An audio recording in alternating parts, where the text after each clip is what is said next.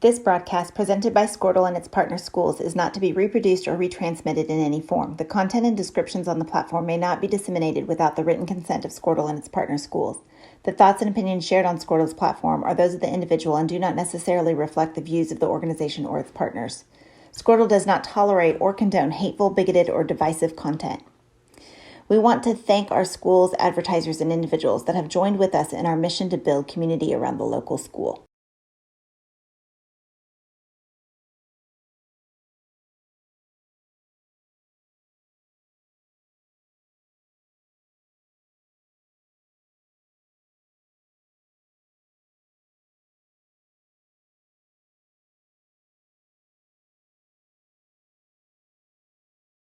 Booster Club and get your business in front of thousands of potential customers. Talk about a win-win. Advertising packages start on this streaming station for less than $10 a game. Call 405-726-0835 or email adam@squirtle.com right now for more information.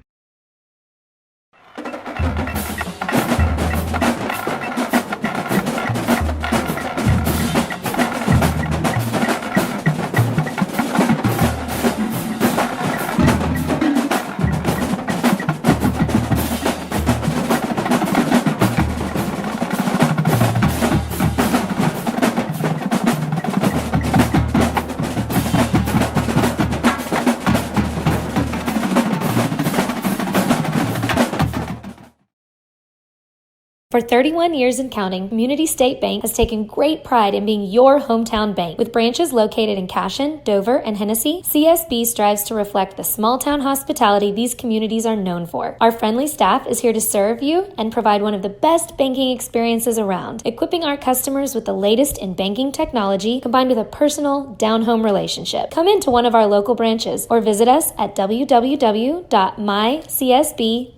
Community State Bank, small-town banking, the way it should be. Member FDIC. Christy Perry is a Cashin-based attorney providing clients in Oklahoma with trusted, experienced legal counsel regarding wills and trusts, bankruptcy, and other areas of law. Flexible scheduling is available to discuss your options, and your first consultation is free. If you need assistance regarding a legal matter, call your local Oklahoma licensed attorney, Christy Perry, at 918-373-0882. Our world is changing, but one thing is the same. We're here for you. In these uncertain times, take comfort in knowing that modern women of America is built for this. We are built to handle uncertainties, and we've weathered many in the past 137 years, including world wars, disease outbreaks, depressions, and recessions. You may have concerns about your financial plan, but you can also have peace of mind. You got this, because you have us. Hi, my name is Stephanie Woody, and I want to help you or a loved one navigate your way through understanding Medicare. It's hard getting questions answered when you don't know who to call or trust. I am local and appointed with all the insurance carriers in Oklahoma. You can trust me to help you apply for Medicare, make the right decisions based on your current financial and healthcare needs, and feel confident about your future. Act quickly. Annual enrollment period is October 15th to December 7th. Call Stephanie Woody, that's me, at 405-830-4966 to set up an appointment. Kyle and Gina Van Druff have the answers to all your real estate and insurance needs. These guys will have you covered in a one-stop shopping experience. They are local agents, local supporters, and active in the Cashin community. They are also proud parents of past and present Cashin students. Kyle and Gina help their clients make the right choice. Don't wait till it's too late. Call 405-607-4300. Go Wildcats and number 88. Let's have a great year. Walk it up. Get you some. At Maples Nixon Diesel Horse, we've helped a lot of people, and our goal was to treat each and every person like a friend. And as a friend, we've got your back, always. We understand what you're going through. Being lawyers is what we do, but it's not all that we are. We care. We'll stand beside you throughout the entire legal process, not just as lawyers, but as your friends. We are Maples Nixon Diesel Horse, and we are here to help.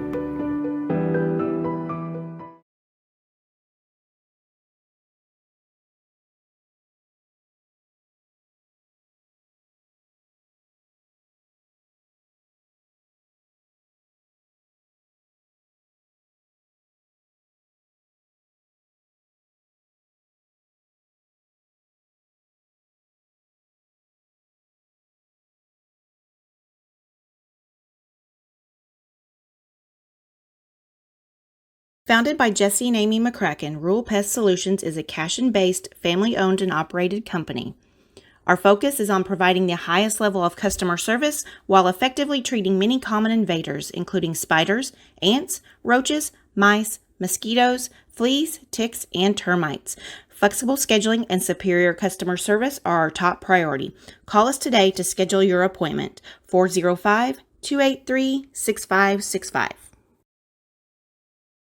Cashion FBC is a church seeking to grow in Christ and our love for the body of Christ. With ministries from children to youth to adults, we strive to present the gospel in an engaging and meaningful way. Sunday school meets at 9:45 a.m. and worship starts at 11 a.m. Children and youth meet on Wednesdays at 6 p.m. Please check our website at cashionfbc.org for more information, and we hope to see you this Sunday, located a half-mile east of Cashion. Dr. Matt Dieselhorst at Dieselhorst Sports and Orthopedics can help you get game day ready. Dr. Dieselhorst works with athletes of all ages, taking a coordinated approach to accelerate return to play and maximize athletic performance. His work with pros in sports training, injury prevention, bracing, functional rehabilitation, and imaging works seamlessly with his medical and surgical expertise. Get started by going to Dieselhorst Sports and Orthopedics. Let Dr. Matt Dieselhorst get you back on the field, backing all Oklahoma athletes on the field and off.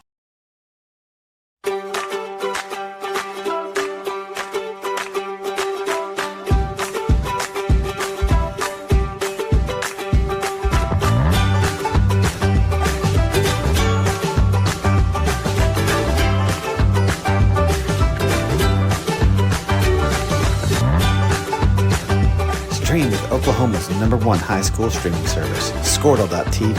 Find out more at Squirtle.com/stream. Legacy Insurance and Financial Services is proud to be on Main Street in Cashion, Oklahoma, supporting our Wildcats while writing business throughout Oklahoma and surrounding states. Legacy agents who share over 40 years of experience will shop many carriers to fulfill all of your insurance and investment needs. We welcome face-to-face meetings, but if your needs require an online virtual relationship, we are versed at those too. Let the team of Chris Gibson, Chris Cochran, Aaron Phoenix, and Christina Branson at Legacy Insurance and Financial Services help you build your own legacy, one you will be proud to live and to leave. Team up with Pioneer iVideo and start streaming the most popular TV shows and movies from your favorite devices today. Download the iVideo app and start watching anywhere in your home using Pioneer Internet. Each package includes free high-definition and cloud DVR features like video on demand, Restart TV, and Replay TV, just in case you forget to record a program. Visit GoPioneer.com for more details and compatible devices. Some restrictions apply. At Water Heater Man, we specialize in repairing and replacing all water heaters. We service the OKC Metro and surrounding towns with fast, reliable service. We keep our vans fully stocked with essential parts needed for basic repairs, and new tanks are always on the vans ready to go. We offer free estimates on all jobs with financing options available. We match manufacturer's warranty for all newly replaced water heaters. We'll get your water heater back up and running as fast as possible so you don't have to put your life on hold waiting for service. Give us a call today, 405-844-TANK. That's 405-844-8265. Go Wildcats!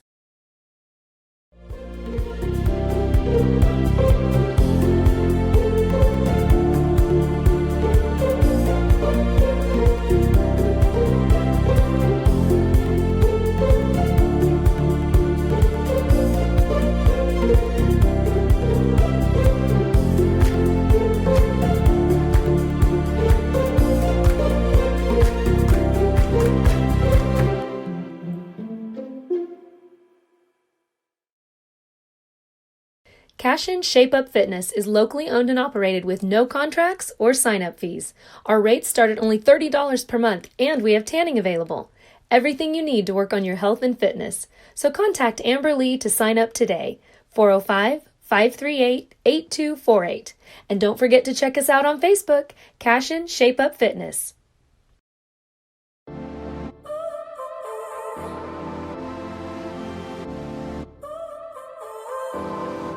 So now you're here again, knocking at my door. A little too late for, I'm sorry for. The lights went out 'cause you up cutting the cord, and I started to fade into your gray. This is Grain and Grange Market, the coolest little boutique you've never heard of. Come see us. Wiggins, Sewell, and Ogletree is dedicated to championing our clients through complicated and challenging litigations. We pride ourselves on a proven track record of success brought forth by fierce litigation skills.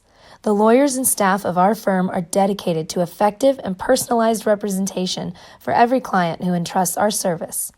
Uncompromising integrity, unparalleled results. Call Wiggins, Sewell, and Ogletree, 405-232-1211.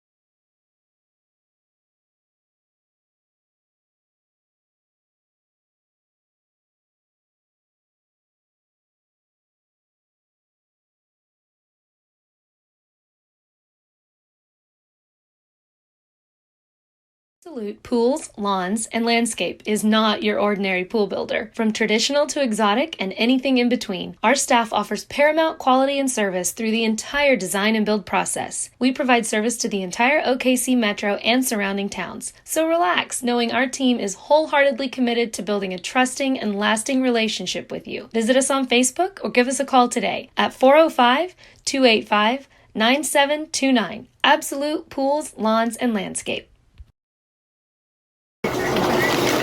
Storm season is coming, people, and your first choice for roofing needs should be Rhino Roofing. Locally owned and operated, the Rhino specializes in all types of repair and replacement. Large scale, traditional, modern, unique roof lines, they can do it all. Protect your home and your family with the specialized services of Rhino Roofing. Visit our Facebook page today and make an appointment. Rhino Roofing is all the hype for any roof type.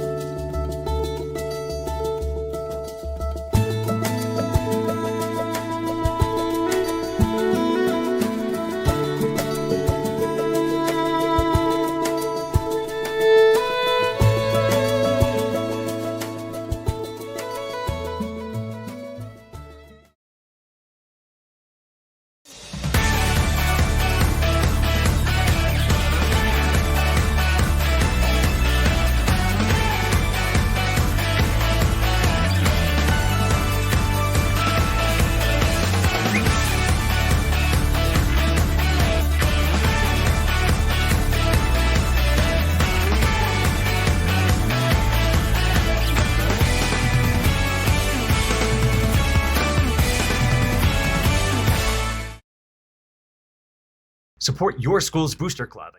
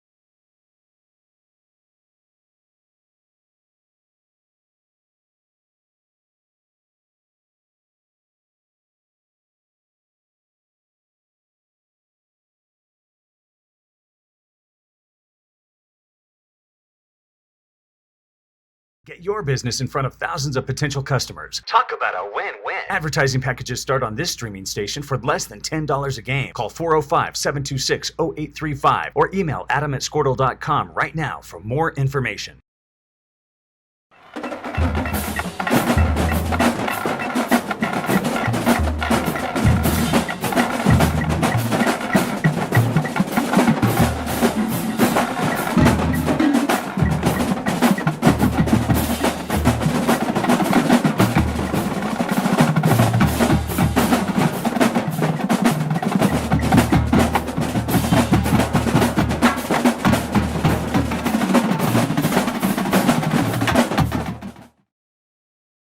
For 31 years and counting, Community State Bank has taken great pride in being.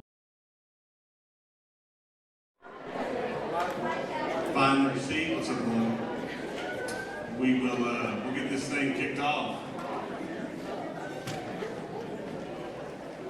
I had some friends that their kids go to school at other schools, and one of them coaches at another school, and they were giving us a hard time about. They saw on Twitter or Facebook or wherever Nina put it that the awards banquet was tonight. It was from 6 to 10. They were like, "How in the world could it be a 4-hour event?" Coach Hartley said, "Well, it's really supposed to be 6 to 9, but it might be 6 to 10." But I said, "Well, when you talk about winning, it takes a long time. I think Crescent's was about 20 minutes. So we'll just settle in and we'll enjoy talking about these kids." A couple of things about tonight. We're going to try to do it as informal as possible. So feel free, after we're finished talking about how great your son and daughter are, if you want to go, don't feel bad about doing that. I'm sure there'll be some kids and parents rolling in here as we go because of the way we have it set up. So, and if you want to stick around and listen to me talk for a couple hours, then you're more than welcome to do that at the end. But should be a great night. I say this all the time. Anytime we get to honor our kids and we get to talk about their accomplishments, I think it's a great event, and it'll be a great night. Just like every night, it'll be a great night to be a Cashin Wildcats. So we'll get rolling. We're going to start off with cheers. So if Casey and Amber will make their way up here, we'll get started.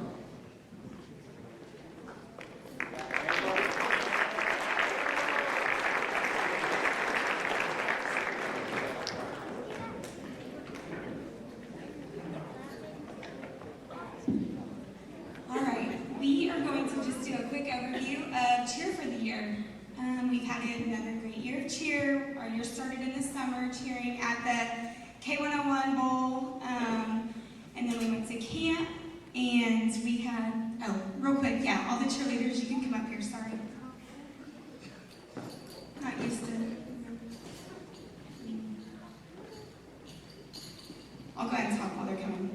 Anyways, we went to camp, and we had a lot of team awards and individual awards, and some of the girls that made All-Star, they had to do a cheer, 3 jumps, and a running or tumbling pass in front of a panel of judges. And those that got that honor are Bailey Frazier, Jaden Hudson, Reese Williams, Lauren Jenkins, and Bailey Garrett. So we were proud of them.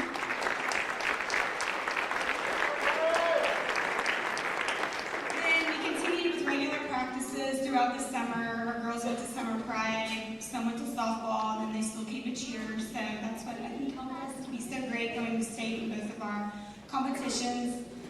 Aside from cheering at all the football games, we learned our routine for our first competition, which is called the competitive cheer. And this is the harder of our 2 competitions.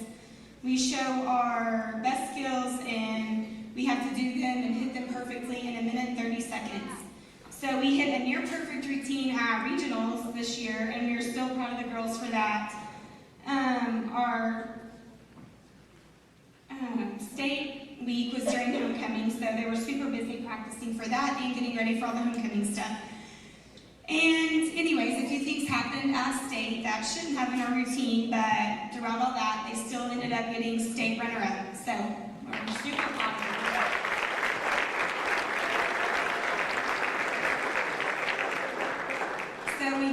cheered for football games, and we learned our game day routine, and we cheered at 15 football games, and then we learned our routine, and we also added 3 guys for game day competition. I don't want them to go unnoticed. So that was Max Higdon, Joey, and Landon. So we thank them for helping us out with the flags.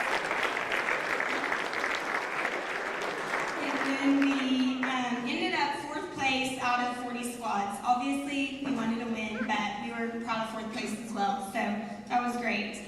Then we continued to cheer on the sidelines, but now it was for basketball season. We cheered for 30 boys basketball games and then 3 of those were at the Tulsa Tournament of Champions over Christmas, and then about 27 girls basketball games. So they were super busy, and some of those, never mind. The squad received the Distinguished Academic Achievement Award, which is you have to have a GPA of 3.5 or above, and in both of ours, one competition it was 3.71, the other competition it was 3.7. So we did get that honor, and that's the top 10% in Class 2A. So that's amazing. The girls and the parents, including our husbands, met up at school during the summer and cleaned up a little around the school before the school year started, just to do a little community service and give back. And then we also just recently sold glow necklaces at a pep assembly, and we raised about $600, and we donated that to the local Loaves and Fishes food pantry. So we did make a little time for some community service that doesn't need to go unnoticed as well. Girls, when I call your name, you can step forward. We had 9 cheerleaders that also either ran cross country, played softball, and or basketball during our cheer season. Bailey Frazier, Jaden Hudson, Cheyenne Martinez, Reese Williams, Lauren Jenkins, Sierra McCracken, Abby Hobgood, Megan Schaefer, and Bella Butler. That takes a lot of work, girls. We work around all schedules just to get the job done. We are so proud of Bailey Frazier for making all-region cheerleader, which is our first one in school history. Which required her going to Washington High School and trying out in front of a panel of judges and girls from classes 2A all the way to 6A, and for receiving academic all-state cheerleader, which is our third in school history. We will miss our 2 seniors. Zoe has cheered for us for 2 years. She was very coachable and usually willing to try whatever we asked of her. A couple injuries held her back here and there, but she overcame them and pushed through. Bailey has been with us for all 4 years of high school. We remember her shy little self coming to cheer tryout clinic from Edmond, so it's been fun to watch her improve over the years and grow up and also learn Casey's name. Our seniors have the following record. Their freshman year, our competitive state, they got 9th place, game day, state runner-up. Sophomore year, we were game day, state runner-up. Junior year, competitive regional runner-up, competitive state 5th place, game day state 3rd place. And then this year, they were competitive state runner-up with game day state 4th place. Thank you to all our great teams that allow us to cheer for them. Also, Mr. Jackson, Mr. Shank, Cindy, Stephanie, and Amber for always keeping us in line or helping us out. Thank you, parents, for letting us push them and coach them to be the best athletes they can be. Thank you to Brad Stone for always managing to capture all the best shots. And thank you, fans, bus drivers, and anyone else that played even a small part in cheer this year. We appreciate you all. A big thanks to our own families, husbands, Eric and Jake, that are our biggest supporters, and senior parents. They're all yours now. Courtney? Sorry. That's for you. Bailey Frazier, softball and cheer. Zoe Slint, cheer. Jaden Hudson, softball, cheer, powerlifting. Cheyenne Martinez, cross country and cheer. Avery Cotter, cheer. Kaylee, cheer. Reese Williams, softball, cheer, basketball, and track. Lauren Jenkins, softball, cheer, basketball, and track. Woo! Bailey Garrett, cheer. Megan Schaefer, cheer, basketball, and track. Abby Hobgood, softball, cheer, basketball, and track. Bella Butler, softball, cheer, basketball. Sierra McCracken, softball, cheer, basketball, and track.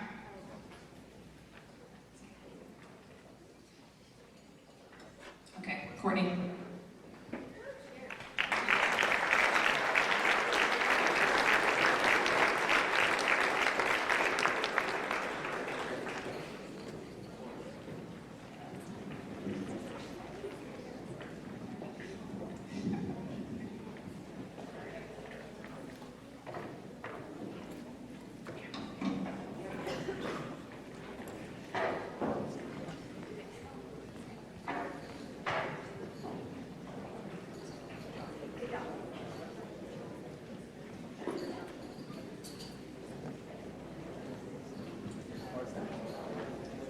Okay, so most of you know me. I'm Coach Chambers. I'm the head softball coach here at Cashin High School. I would like to start off by saying thank you. Thank you to our administration and the student body.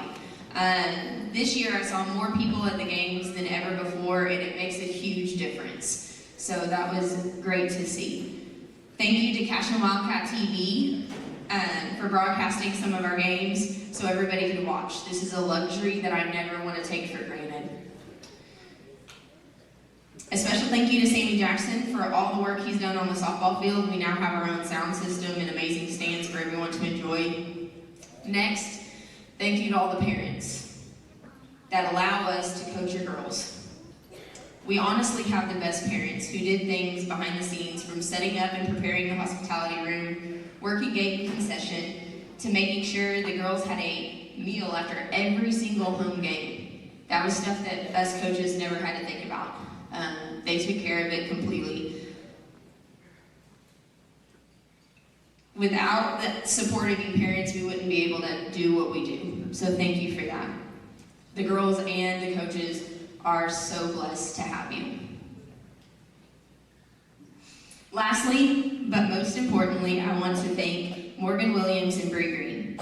The two of you have made this year so much better. You both have made me better, not only in coaching, but also in life.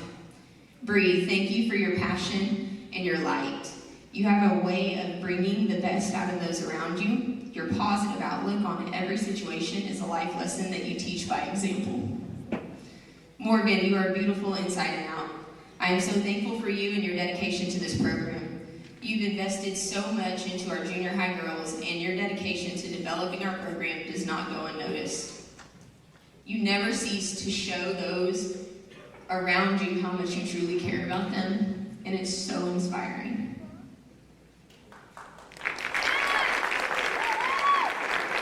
Now girls, please come up on stage so we can talk about you now. While they make their way up, I'm just going to go ahead and start bragging about these girls. A lot has changed with the softball program the last few years. There's a lot more responsibility and commitment that these girls are expected to make, and they've really stepped up to the plate for that. For those of you that don't know, our October 1 is actually July 15th. Yes, that's the summer.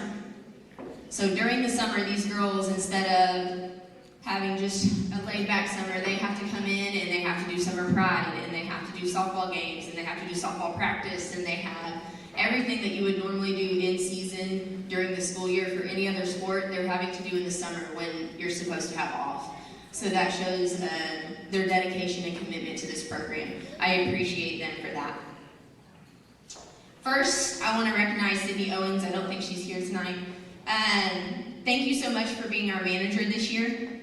You were someone that we desperately needed, and you personally made this year a lot easier with the roles that you took on, so thank you. First, I want to talk about our freshmen. So if you're a freshman, please stand up, or come forward, sorry. Freshmen, come forward.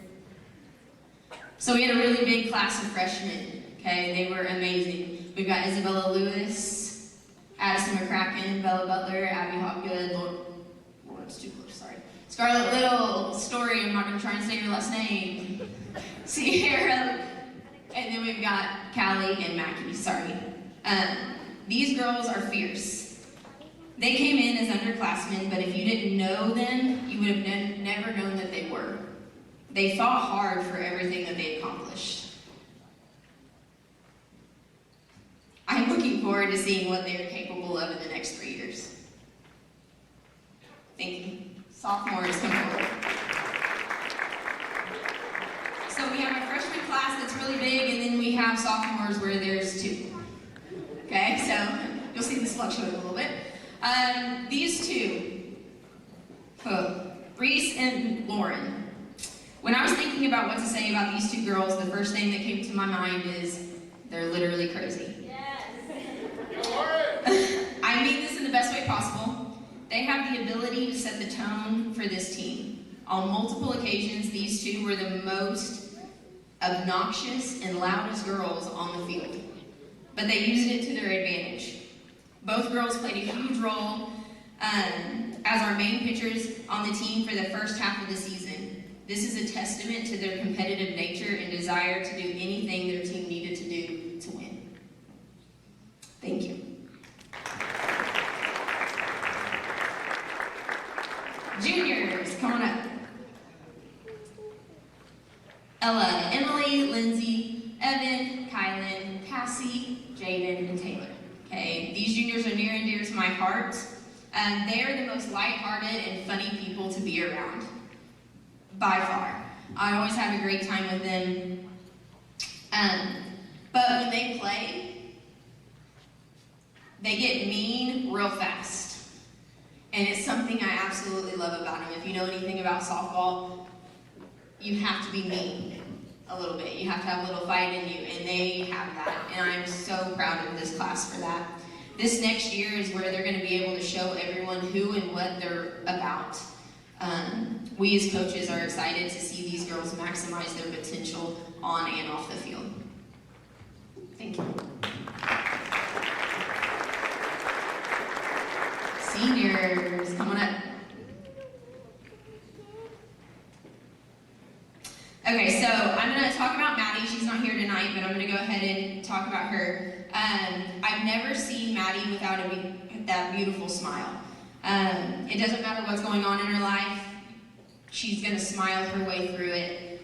I personally want to thank her for investing time and energy into anyone she comes across, whether at school, on our team. Me personally, especially in daycare this year, my daughter Carter absolutely adores her to a T. So thank you, Maddie. Now, Kinsey, come on up a little closer. It's your turn. You were a strong force for our team. I know this year was not everything that you wanted it to be with being injured, but I want you to know that you played a huge role for the energy and success of this team. Thank you for persevering and being a huge asset to us.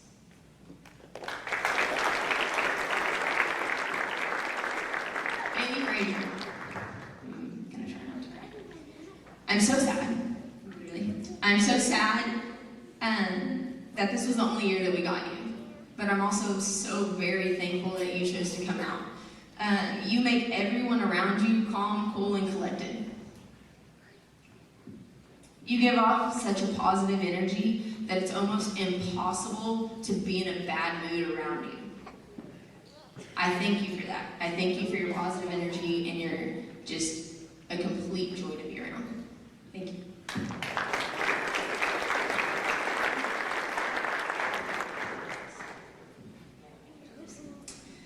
Izzy Reeves, you dug deep this year, and you did things I know were hard for you, but you did them for your team. You put in the work and were the heartbeat of this team. You're a huge inspiration to so many people around you. There are so many little girls in elementary and junior high that looked up to you and that look up to you still. Thank you for setting the standard for what it looks like to leave everything you have on the field. Thank you.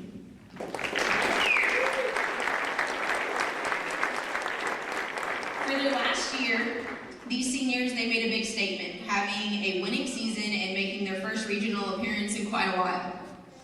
This group worked through a lot of injuries, but they never let that stop them from having a successful senior season.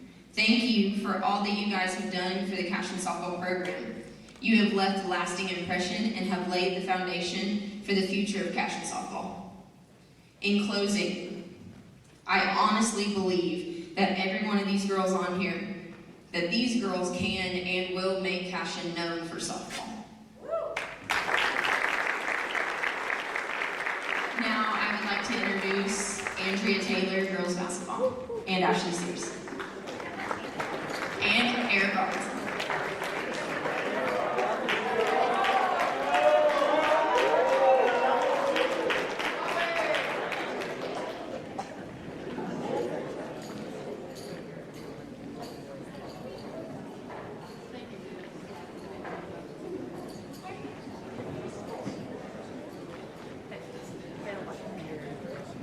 Basketball girls, come on up.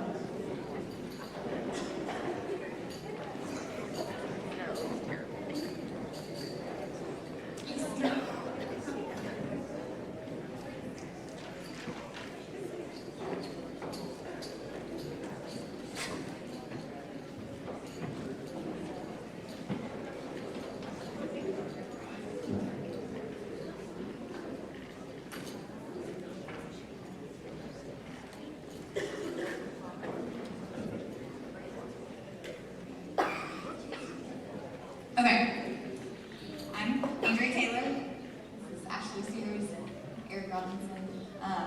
We're excited to be a part of the girls program, and I want to start off with some thank yous first. I want to thank the administration, especially those who drove a big call for us. Right, girls? Yes. Thank you, Mr. Jackson, for never saying no.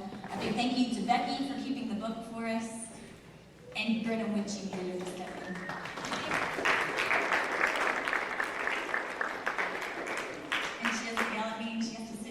Places, and which is great. So thank you, Becky.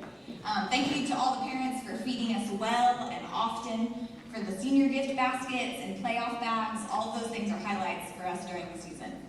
Thank you to Brad for the awesome pictures, to Kurt Parker for always supporting me personally and feeding the boys and the girls teams.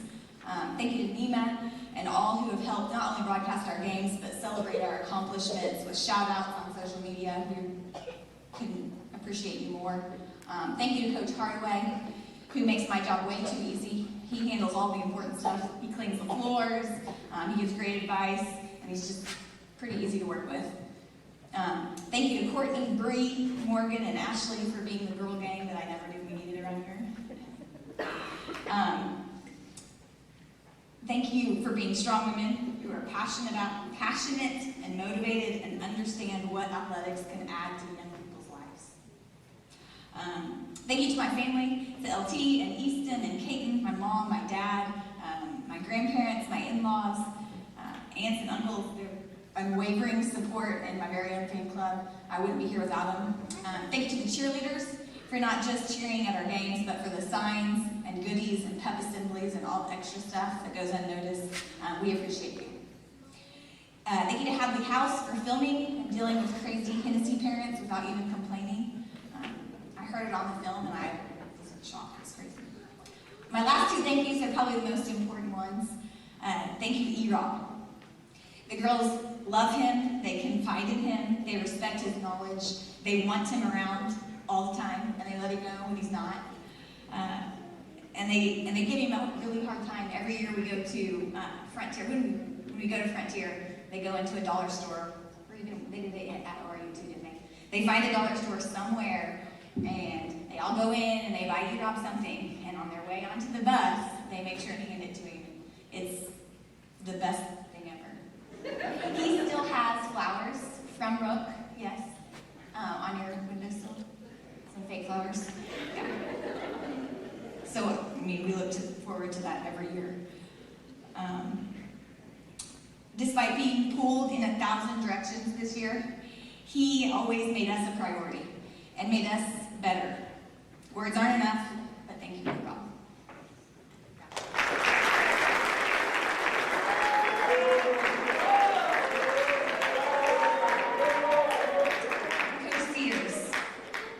Coach Sears came in and brought a fresh perspective. She brought energy and excitement for the game. She's awesome at a lot of things that I am terrible at. Therefore, she makes this program so much better. She looks for ways to help and improve what we are doing. I never have to ask. She's the one asking me, what else can I do? What do I need to do? How can I help? She does the little things that no one would even notice. Gum for the girls, extra granola bars in her bag, jumping in the drills with pads, making spaghetti, planning team bonding. I am so thankful that she changed her no into yes. Okay,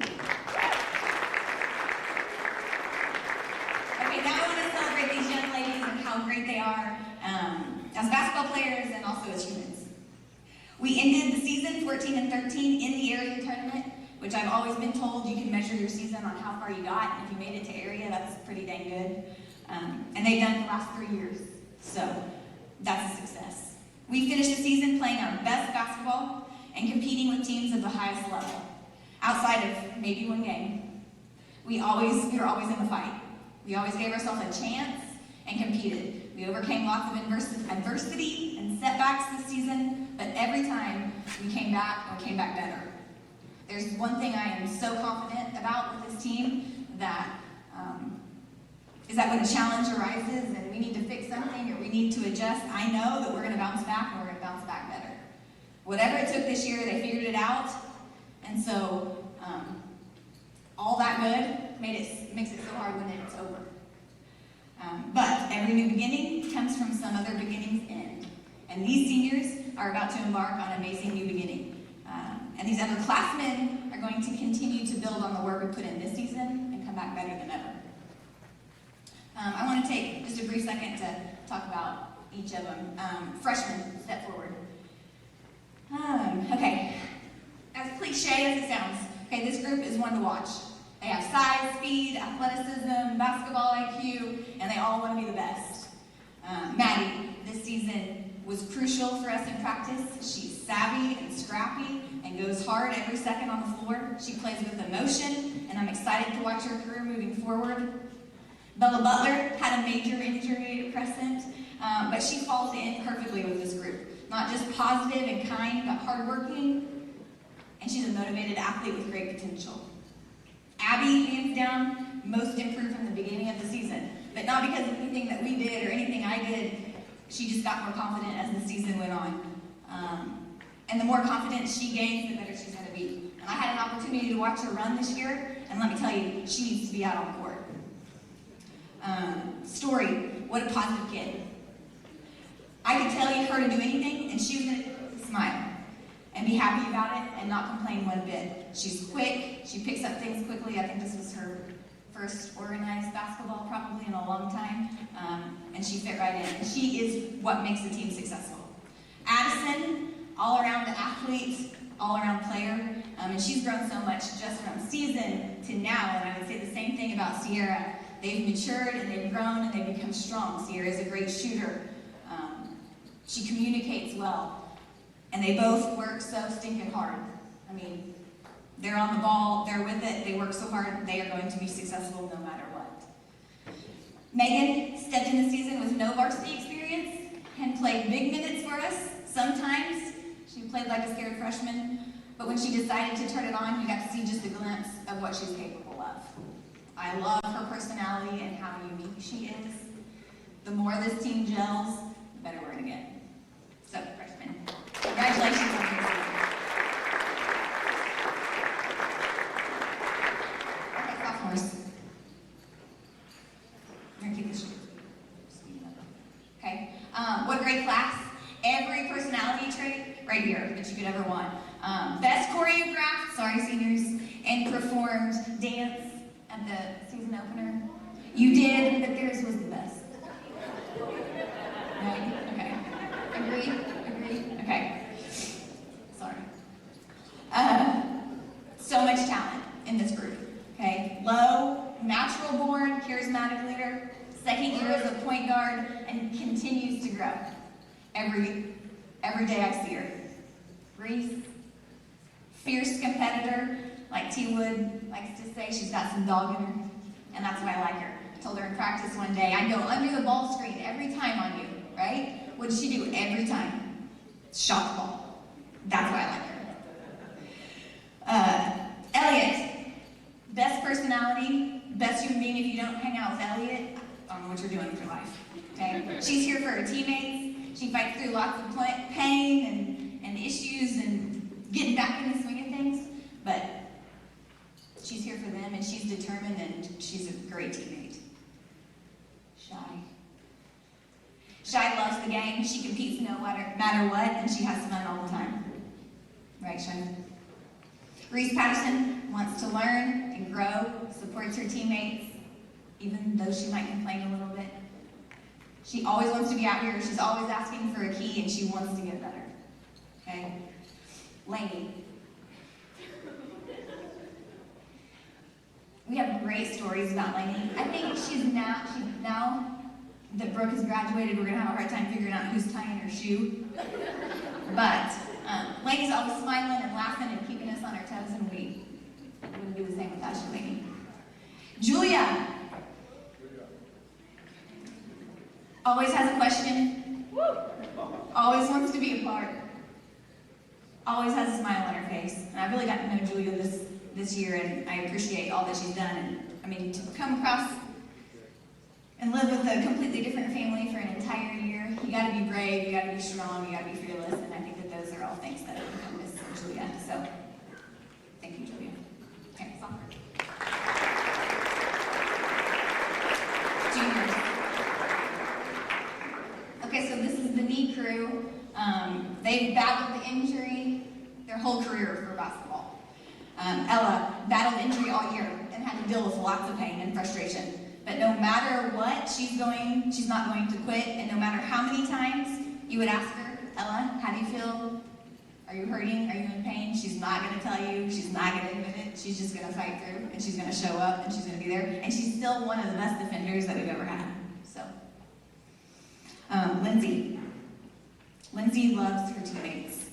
If anyone went down or got hurt or was potentially hurt, Lindsay was distraught and upset, and she would cry for them. Like, I've never seen someone so compassionate as Lindsay Miller. And I think that just speaks volumes to who she is as a person. I mean, right? She cares so deeply about her teammates, and she is so unselfish. How many times this year did I have to tell you to shoot the ball? She's not even looking at the basket. She is looking for her teammates first. She is that kind of a teammate.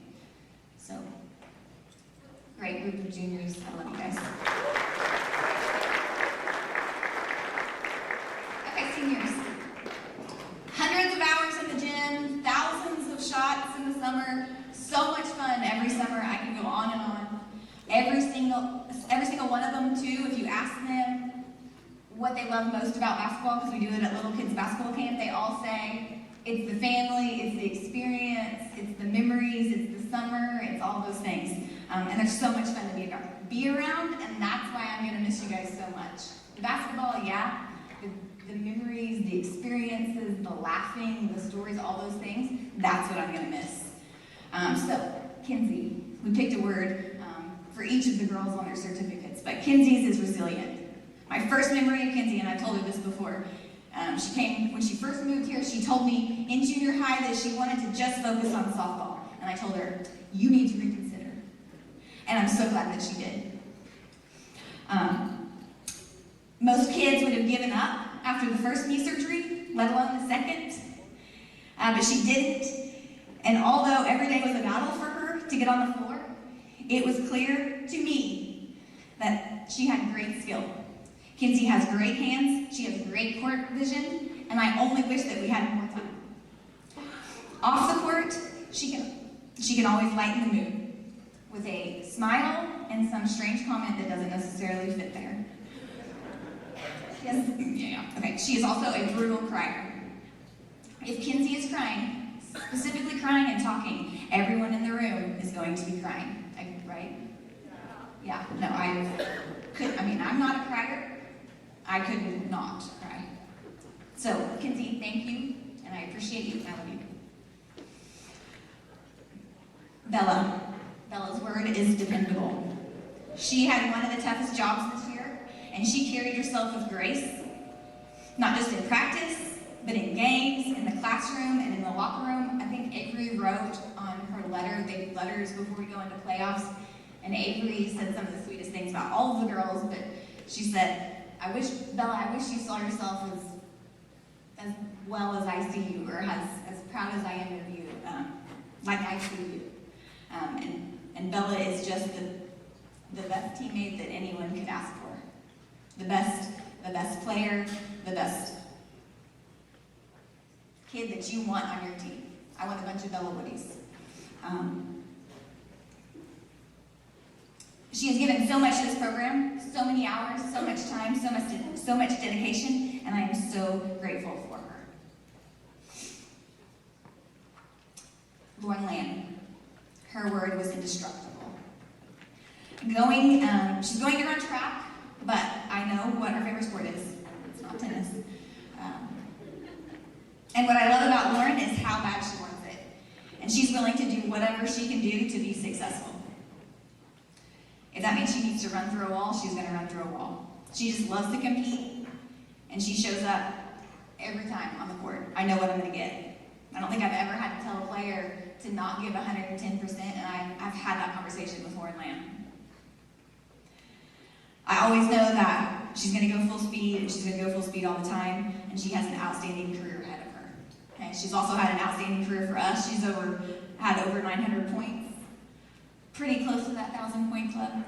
She was All-Star by class, K101 Bowl, All-Conference for Three Rivers, and she's going to be a hard one to replace. Brooke. Brooke is brilliant. That was her word, my word for her. I'm going to miss Brooke and our bus ride talks. She's my navigation to many places, and if you guys have ever ridden with me or know me, I need a navigator in the back seat. I respect Brooke for her insight and her opinion, and I've told her many times I think she's probably too smart for her own good on the floor.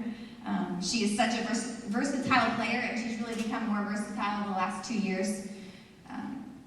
Played more inside, I thought, this year comfortably than what I ever had seen before, and I'm proud of her for that. So she also was almost 900 points, or she over 900 points.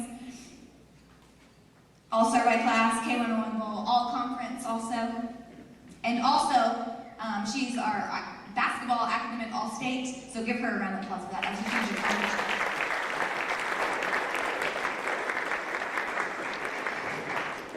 And last but certainly not least, Avery. Avery loves these girls, and I wish that she could say some of the things that she said during the letters. She's very witty and very entertaining. She's watched a few hangers and tripods in her days, but she's been a great manager, and she'd do whatever you asked her to do, and she's always been there. So we love Avery, and we appreciate all that she's done for us. I can't say enough about these girls and the ride that we've had, and I hope the ride that we're going to continue to have, and I look forward to the future. I'm proud of each and every one of you, and I hope that you guys tell them what a great season they had and congratulate them, because it's hard what we do. It's hard what we all do, and we all put a lot of time and effort into it, and we appreciate what you guys have done. Congratulations.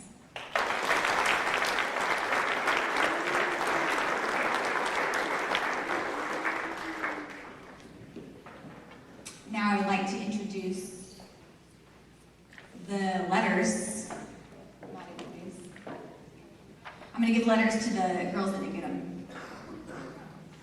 Reese Patterson, basketball and golf. Bella Woody, basketball and track.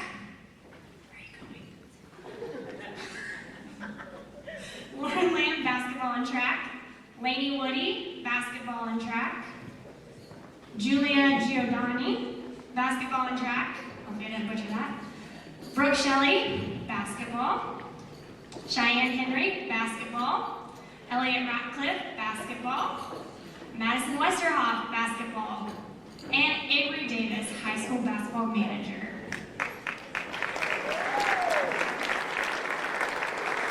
Now I would like to introduce Sydney Maybe for golf.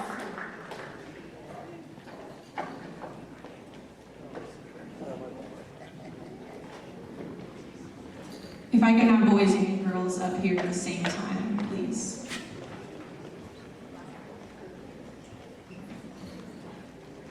Brendan, get up. We're going to go.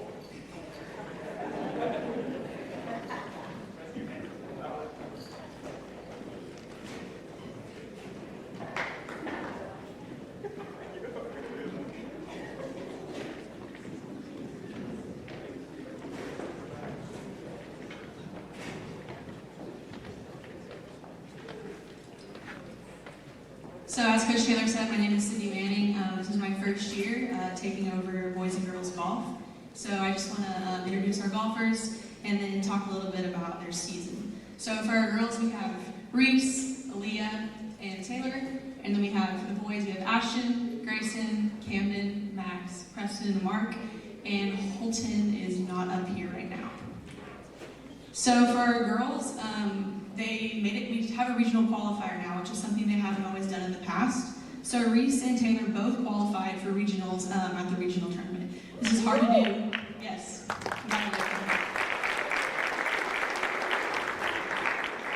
Yeah, so this can be hard to do as an individual. They only take 6 individuals to regionals, so they were top 6. So after they made it to the regional tournament, we ended up playing regionals down in Falcon Head, which is an extremely tough course. We also haven't had adequate weather, I don't think, in a single golf tournament this year. So these girls battled through very harsh conditions almost every single tournament, and I'm really proud of them for how resilient they were this year.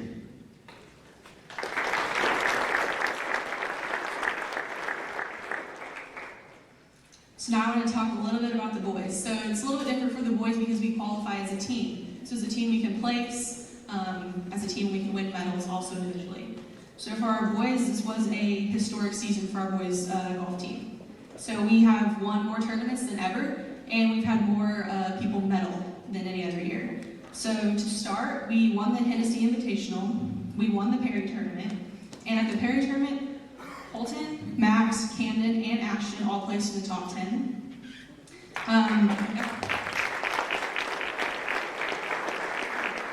So we play in this fun tournament, and it's called the Maxwell format, and we play as a team. So we all play as a team, all 5 of us together, everybody plays, we're not on different holes, so it's kind of a fun environment for our kids to play in. We won that tournament, and Max and Holton will both place in the top 5.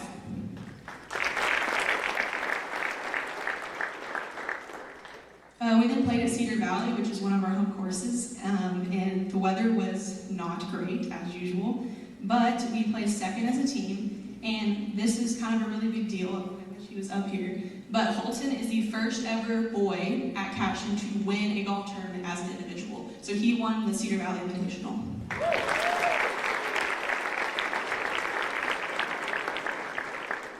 We also placed 3rd at the Pioneer Tournament, and at regionals, this is another one for the history books, we are the first ever boys golf team to win a regional tournament.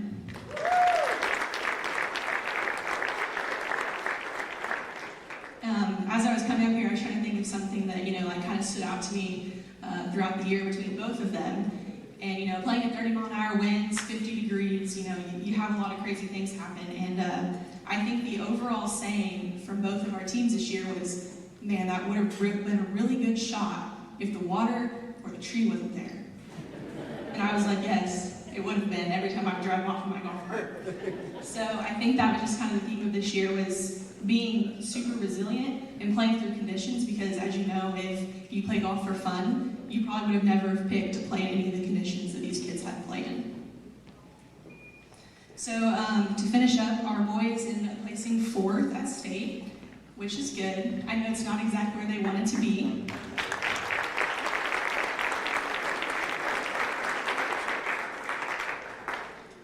So I know it's not exactly where they wanted to finish, but it was still a great season. So being a competitor sometimes allows the losses to overshadow the successes. Just because they did not finish how they wanted to at state or regionals for the girls, that is not to take away from the history that they etched each of their names in this year. I know the girls' goal for next year is to make it to state, and I totally believe that's possible for you guys.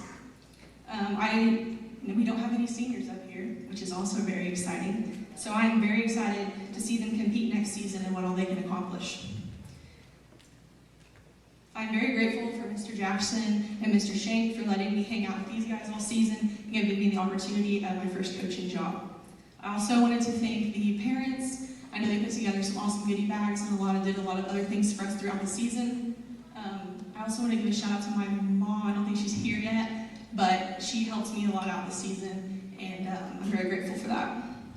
So I just want to thank everybody, and thank you guys for letting me be your coach, and I had a blast.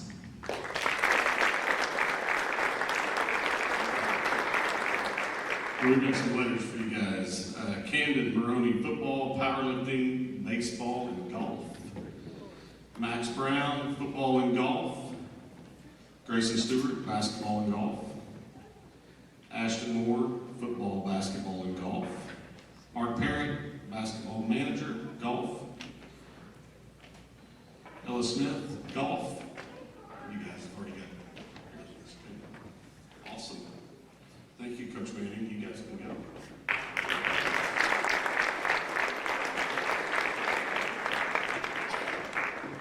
So, you guys notice all these young people coming up here with phones so they can read.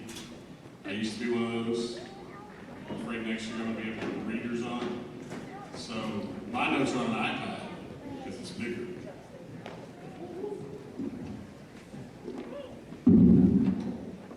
A couple things before we get talking about wrestling. Some of you guys have been coming to sports banquets for a long time.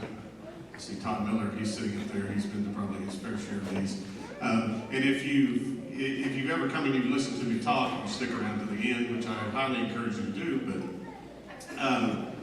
you'll hear me talk a lot about what a great coaching staff we have here. And I've said it for years, and I'll probably continue to say it for years. I think it's one of the best coaching staffs in the state. I would put it up against anybody.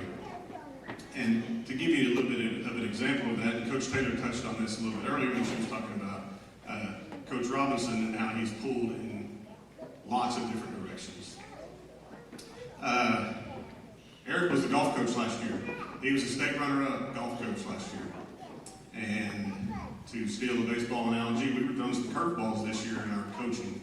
And I went to Eric and I said, hey, listen, we really need a baseball assistant.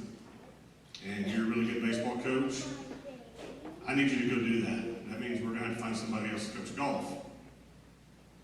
Eric's response to me was, okay, no problem, I'll do that.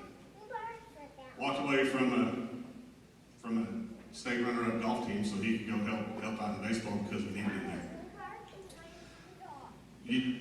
Those guys don't come along very often, and I think Coach Robinson deserves a round of applause for his dedication.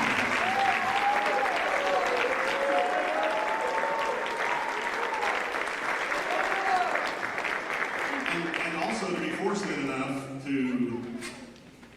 we need a golf coach. Well, we've got somebody that's helping us out in the classroom that just happens to be the only state champion golfer that Cash has ever had. I know she went and played Division I basketball, but I watched her play golf, and if she would have decided to do that, she'd probably get paid to do it right now. So we were very fortunate to have Sydney that we could fall back on, and very lucky that she decided to do that. Learn how to drive a minibus and haul kids around and be responsible for them, and for us as administrators to never have to worry about that was pretty great. And I applaud Sydney for her efforts in golf this year.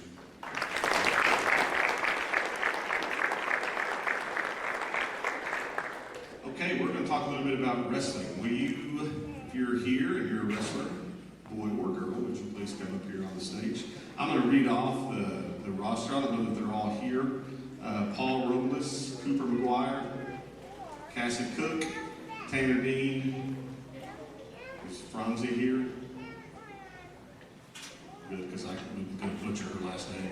You are here. You're going to have to pronounce your last name when you get up here, because I'm not going to do it justice. So you get to talk in the microphone. Tell everybody what your last name is. Kirchner. See, there's no way I can do that. Jade Miller, Jay Sevens, Dalen Stockton, Caleb Duran, Aiden Plummer, Titus Davis, Dagan Lloyd, Dutch Beck, Matthew Stockton, Carolyn Heisey was a manager, Caitlin Jolliffe was a manager, and Zach Lloyd here. Come on up here, Zach. Be a part of this. Zach helped out quite a bit this year as basically just a volunteer assistant coach. So I can remember this was probably 10 years ago, 11 years ago, when Kyle Vader, if you guys know Kyle used to be our high school principal. Kyle and I had a discussion one day about starting wrestling. And I tried to get him to do it because he was a wrestler, wrestled in college. He didn't think he could be a high school school principal all at the same time. And then we had a guy that was teaching in the elementary that was a wrestler, and he kind of wanted to do it. So we kind of got this thing rolling about 11 years ago and thought we were going to pull it off. Well, then the guy in the elementary decided that he wanted to go be a principal somewhere else, so we kind of lost that opportunity to do that. And then it kind of went away and fizzled away. And then about, was it 4 years ago, Daryl? 4 years ago? 4 years ago, we were approached by some parents in CASA about how there was this grassroots movement in wrestling that was starting to happen in Cashion. And would we be interested in starting a wrestling program here? And I was excited about it. And one of the fantastic things about Cashion the last 8 years is we have a guy in our superintendent's office that says yes. Just says yes. If it's any way possible that we can do it, he says yes. So when Mr. Jackson was approached about starting wrestling in Cashion, his first response was, yeah, let's do it. Let's figure out how we're going to do it. What do we need to do? How can we facilitate this? How can we get this ball rolling? And I think the first year we had wrestling, Coach Cochran could probably help me out here. What do we have? Maybe 3 kids? 2 or 3 kids in the high school. We hired a lay coach, and we hired another lay coach, and it kind of started to grow, but you could see those 5th and 6th graders and those junior high kids at the time, and you could tell that, you know, we kind of maybe had something that we were sitting on. And I think this year, we finally kind of started to see a little bit of some of that success that I think we can have, and I know there's a lot of people that are involved in wrestling around here think that we can have, and I really think we're in the very beginnings of a wrestling program that's going to mirror a lot of the other programs that we have here and have the potential to be one of the better ones in the state of Oklahoma. So I know I'm really excited about the future of wrestling here, and you know, and I'm going to talk about this a little bit later when we get to football, but you know, I think the boys and girls that are standing up here on the stage will have the opportunity in the near future to look back and see that they were kind of the first building block in a legacy here that is going to be something that's really, really special. So I can't thank these young men and women enough for the dedication to be a wrestler. I don't know if any of you guys have ever been to a wrestling duel, or you've been to a wrestling tournament, or you've walked in a wrestling room when practice is going on, but it's a different world than any of the other sports that we have here. It is not for the faint of heart. It is not easy, and it's very, very difficult to do. I can remember when I was a kid, Kyle was in high school. Yeah, he's that much older than me, so make sure when you see him, you tell him, you know, Coach Acker said when he was little, he used to go watch the wrestler. So the bell would ring and we would run. There was about 4 of us. We would run to the wrestling room because the only person that could wrestle Kyle was our wrestling coach. And he looked like a Greek god. Kyle looked like, and it was 2 grown men just fighting each other. That's all it was. Just fight each other for 2.5 hours, and then they'd go home, they'd come back and do it again. I mean, that's what it is. I mean, it's controlled violence at its very best. And if you're willing to go and do that and put yourself through that, it's pretty impressive. So a couple things about the wrestling season this year. By far the best we've ever had. We hosted our first duel this year. So in wrestling, you can duel as a team, and if you don't have enough for a team, you can go to tournaments and compete. We're fortunate enough this year, we had enough to do both. We had enough members of our wrestling program where we could actually compete as a team. And if you had an opportunity to come to the duel, they're pretty cool, they're pretty exciting, they're fun to watch. And we're going to continue to do that next year. We're trying to maybe even host a tournament, if not next year, somewhere in the near future.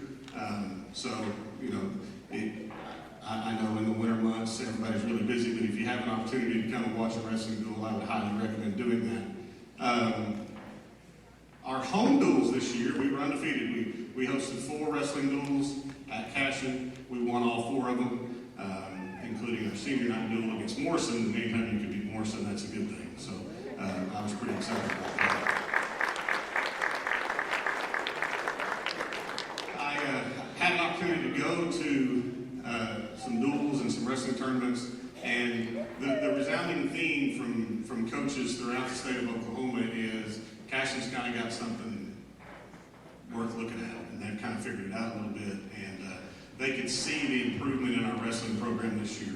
The coaches in our conference voted Cashin the most improved team in the conference, which is exciting and something worth celebrating. We had some individual honors this year. Tanner Dean and Dalen Stockton were both named 3A Western Conference All-Stars.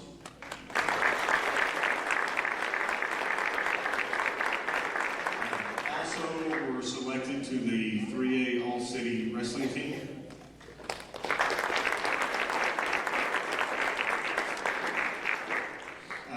Jay Sevens was a 3A Western Conference All-Star as well.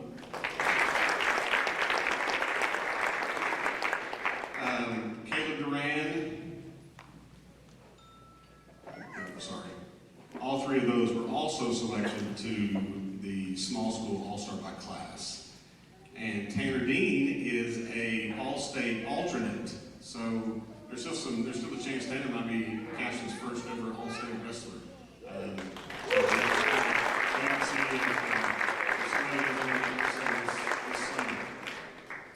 We also have some young ladies that decided to wrestle, and girls wrestling in Oklahoma is exploding right now, and it's an exciting thing to see that this is something else that young women have an opportunity to go do and go compete at. And, I got to go watch. I went to when Cassie competed at the regionals. For girls, I've been to a lot of wrestling tournaments. My stepbrother wrestled his whole life, so I spent a lot of time in wrestling tournaments. And walking into the gym at Noble and seeing nothing but girls warming up and nothing but girls competing was, to be honest with you, a little strange at first, but also really awesome. And just to see that, how much excitement there is for girls wrestling in Oklahoma, and to know that we have some young ladies that are doing that, we have some younger girls that are doing that, and I would venture to say in the near future we're going to have a girls wrestling team and we're going to have a boys wrestling team, and they're going to be able to say that they were one of the first ones to do that, and that's really cool in my opinion. So wrestling at Cashin is a good place, and I'm excited about the future of it, and these guys, like I said, I mean, they're going to be able to look back and know that they started the legacy that's Cashin Wrestling. So guys and girls, I appreciate you. We've got some letters we're going to hand out to you. Cooper McGuire, basketball. We got baseball wrestling. Franzi, wrestling. Tanner Dean, football wrestling. We got Caitlin Jolliffe, wrestling manager. Caleb Duran, football and wrestling. Paul Robles, wrestling and football. Dalen Stockton, wrestling and cross country. Matthew Stockton, football and wrestling. Dagan Lloyd, football and wrestling. Cassie Cook, wrestling. Jay Sevens, football and wrestling. Ryan Yandell isn't here. Plummer's not here. Good. Dean. Dylan Dean. You got yours. Or Tanner Dean. Dylan already graduated. Thank you, guys.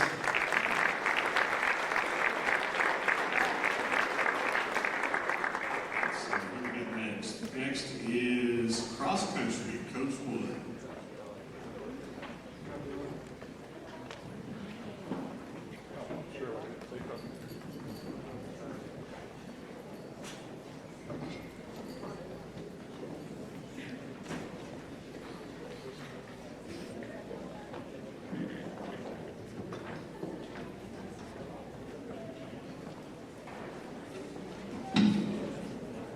I'm just going to combine these two.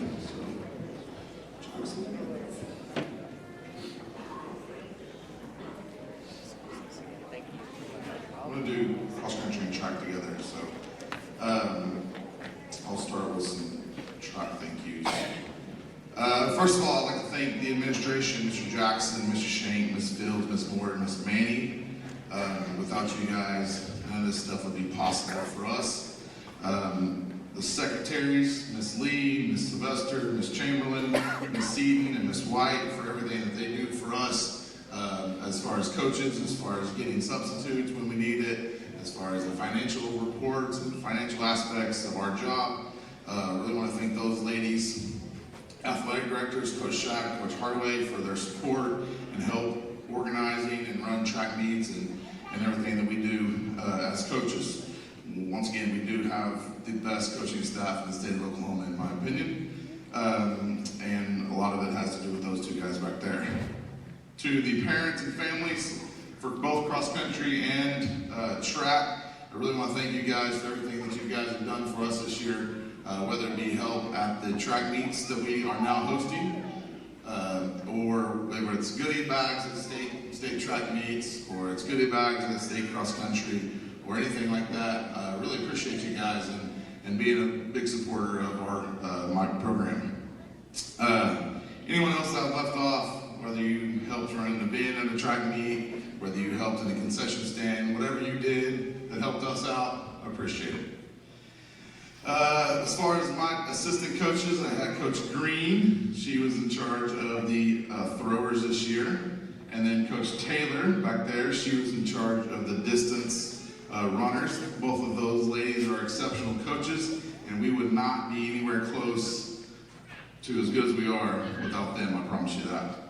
And then Coach Williams back there. She is the middle school track coach guru. She does all the middle school track stuff, so I can concentrate on the high school. And the junior high track program is good because of her and her only. So thank you, Coach Will. Obviously, your family, my family, Mandy, Hattie, Tice, they are without a doubt the best coaching family that I could ever ask for. And so I truly appreciate them, even though they're not here right now. So thank you to them. All right, so just a little bit about track. So this year we hosted 3 track meets, our first season for track meets. So if you voted yes for the bond for the track, thank you, first of all. Let's get a round of applause for that. Thank you so much. That was long overdue, and it's beautiful. It's a great facility. We received multiple compliments on that facility over there.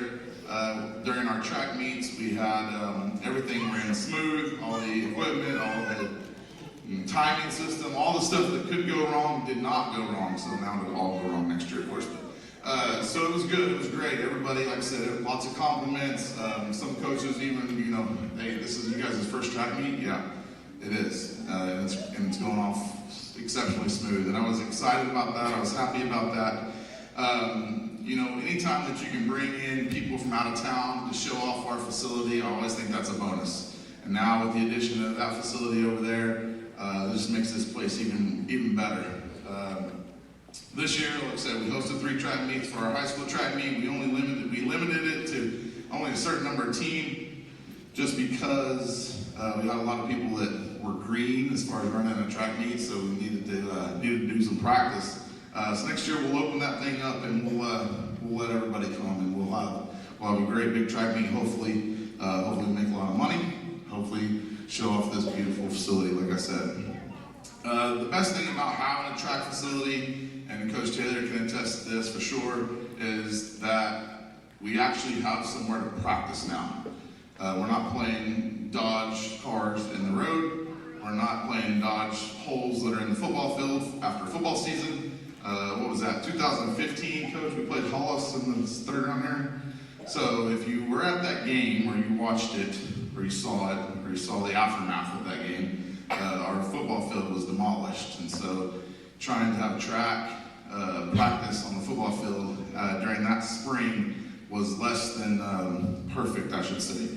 Anyway, so having that facility to be able to practice handoffs, track, believe it or not, is not just go see how long you can run and how far you can run. There's a lot more that goes into that. A lot of people don't know. So having that facility over there to be able to practice and having our own locker rooms and concession stands and all that kind of stuff is definitely the biggest benefit as far as that goes. So, like I said, thank you to you guys that voted yes for that. It was a long time coming. It's great, and it's just going to get even better and better. We're laying sod over there today. They're putting an asphalt parking lot in there today. So it's just, that thing's just going to grow, and it's going to be even better in the years to come. So thank you guys for that. So let's do this. Let's bring up cross country and track. If you were in cross country or track, come on up, please.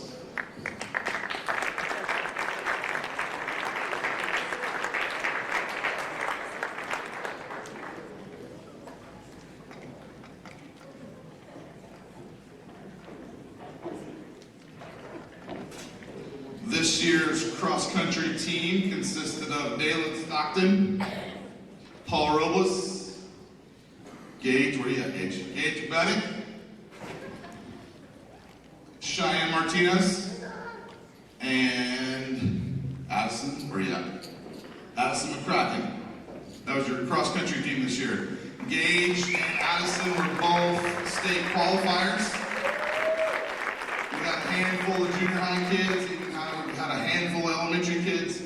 So I think we have a program that's developing, and so we're excited about those guys. Both Addison and Gage are both young. Gage is a sophomore, Addison is a freshman. So we look to place next year at the state track or at the state cross country meet, and then also get some more kids to qualify for. So just give those cross country kids a round of applause if you don't mind.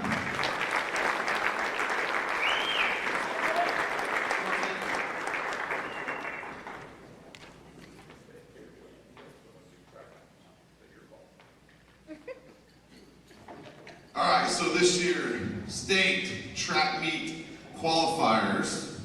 So we have individual state track meet qualifiers. We had Reese Williams, ran the 100. We had Bella Woody qualified in the 400.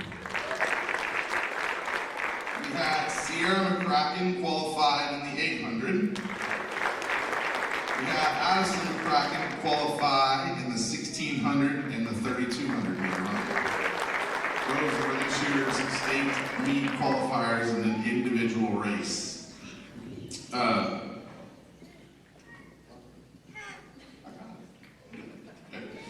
right, so now we're going to talk about the individual state medalists. So these people not only qualified in an individual event, but they also medaled at the state track meet. Lauren Lamb was 5th in the long jump.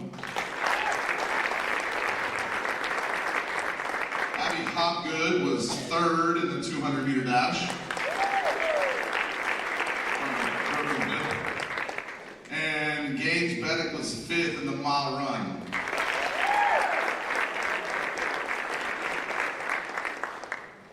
We also had a relay of Sierra McCracken, Addison McCracken, Lauren Jenkins, and Megan Schaefer qualify in the 4x800. Which, if you know about that race, it's basically everybody runs 2 laps and equals 2 miles, and it's one of the hardest races that you can run.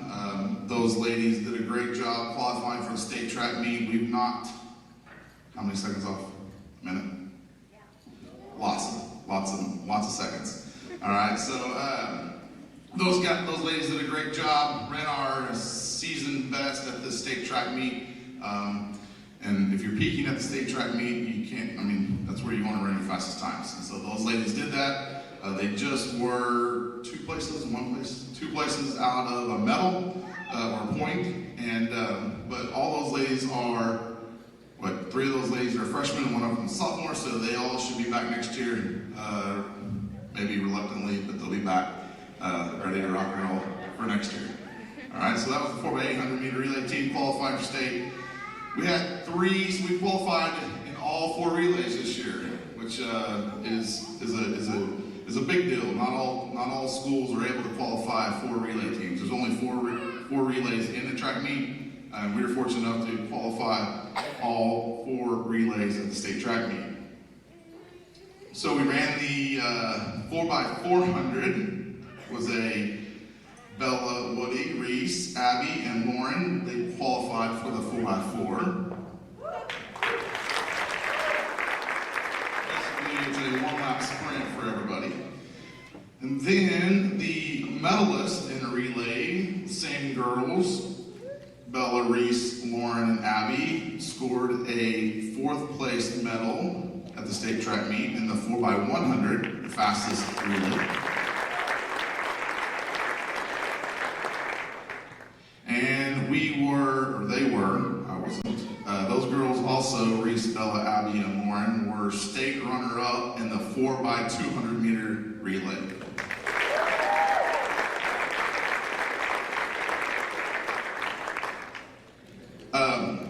This year, as far as our team accomplishments, you know, a lot of our boys play baseball, and there's nothing wrong with that. Obviously, they've got a good team, but most of our girls run track. Most of our track teams consisted of girls, I should have said. This year, these girls were regional champions.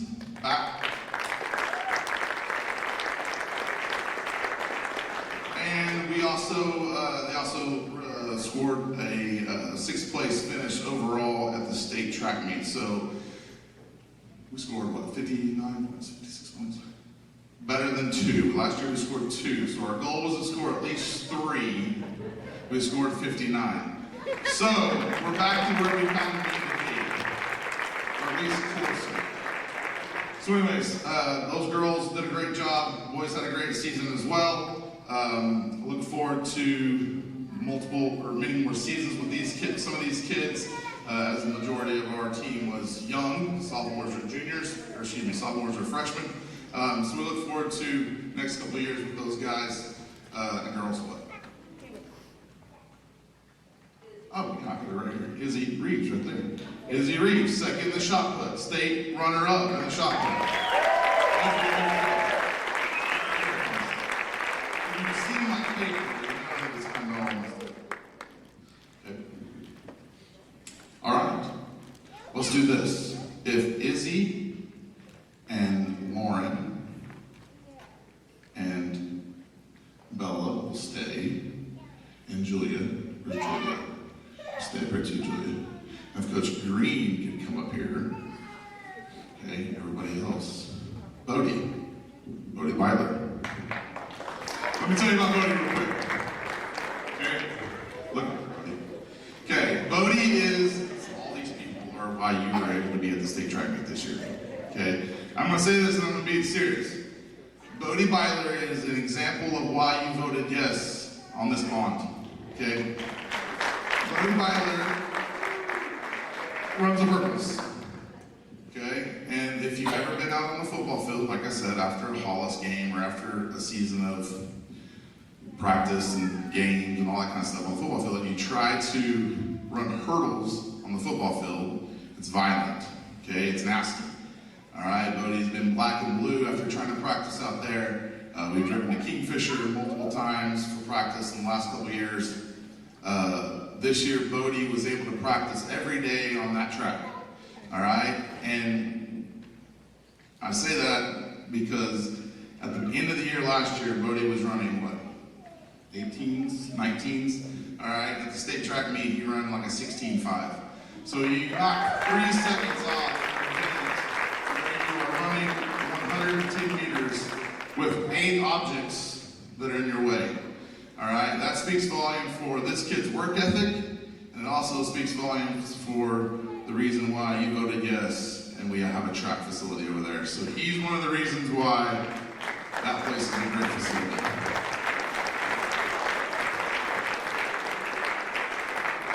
All right, let's do some letters. All right, we have Jackson Vandrick with football, basketball, and track. Next up, we have Bryce Burke with football, basketball, and track. Bodie Beidler with basketball and track. Caleb Schaefer with basketball and track. Gage Bennett with basketball, cross country, and track. Colin Sadowski with basketball, cross country, and track. Tommy Branson with football, powerlifting, and track. Paul Robles, football and cross country. Jake Branson with football and track. Adelaide Riley Jerry with football and track. Luke Holt with track. And Alyssa Davis with track. Congratulations, track and cross country. Okay, Julia, stay here, Katrina. Julia, Bella, Lauren, Izzy, stay here. Everybody else can exit stage left. We're right.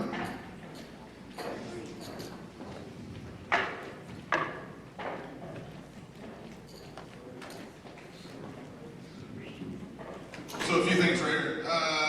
These are some seniors and some special guests that we've left up here for some gifts that I have given to them. So the very first two pictures I want to give here.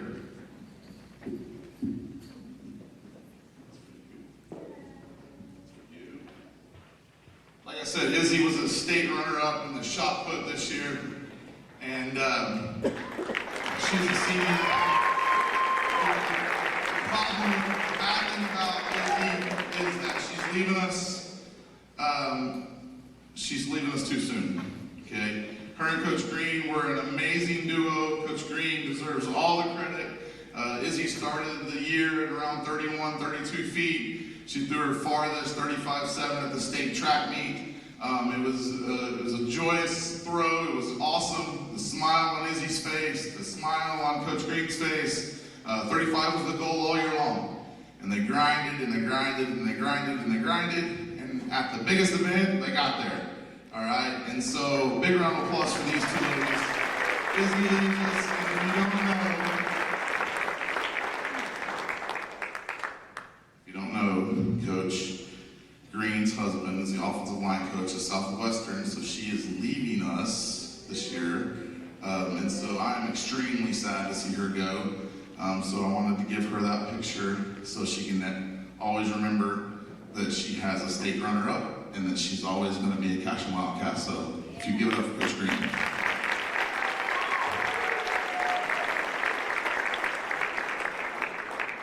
Julia comes from Spain, okay? And she's embarrassed, and that's the goal. I'm gonna add on to what Coach Taylor said. If there was a contest to see how many questions somebody could ask during a practice, during a bus ride, during a track meet, during a workout, during a warm-up, during a stretch, that would go to Julia.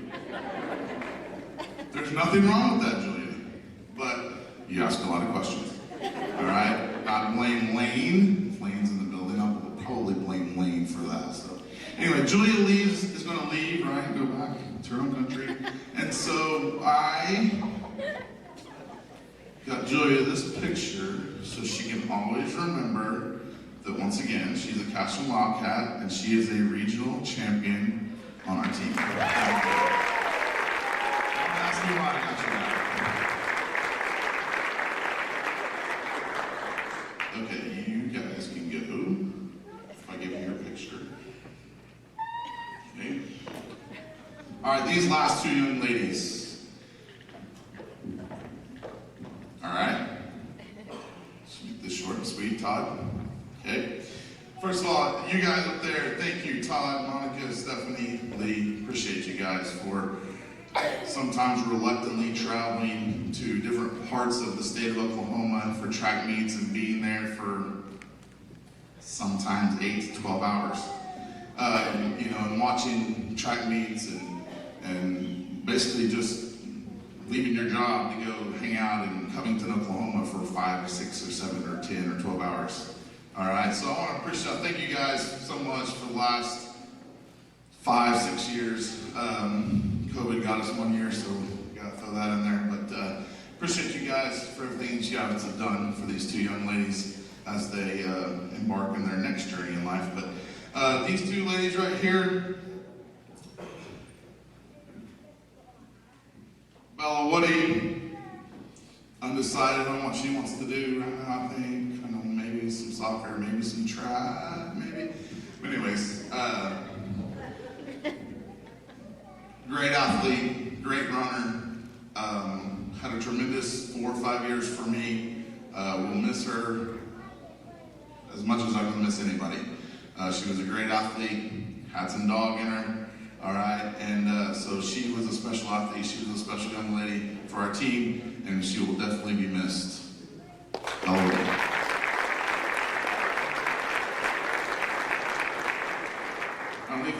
I'll leave these two up here because they're kind of like Coach Green and Izzy. They're kind of the duo themselves, so there wasn't no reason why I just left these two up here. And then Lauren Lamb, I said this at the signing.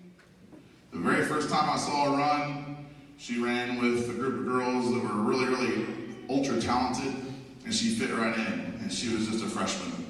And I told Coach Taylor this, that girl is going to be special for us. She's going to do big things for us. And as a freshman, she was our anchor leg on a really good relay, 2 really good relays at state track meet. And she's been nothing but spectacular for us in the last 2 years. I did some quick math the other day when we were, Coach Taylor, we were sitting there. So what do we say, there's 52 weeks in a year, right? All right, and so we did this math, and this is the sad thing about this, and the same thing goes for Izzy, because she leaves us too, but so these 2 girls had a track season of 18 weeks and 208 weeks of possibilities. So I only get them for a short period of time, but the amount of time that we had, these 2 have created such a bond with me that I will never ever forget. And they are amazing athletes, they're amazing girls, they've got a bright future, and I will miss these 2 a lot. So,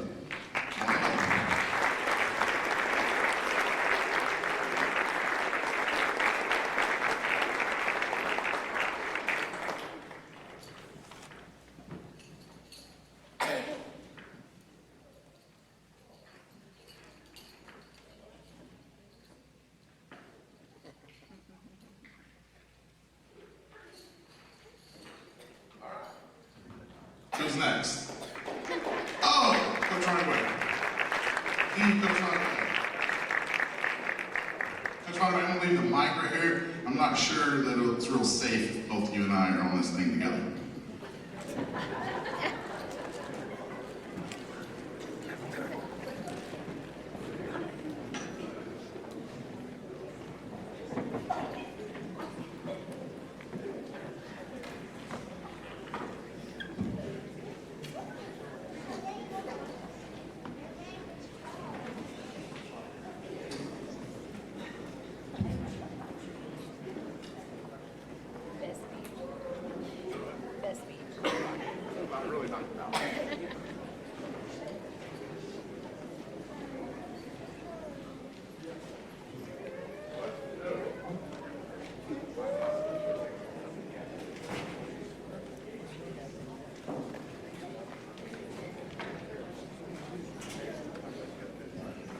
Coach Wood, I laugh because there's some photographs back in the day when we were coaching together. Between you and I, we were taking about 5 or 6 seats over there on the bench.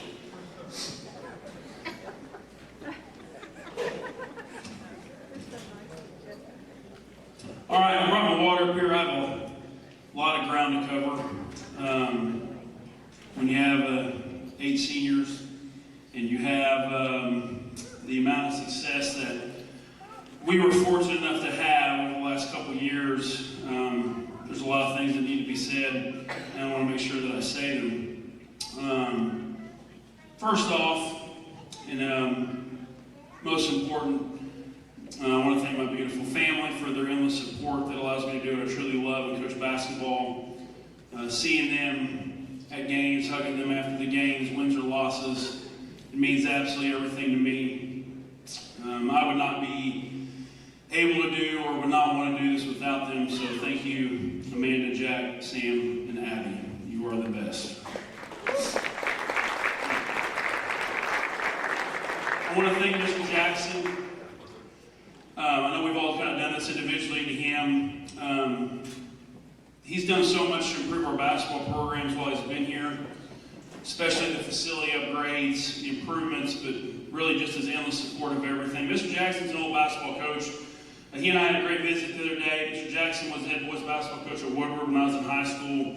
I've known Mr. Jackson since I was in 7th and 8th grade. I mean, I didn't know him, but I knew who he was. He was friends with my coaches, and everybody knew who Sammy Jackson was. And, you know, at the end of the day, Mr. Jackson, he has a heart of gold. He wants nothing but the best for Cashin and our kids, and I'm going to miss him terribly. So thank you, Mr. Jackson, for everything you did for Cashin basketball. I mean, just in here, new padding, new scoreboard, perimeter backboards, basketballs whenever we need them, locker room upgrades, completely redid the floor one year, new banners in the gym. It's just, he wants everything to be the best for Cashin, and that's why he's the best.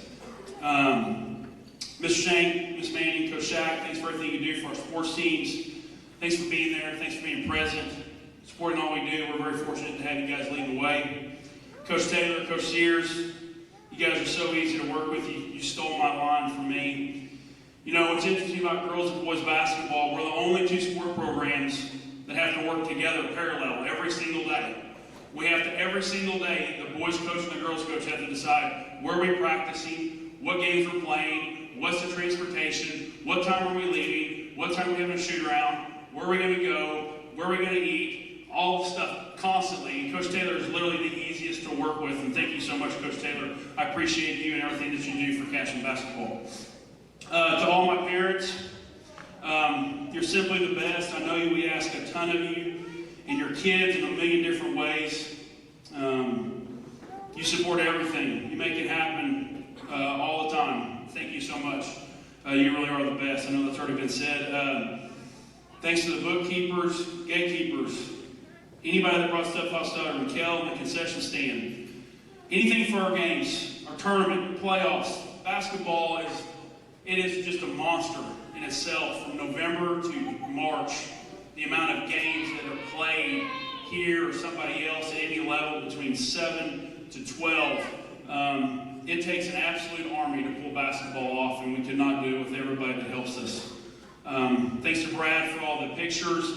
They're amazing. Thank you, cheerleaders. Thank you, band. Thank you, student section, for coming to every game. Your support of our teams, your energy and enthusiasm does not go unnoticed. Thanks to our custodial maintenance staff. Like I said, basketball is an every night deal, almost it feels like sometimes. And Kevin, Scott, Peggy, Betty, and Beachroad do a great job getting this thing turned around one day to the next. Thanks to my assistant coaches, Coach Tishner, Coach E-Rob, Coach Cochran in the junior high. You guys are remarkable assets to our program. We've got almost 70 kids playing basketball. We would not be successful without all of you. Thanks to Mark Parrott, my high school manager. The first one we've had since my first year here. You're incredible. You're a blessing to the entire program. We simply could not ask for anybody better. Thank you to my filmer and managers, Brian and Vinny. You guys did a great job filming this year. And to Cashin Wildcats TV, Nima, Chris, the whole crew, thank you guys. What you guys do it's amazing. You take Cashin to the world. The comments, the people that watch games, I got family all over that watch games. They'll text me after games in Ohio, South Carolina, Kentucky, Indiana. Awesome game. Terrible job. What were you doing in the third quarter? So my uncle likes to tell me all the time he's a basketball coach. So without Cashin Wildcats TV, that would not be possible. Miss Karen.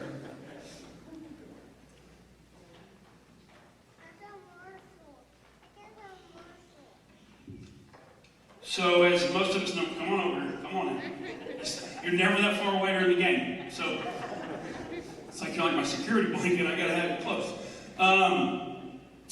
Kara is this year's recipient of the OBCA Friend of Basketball Award, which the OBCA awards each year to people who have made an outstanding contribution to high school basketball. This person right here means a tremendous amount to me. Probably more than I could ever properly express. First, I know she trusts me fully with her sons, and that's a responsibility to not take lightly for anyone's children. When I came to Cashin 10 years ago, I learned quickly. Kara knew the game of basketball. She played at a high level. She coached it. I also learned pretty quick after she subbed for me. Right when we got to Cashin, my first year here, Sam was born. Kara stepped in, was a sub for a couple of weeks, and probably taught the class better than I ever could in government history with her law background for sure. I asked her if she'd be my bookkeeper. I didn't have one. I was new to Cashin. I thought who better to keep a scorebook than a former Division I basketball player and attorney. So I asked Kara, I said, "You ever kept books?" She said, "No, but I sure can do that." And she's been by my side on the bench ever since, 8 years doing the varsity, 2 years for junior high. I was talking about trust earlier, and as a coach, the trust of your bookkeeper runs very deep. They're right there by your side, 5 feet away. They watch, they hear, they're confirming, double checking, many times in absolute complete chaos. They are truly in the middle of the fire. Not only watch the game for our coaches, our players, the clock keeper, the officials, the other team, the fans, people screaming at the scoreboard. The thing about it is, on top of it, you have some child playing. And the thing about it is, most people realize the game of basketball is actually not played on the scoreboard, it's played in that little green book. And that's why in that little green book, at this table and on our home team and the visiting team, and everybody's apps on their phones and they keep their own stats, the game is kept right there in that little green book, and she's been the official scorekeeper. It's vitally important. Kara's been simply incredible in capacity.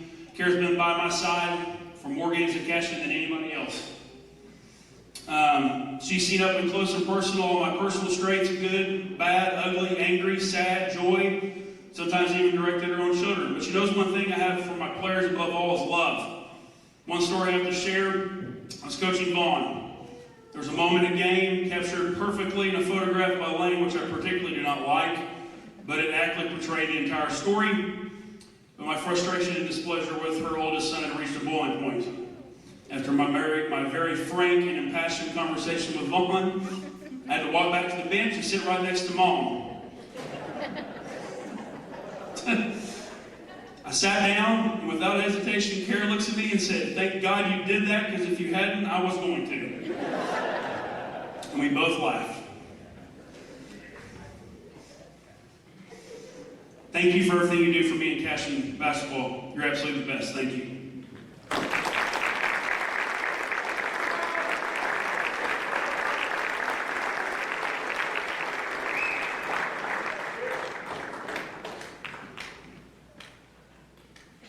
All right, next, Coach Tishner, please come over here.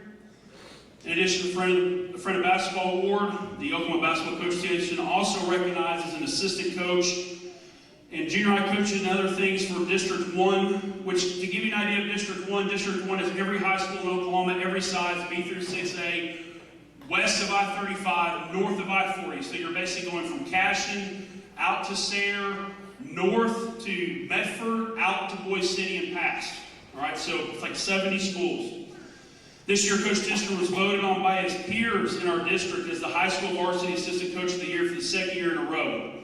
You see, I'm very fortunate. Not every head coach gets to have a future Hall of Famer, state championship winning head coach whisper in his ear all the time. What an asset for our team and program. Thank you, Coach Tishner, and congrats being on named the OBCA District Varsity Assistant Coach of the Year for 2022.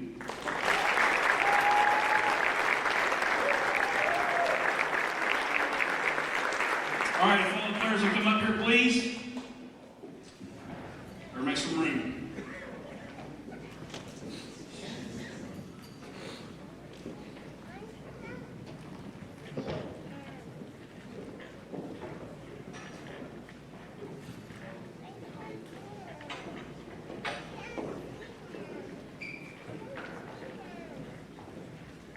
Okay, so real quick, before we move on, there's two things that Coach Tishner and Coach York are going to hand out first.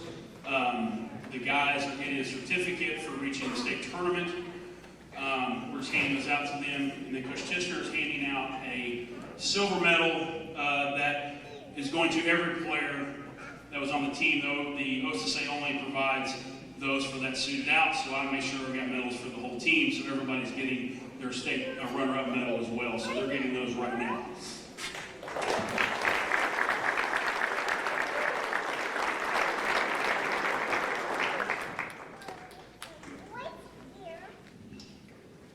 While they're handing it out, we have a lot of kids up here, a lot of great kids. You guys, you're the reason we are successful. There is zero debating that. Programs that win are because of its players. I've never thought otherwise. You put in the hard work, you improve. We have a defining 5 in our program. We play hard, we act right, get along, be coachable, be When players do this, everything normally tends to work out. That was the saying of my old coach. I've told these guys up here for years, basketball is very difficult, even compared to other team sports. It takes a team, it takes everyone. But it's literally the most exclusive team sport that exists. It's 5 guys playing both sides of the ball, minimum breaks, stoppage of plays. It requires well-rounded skill in order to be successful. Most good teams play tight competitive games, play 7 to 8 kids max. You're limited in how many kids you can dress out. You're combining 4 classes of players to put the best, most competitive team on the floor to win games. Yet we have 30 kids up here willing to do all that stuff and answer the call to help our program. We have one sign that when we enter the locker room that says, if you're not prepared to put the team first, turn around, and all these guys did it. Thank you.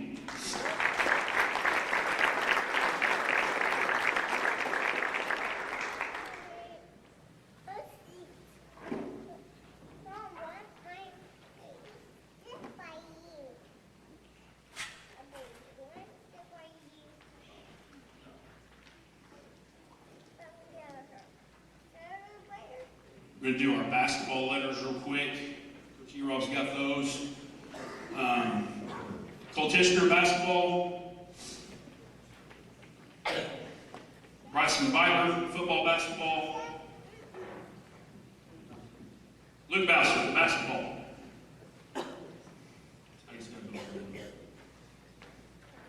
Emerson Brandt, basketball.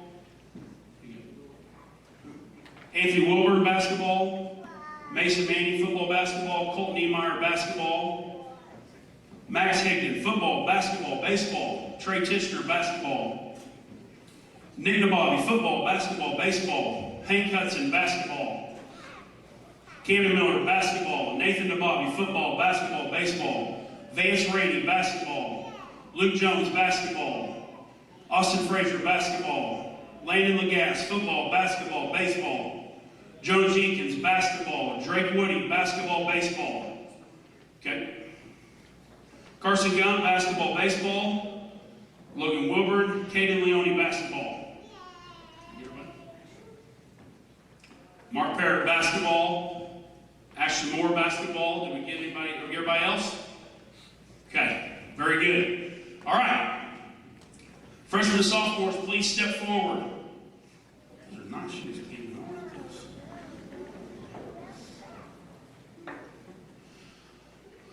All right, freshmen and sophomores, big group right here, talented group, fun group. All right, had a great JV season. Our JV games were a blast this year. They were very competitive. We got to play a ton, unlike last year. A lot of them were very good games. We even got to take our JV to a varsity tournament and compete in that, which was a lot of fun. These guys want to get better every day. They want Cashman basketball to be good. They want to compete at the highest level. They know the bar is high. And I'm looking forward to a lot of really good, fun years here coming up very soon with this group of freshmen and sophomores. They're going to be excellent. I can't wait to see what the future has in store for you guys. Thank you all so much. Juniors. Juniors, come on. This is our tall group. A couple as tall as me, if not taller. Kind of similar to freshmen and sophomores. All right, great JV season, varsity contributions from some.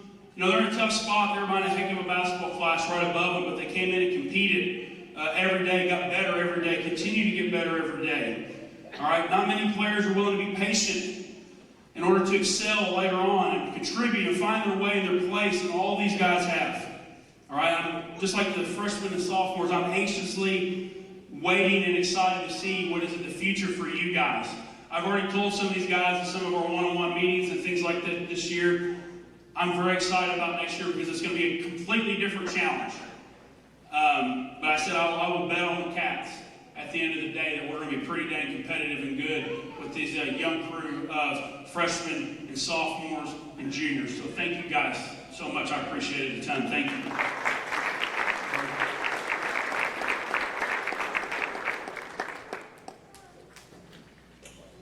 All right, if everybody but the seniors, if you guys will step off the stage. Seniors, you can stay.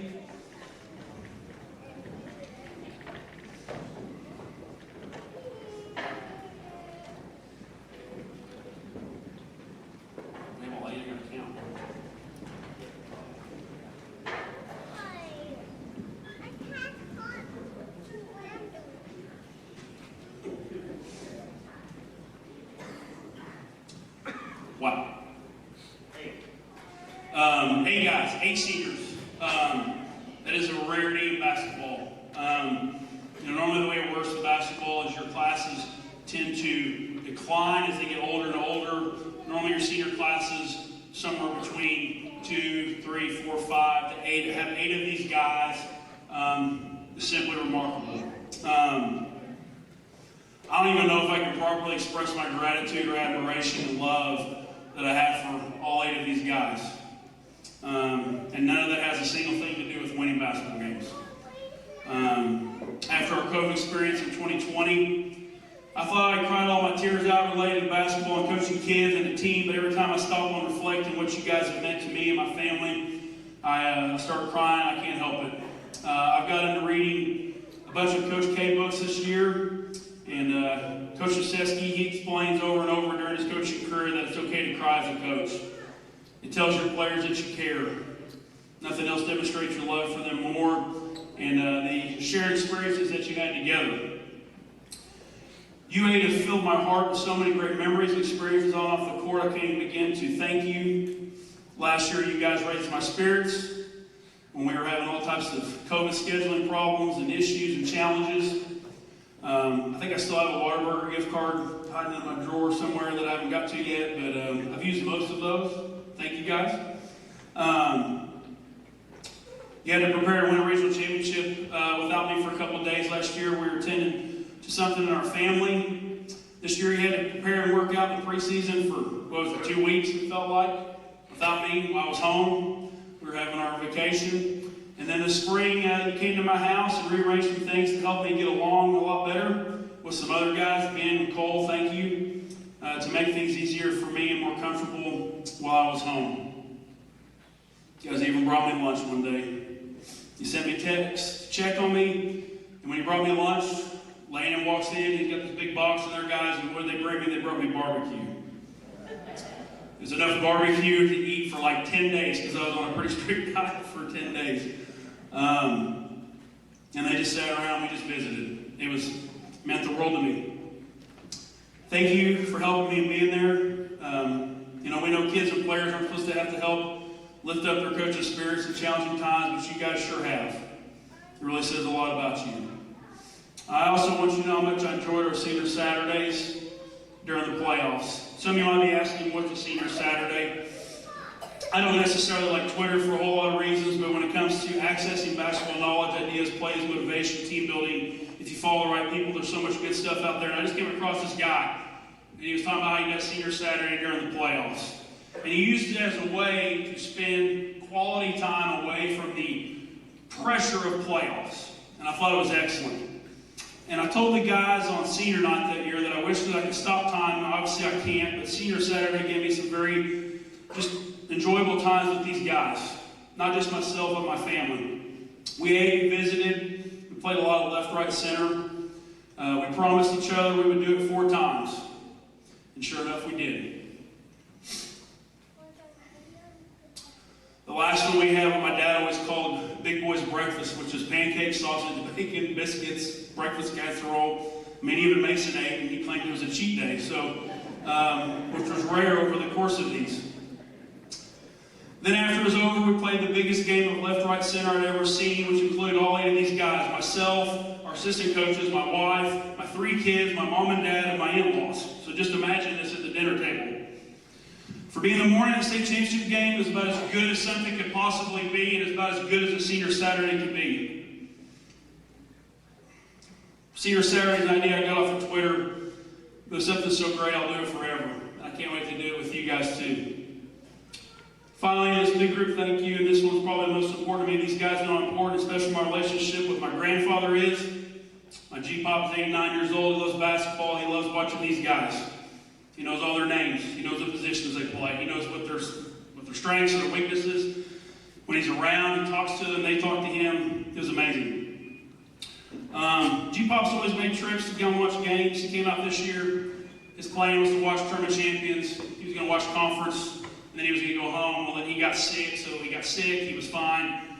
Beat it for the second time. Then he got to stick around for another 2 weeks, so then he ended up watching 2 more games or 3 more games. Watched our tournament here. I think he ended up watching like 12 games.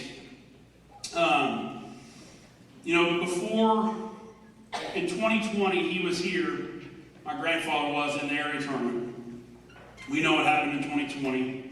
My grandfather hung around. We know that was all scary time if you had, an elderly family. And I drove him home. I drove him halfway home that year in 2020. I did not see him again until the tournament champions this year. So that was almost 2 years. He stayed all that time. What I'm getting at is,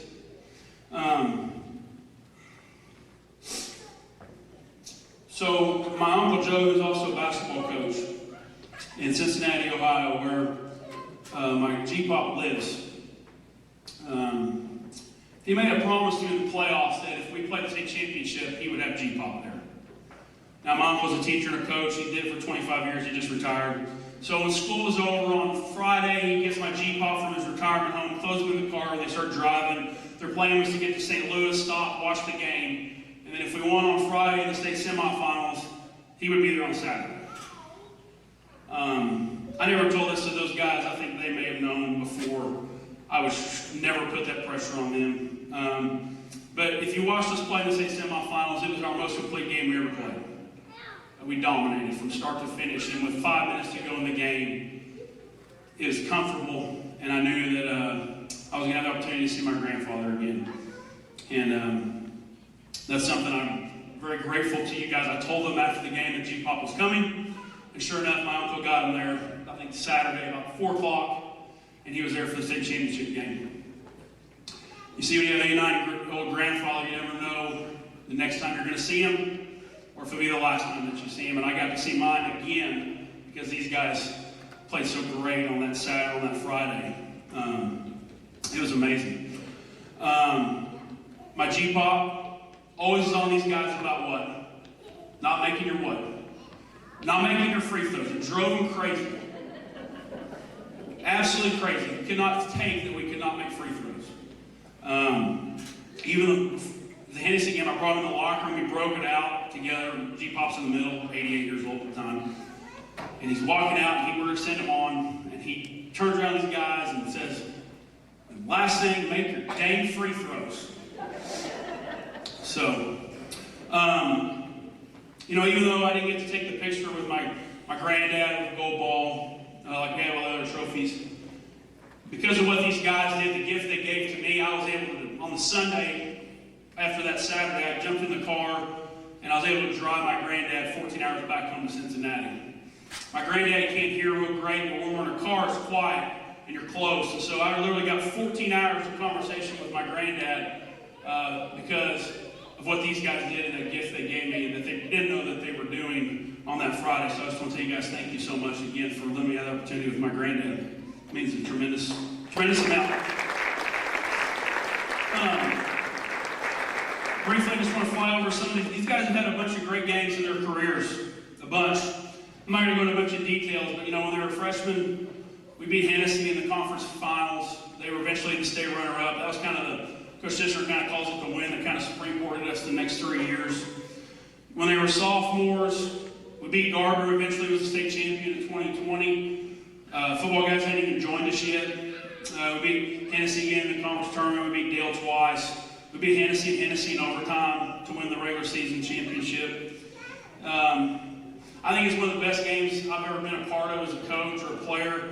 The game against Mangum down in Apache, if you were there, was literally unbelievable. It was an unbelievable basketball experience. I have a photograph on my computer that captures that thanks to Brad. And then obviously us handling Claire to go to state that year was amazing. Their junior year, played Morrison, who was really good the last 2 years. Out of football guys, that was probably our best win that whole year. We beat Dale in double overtime at Dale. We beat Varnum here in the third place game in the hardest tournament I've ever seen. Varnum ends up winning the state championship that year. We beat McGinnis at McGinnis during the 3-week ice snow break that somehow we fit into practice in the game. We go down and meet Woken in the regional finals, the state semifinal team that had an absolute stud. And then Jonah Land to make a play that people will remember forever around here, down there against Mangum in Chickasha. This year, a whole bunch of great games. Every tournament champions game was great. I know we went 0-3, But if you went to any of those games, you got your money's worth. I think we had the lead in the fourth quarter all 3 times. When you have the opportunity to scare number 1 ranked 6A, 6,000 kids, or how many kids they have at Jinx, I'll never forget that. It was amazing. I think the game here this year, our tournament against OCS, the double overtime game here, was one of the best games I've ever been a part of too. And then lastly, for me, and we talked about this on the way home, I mean, these guys got to play 3 state tournament games this year. You know, if you're a basketball fan, if you're a basketball junkie, if you grew up in Oklahoma, if you didn't grow up in Oklahoma, every kid wants to play in the fairgrounds. They want to play in the state tournament. These guys got to play 3 nights in the state tournament at the fairgrounds at night after school. It's something I do not take lightly at all. Simply unbelievable. Walking out, those were the 3 funnest days I've ever had in my professional career. Unbelievable. You're not supposed to win state quarterfinals and semifinal games by 20, and these guys did both times. And then we got beat by a really good team with a really good player in a really good game, and that happens sometimes. The last 3 years, these guys have gone 70-13, 3 trips to state tournament. They've accomplished a whole bunch of stuff that no other basketball team or group of kids has ever accomplished in the history of the school, and despite all this success, there's still things in our program that we're going to continue to strive for and try to accomplish. We're going to pursue them passionately. And just like the guys before these guys are doing it for our junior high kids, my sons, their friends, their little brothers. All right? The most important lesson these guys have shown the players below them is selflessness, team, togetherness. We live in a society with social media and so many other things out there where kids have every single reason and avenue to be selfish, worry about their own stats. How many shots am I getting? How much time am I getting? All these different things, and not a single time from this group or a kid did I ever hear a complaint or criticism about anything we were doing. Fighting those urges is so hard. It's the biggest challenge in team sports. With this group, the way they played basketball together, almost too unselfish at times.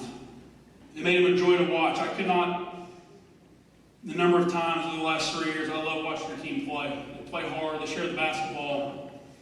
They're just amazing.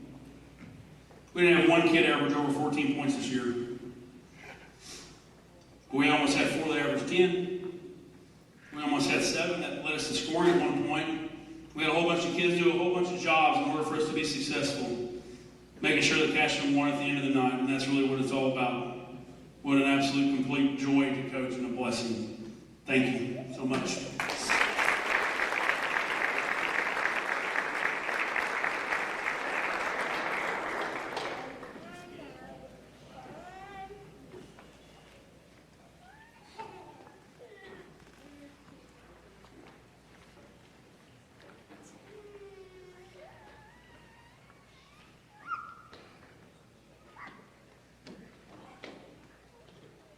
Guys have got some stuff.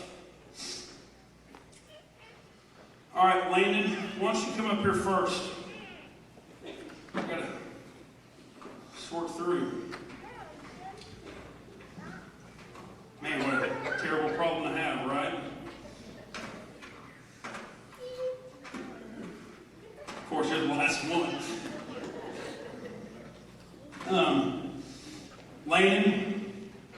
Landon was a Brewers Conference All-Conference player. Landon was a Class 2A state tournament, all-tournament team. Multiple other awards. Did you think I was going to tackle you last year in the state, when we were going to state down at Chickasha? Big guy was running fast, wasn't he? He was looking for somebody to hug like Valvano.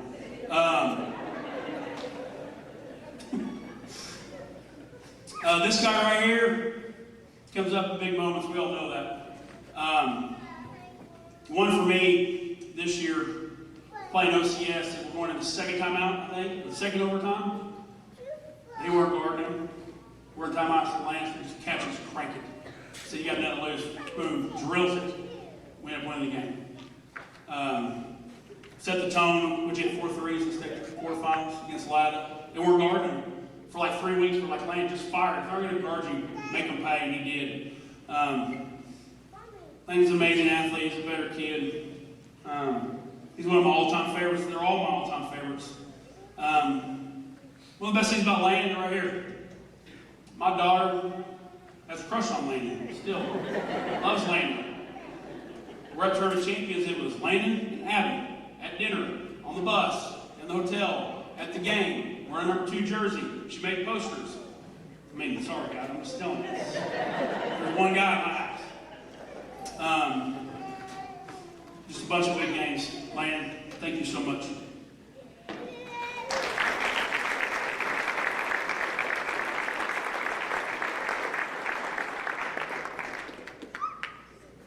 All right, Mason, come on. You're going to be at the bottom. This is like some kind of cruel joke. So Mason was an absolute joy this year for me. There you go, Mason. Mason's a heck of an athlete. Mason made us instantly better. You know, Mason played his freshman year, and then we had a very honest conversation. Mason was completely upfront, great about it. So, Coach, I just want to get in the weight room and work out and get bigger, faster, stronger. That happened, obviously. He comes back out, he's like, Coach, I'm playing junior year. We're in our first practice, literally our first practice of the season. The football's been over. He's been battling injury. Last year, we're doing another practice. We're doing Shelly blocks out. His shoulder dislocates again. He falls into my arms. He can't play last year. Coach, I'm going to come back. I'm playing basketball next year. Mason was awesome for us. We could fill Mason in, totally changed the complexion of the game. Competitor, got along, and the more time I spent with Mason, the more I enjoyed it. He's also a really good left-right center player. And I don't know if he's cheating or not half the time, but he's really good at it. It's like you're always at the end. Thank you so much. I place you as a blessing. Thank you.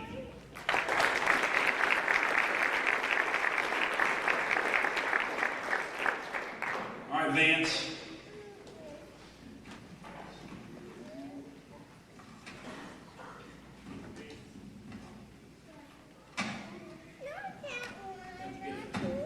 Get a dolly for Vance.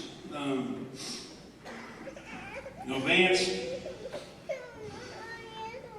amazing every year. I don't know how this has to be the smallest font on these plaques because I don't know how else they can fit it all. Vance is, 4-year contributor, 3-year starter. Everybody knows who Vance is. Everybody knows Vance can do 2 things. Vance is going to make threes and Vance is going to play defense. They call those 3D guys, right? Last year, Vance was the conference MVP. Last year, Vance was unbelievable for us. Vance was unbelievable for us this year. Team player. Never once did Vance say, hey, Coach, I need the ball. Never, not one time. A lot of guys like Vance were like, Coach, I need you to run some. No, they wouldn't. Vance never did that. Vance was like, what do I got to do? He never forced the issue. He's going to play defense. He's going to knock down shots. He's going to lead his team. Vance, OBCA All-Star, 3 Rivers Conference MVP, every newspaper, honorable mention All-State, K1-1, Landon was K1-1 too, CTV All-Area, Native All-State, bunch of awards. Vance also scored 1,000 points. Who is here again in our Pawnee game? Vance had 36 points on 10 of 16 from threes.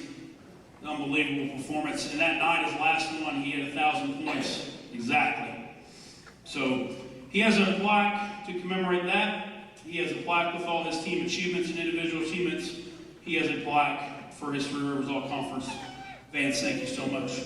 You're awesome.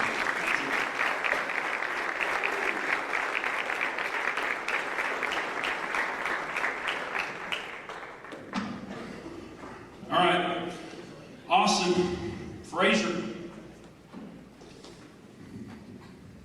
What's up, man? All right. Austin Frazier is a baller. He is a basketball player. He's a hooper. That's the best way I can describe it. Austin can do everything on a basketball court. Finish, shoot 3, pass the ball, play defense, rebound. Austin was our conference MVP this year. Austin was a Daily Oklahoma All-State player. Austin got better every single year at playing basketball because he worked hard at it, he wanted to be great at it. Coach Wood talked about having some dog in you. He's got some dog in him. He wants to go at people. He was not afraid of anybody. Most of the guys aren't afraid of anybody. Austin, just a pleasure to be around. Great personality, great leader, just a fearless competitor. Had an incredible year. Just an absolute joy to be around. My two boys love Austin. They want to be Austin all the time when they're playing on their dunk hoops at school, right at home, dunking on each other. So, Austin, thank you. I don't know what else to say, but thank you so much. You're amazing.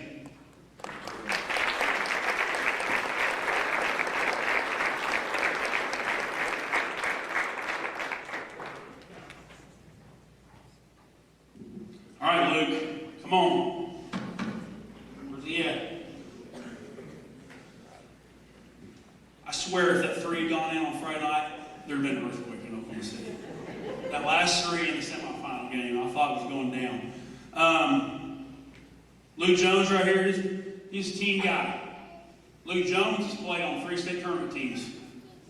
Luke Jones is somebody all these guys, they love him. Love Luke. His enthusiasm when we're playing and competing and practicing is infectious. He's a great kid. I love his smile. One thing about Luke, I'll say this about basketball. In the playoffs this year, when we were scouting and running stuff, this guy was dialed in, and he knew because he wanted these guys to be great. Give me this guy, I'll do this job, I'll be this role. And for a senior to do that is pretty amazing. To get him prepared, he's totally locked in for like 3 weeks as the opponent, trying to prepare them for these guys. He'd do anything for anybody. He's got so many skills and talents. Says he's going to be a welder and sell real estate. What a combo. I believe in you 100%, Luke. Man, you're just a joy to coach. Thank you so much. Thank you.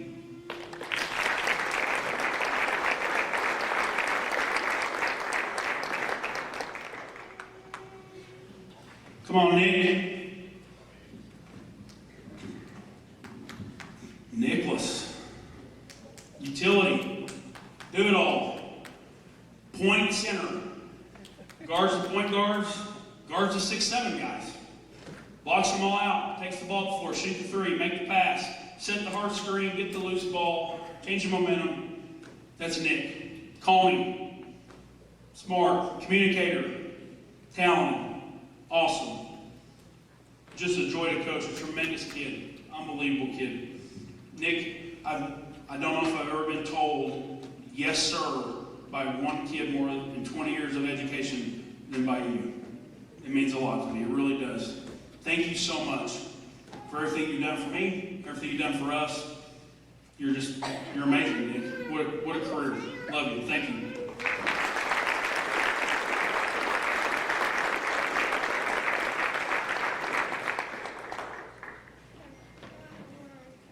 All right, Jonah Jenkins, come on up. All right.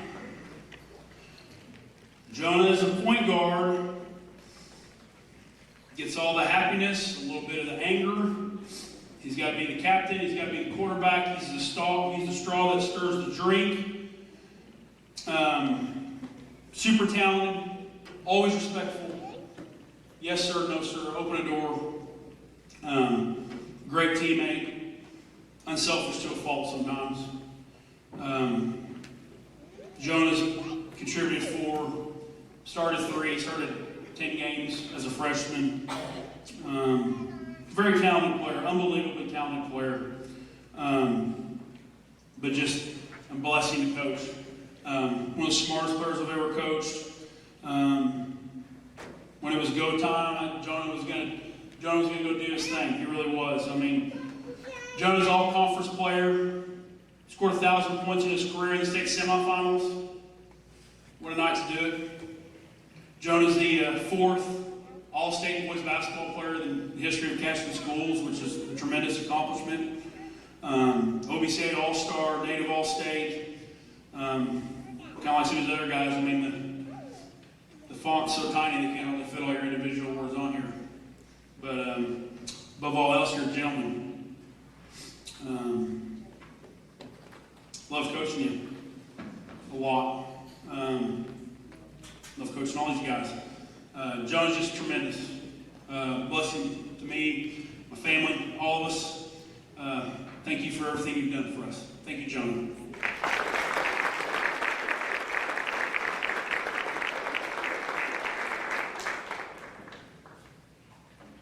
And last but not least, Trey Tishner. Come here, Trey. Trey. I've known Trey since Trey was, they weren't even that tall. Coach Chad sent me a picture this year. We were at a sports banquet when we were both coaching at Morrison. He's holding Trey. He's a baby. This kid right here is a competitor. This kid right here elevated his game this year very high. He stepped in for 11 games when John was out with a shoulder injury. We didn't miss a beat. He played great. And we just kept going, and that is a testament to Trey. He's a coach's kid. He has a coach's mentality. It's, what can I do? I'll do whatever it does to help the team. I don't care, I just want to win. That's what Trey does. Trey had a phenomenal game against Morrison in the semifinals. I would never forget in the end of the third quarter, him shooting that long floater at the end of the third quarter, which really just kind of sealed the deal for us. Trey would guard, Trey would handle, pass, defend, shoot, get on those balls, do whatever he had to do to win. That's what coaches' kids do. That's what Trey did. Trey, you're amazing. I love coaching you. It's been an honor. Thank you so much.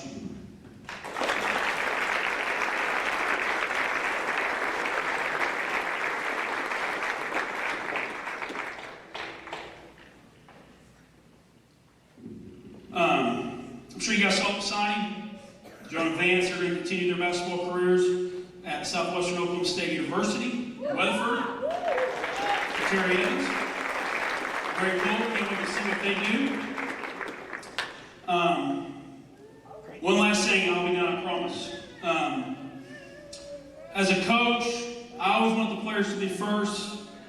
It's their team, it's their dreams, it's their successes, it's their disappointments. Their shared memories together forever. When I first started coaching basketball at 22, in 2004, all I ever wanted was to have a team make the state tournament. I wanted it so bad. I wanted it for them. Then when I was fortunate enough, my players at Morrison in 2008 got to state, then all I ever wanted to do was win a game in the state tournament. It took several years, and this group and a couple of classes before them got to the state tournament in 2020. We were unable to play. And then we finally did last year. We didn't play our best, and we knew it as soon as the game was over. We went in the locker room. There was no tears. We sat in a circle. Knew we had not given our best effort, and we promised we would be back at that point. Get to this year, we win a game on Thursday. Didn't have a doubt. These guys, we didn't have a doubt. We knew we were going to win on Thursday. Then we win another. And then for the first time ever, my players and our team are playing on championship Saturday at the Big House. If you get into coaching, if you play in Oklahoma, like I said earlier, that's what you want. That's all you dream of. Thousands of people go to the fairgrounds and watch those games that never, ever, ever get to step on the floor. We had 15 kids play. We had 30 kids be on the floor, warm up, shoot. My kids got to shoot. It was amazing. Walking on the floor of the fairground on Saturday night, seeing our kids with Cashman boys basketball playing the state championship was a moment I'll never forget. It's an opportunity I prayed and hoped for all these years. Our experience together in 2020 still makes me feel so sad for that team and that class, and it really helped me, above all, give a perspective about our experiences this year. That's the lesson that it taught me. Coach Tish and I talked about on the way home. Yes, silver is not what we wanted. It stinks. It's never what we wanted. But what it does represent is the experiences and memories this group had together. We got 3 nights in the Big House.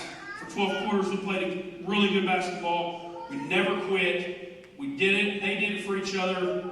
And it is impossible not to be proud of that. I will remember this group and team forever. Thank you.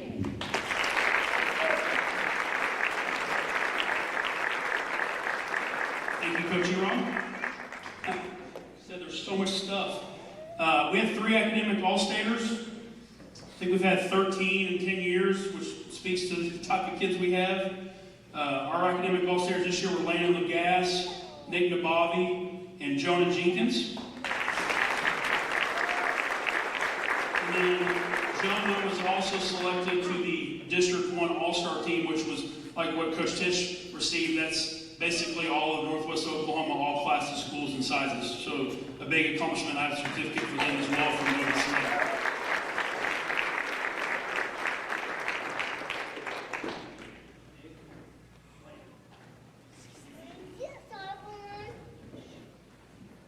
Any more plaques, trophies, certificates? Oh my gosh.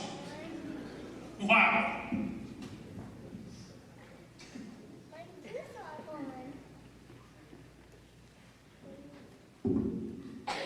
So, it's a picture collage.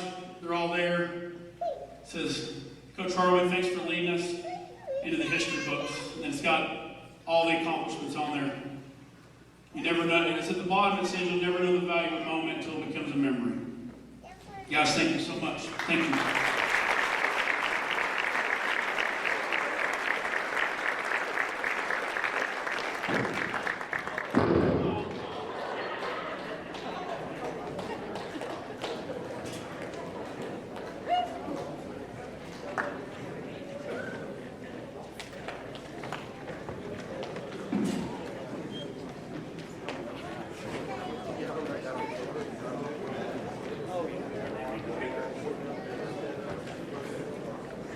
Coach Mounts is next.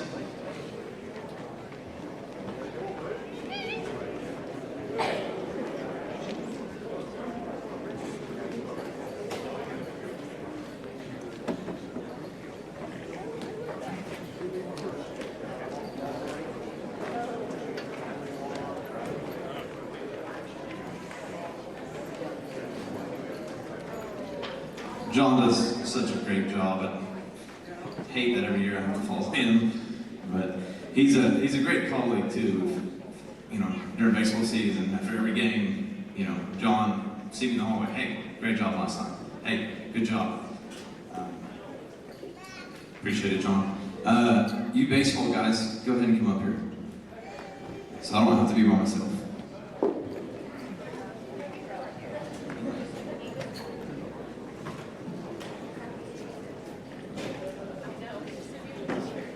First of all, I want to thank the parents and fans this year. Parents were great, got us goodie bags during the playoffs.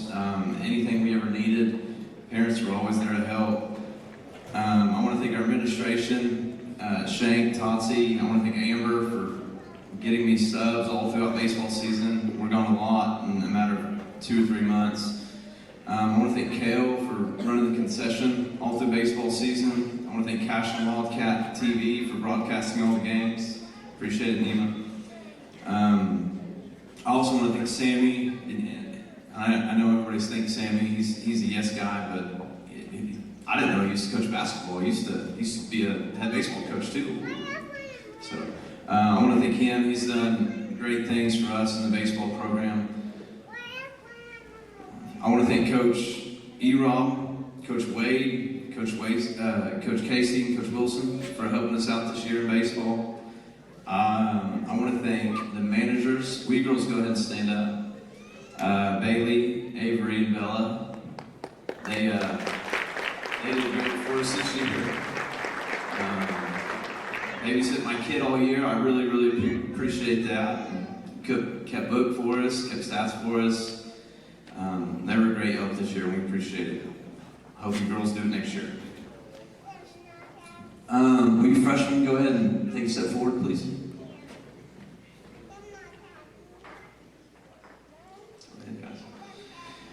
All these freshmen were big contributors this year.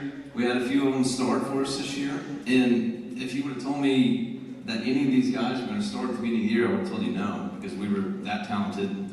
Obviously, the senior class, what they've done throughout their career. I mean, we're just a talented group, and I didn't think any of these freshmen actually had a chance to really step on the field, but you know, with some injuries and stuff, and how hard they worked, we had a few of them start for us this year. Most of these guys got on the field somehow, whether it was running bases, playing defense, hitting something of some sort.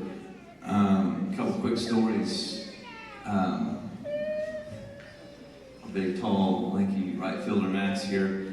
We're in the regional tournament, and game 2 is probably the most important game of that tournament. And, you know, it's a close game. I think we're winning 4-1, and it was the bottom of the 7th, and our starter, who's really good, is running out of pitches. And they get a guy on and kind of hitting the panic button a little bit, or I am at least. I don't think anybody else was. I think they were pretty confident, but we got a runner on first. I'm just like, well, this is a big inning. You know, we're running out of pitching. We're gonna have to use somebody else. I don't want to use anybody else. And there's a ball that was hitting right. Max goes, lays out, makes this diving play, comes up, throws it first, gets a double play to get us out of the most important game, probably in the regional tournament. And you know, I don't know what would have happened if he would have dropped that ball. I think we still would have won, maybe not, but it's just that kid helped us out all year, and you know, the future is going to be really bright this next few years. We had another freshman this year that always worked hard, always was really, really close. And we had something happen in the state tournament where a kid couldn't play, and then we're looking towards the bench, and I'm looking at Coach E-Rob, what are we going to do? And he's like, well, you know, we talked about it, and let's throw in the freshman. And if I'm a bet man, there's no way I would have thought he would have done as good as he did. You know, we put him in, I'm just like, well, maybe we'll get walked, maybe we'll get hit by a pitch, maybe we'll get on. He gets in, and there's 2 runners on, I think there's 1 or 2 outs, and he hits a rope up the middle to score 2 runs. And, you know, our dugout goes nuts. And this kid hasn't played in 3 or 4 weeks, but he's playing in the first round of the state tournament. And then his next at bat gets up, gets another hit. I think it was a double. He hits a double and then scores another RBI. And at that point, it was a really close game. And, you know, these freshmen have done such a great job and just worked their butt off. And you know, just shows you how bright that cash and bait, or what the future holds with cash and baseball these next few years.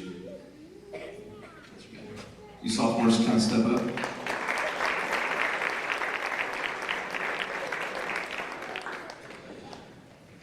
We got a big sophomore group, a lot of talent in this group, a lot of starters. I'm not going to go through all of them, but I am going to go through some of them. Cooper Frazee. If you guys haven't seen Cooper Frazee play baseball, you need to come watch him play baseball. It's something special. He started last year on again, another state tournament team as a freshman, and to start as a freshman on a state tournament team like that is really incredible. And this year being a sophomore, all our big games we had this year, all the big ranked teams we had this year, we knew who we were going to throw. It was going to be Cooper Frazee as a sophomore.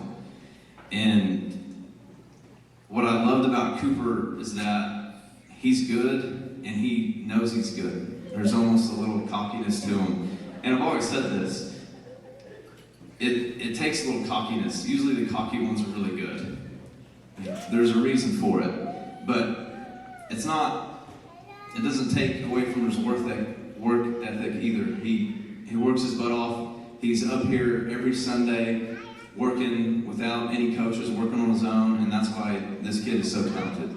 I'm so glad I get him for 2 more years, and he's going to do some special things in this sport. So come out and watch that kid play.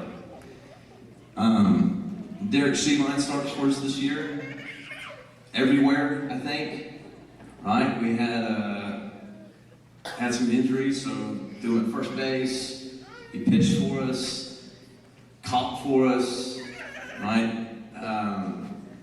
Second base, right field, third base. Anywhere else you play? Played a lot. And if you would have told me this kid was going to start at the beginning of the year, I would have told you no. I really would. But this kid is probably our most improved player. From August to now, he made some huge strides.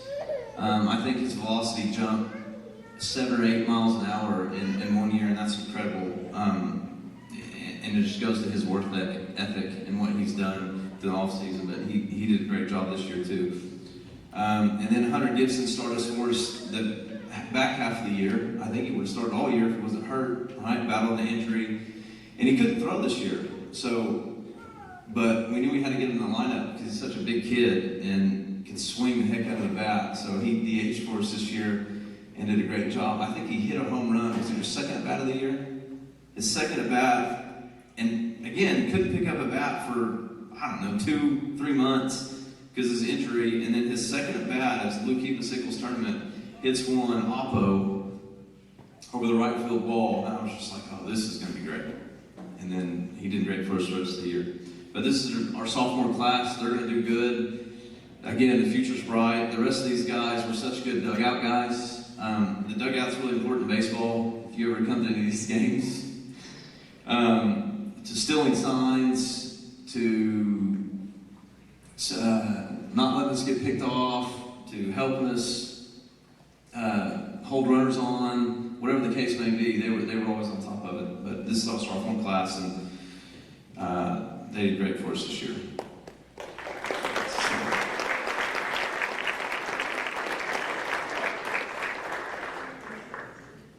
Juniors, step up, please.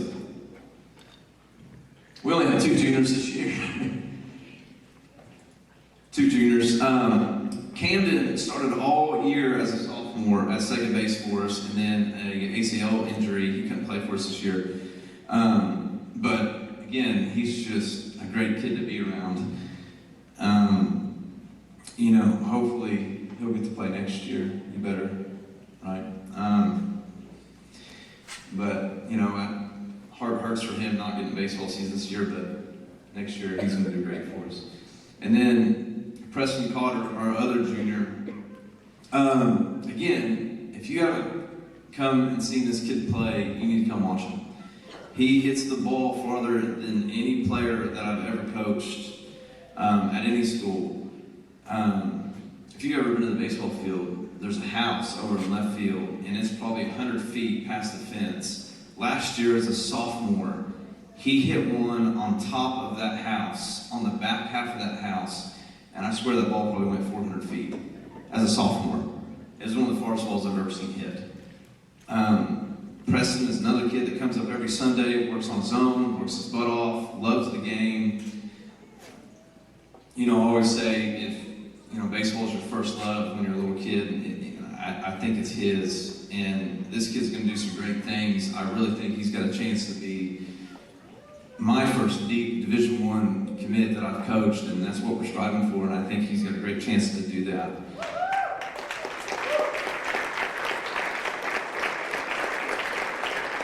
Preston also made the Junior Oklahoma All-State games this year. If you know anything about that, it's almost like a All-State for juniors, and he gets to play in front of there's going to be a lot of college coaches there. He gets to play David Allen, and it's the greatest accomplishment. It's hard to do as a junior, but congratulations for that, Preston.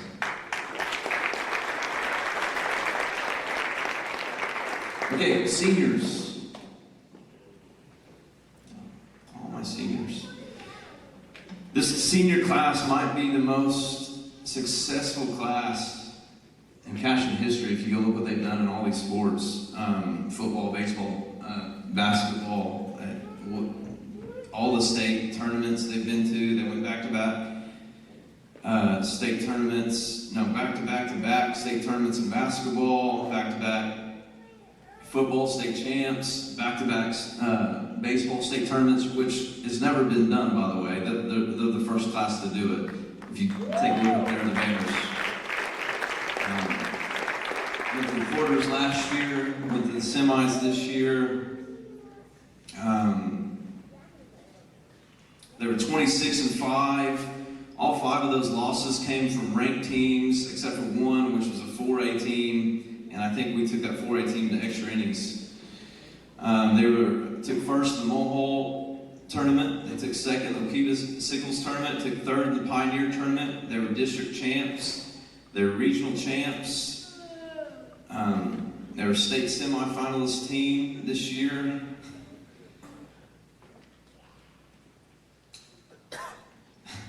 They were the third team to make it to the semis in Cashion history in the state tournament. First time to go back-to-back. And, you know, just what they've done has been incredible for these seniors. Jackson Miller. Where's Jackson? Jackson Miller. He kind of had a rough senior year. He got hurt. He was doing great at the beginning of the year, did great in all the scrimmages, and then he broke a bone in his foot, and it really kind of set him back. But he's worked hard to get back, and he's one of the toughest kids that I've ever had. Since he was a fifth grader, I've taught him since he was a fifth grader, had him in some essence as a fifth grader. And I remember the first junior high game that we played, I forgot who we were playing, but the kid was throwing really hard and hits Jackson in the forearm, and he gets this welt that's the size of like a softball on his arm, and I immediately thought he broke his arm. And Jackson, no tears, nothing, jogs to first. And I'm like, Jackson, let me see your arm. And he's like, oh, it's fine, coach. I'm like, no, I think it's broke. You need to, we need to get you a runner right now. Like, he's like, no, I'm fine. I'm like, Jackson, like, no, go in the dugout. I'm like, we need to get the scene. But, you know, that's just, he's been like that his whole career. He's just a tough, tough kid. And we're going to miss him. And, you know, he's done great for us this year. Nick Nabali, our catcher for the last 2 years. If you don't know anything about baseball or catching, that's the hardest position on the field. You got to gear up, maybe 95 degrees, you're sweating, you're blocking balls, taking balls off the forearm, framing. When kids come in to try to slide at home, Nick usually makes them pay for it, but it's probably the most contact position there is. But he's done a great job for us this year. We're going to miss him as well. Ben Harmon. Ben Harmon is such an incredible athlete. He probably didn't need to play baseball, but I'm so glad he did. Everybody knew his future was going to be in football. You see what he did on the football field. He's going to UCO to play football. At any moment, he could probably say, you know, I'm just going to quit, concentrate on football. And it might have been the right decision. I'm glad he didn't, because he was such a good baseball player and a better kid. He never said, you know, no, sir. It's always yes, sir, anytime I'd ask him, hey, I need you to play second. Yes, sir. Need you to play third today. Yes, sir. Need you to play center today. Yes, sir. Hey, you're going to start on the bunt today. Yes, sir. I mean, one of the most respectful kids you will ever meet. And I can't wait to see what he's going to do at UCO football in the next 4 or 5 years. Gavin Fippen. This kid is a baseball player. He's a baseball player. He knows the game. He's one of the most knowledgeable baseball players that I've taught or coached. He has not committed anywhere yet, but I promise you this kid's going to go play college ball. I know for a fact he's got a few schools looking at him right now. He's going to go play on a summer team, a showcase team, and I think within the month you'll hear this kid committing somewhere to play college baseball. He's definitely talented enough, and he is a baseball player. Landon Lagasse. I just found this out this morning, but Landon Lagasse is an all-state baseball player.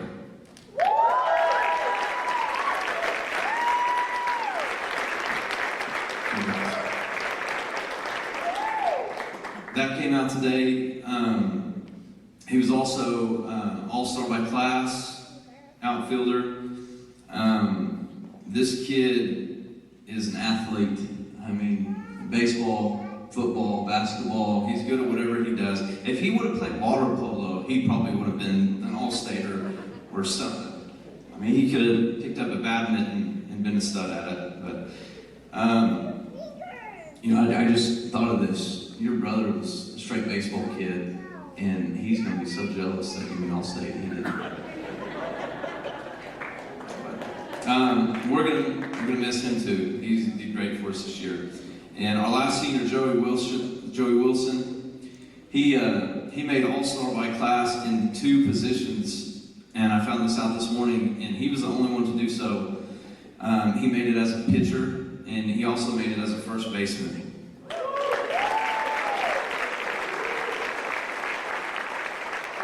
And I'm still waiting on a bunch of these accolades.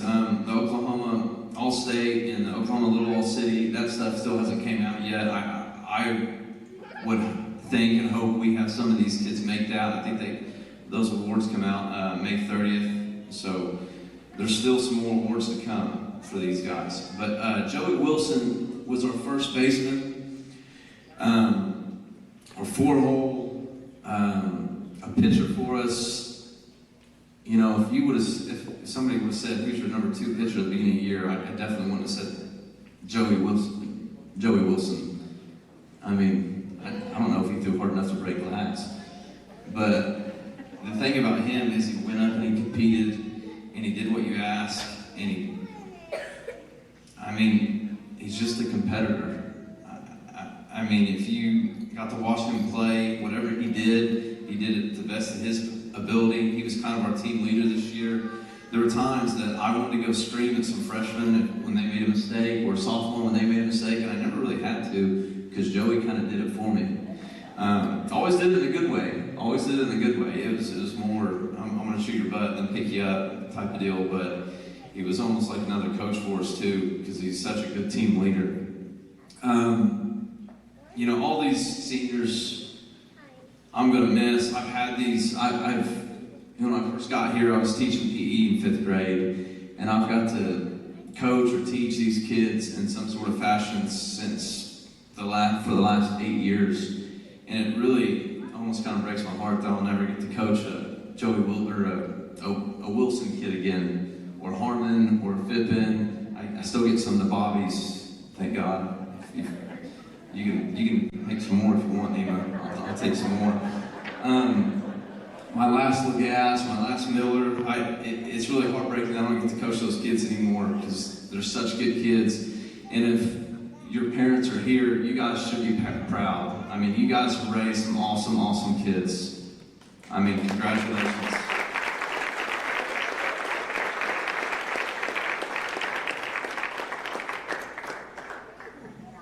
I have 3 boys of my own, and I hope, they have the integrity like Joey Wilson, the respect that Ben has, the athleticism of Landon, the positivity that Nick has every day, the toughness of Jackson, and the swagger of Gavin. But this is your 2022 baseball senior class. I'm going to give out some more awards real quick.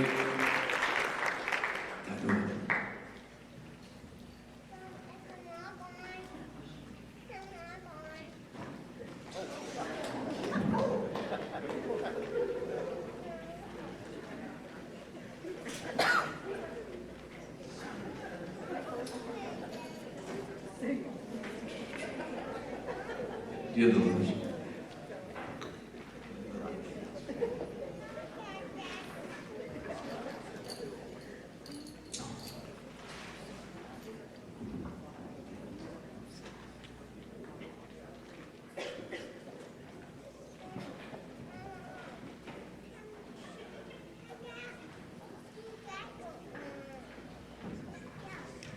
And I think that's it. You guys can have a 10-minute break and we'll start with football. 5-minute break, 5-minute break. Check says. your hometown bank. With branches located in Cashin, Dover, and Hennessy, CSB strives to reflect the small-town hospitality these communities are known for. Our friendly staff is here to serve you and provide one of the best banking experiences around, equipping our customers with the latest in banking technology combined with a personal, down-home relationship. Come into one of our local branches or visit us at www.mycsb.com. Community State Bank, small-town banking, the way it should be. Member FDIC. Christy Perry is a Cashin-based attorney providing clients in Oklahoma with trusted, experienced legal counsel regarding wills and trusts, bankruptcy, and other areas of law. Flexible scheduling is available to discuss your options, and your first consultation is free. If you need assistance regarding a legal matter, call your local Oklahoma licensed attorney, Christy Perry, at 918-373-0882. Our world is changing, but one thing is the same. We're here for you. In these uncertain times, take comfort in knowing that modern women of America is built for this. We are built to handle uncertainties, and we've weathered many in the past 137 years, including world wars, disease outbreaks, depressions, and recessions. You may have concerns about your financial plan, but you can also have peace of mind. You got this, because you have us. Hi, my name is Stephanie Woody, and I want to help you or a loved one navigate your way through understanding Medicare. It's hard getting questions answered when you don't know who to call or trust. I am local and appointed with all the insurance carriers in Oklahoma. You can trust me to help you apply for Medicare, make the right decisions based on your current financial and healthcare needs, and feel confident about your future. Act quickly. Annual enrollment period is October 15th to December 7th. Call Stephanie Woody, that's me, at 405-830-4966 to set up an appointment. Kyle and Gina Van Druff have the answers to all your real estate and insurance needs. These guys will have you covered in a one-stop shopping experience. They are local agents, local supporters, and active in the Cashin community. They are also proud parents of past and present Cashin students. Kyle and Gina help their clients make the right choice. Don't wait till it's too late. Call 405-607-4300. Go Wildcats and number 88. Let's have a great year. Walk it up. Get you some. At Maples Nixon Diesel Horse, we've helped a lot of people, and our goal was to treat each and every person like a friend. And as a friend, we've got your back always. We understand what you're going through.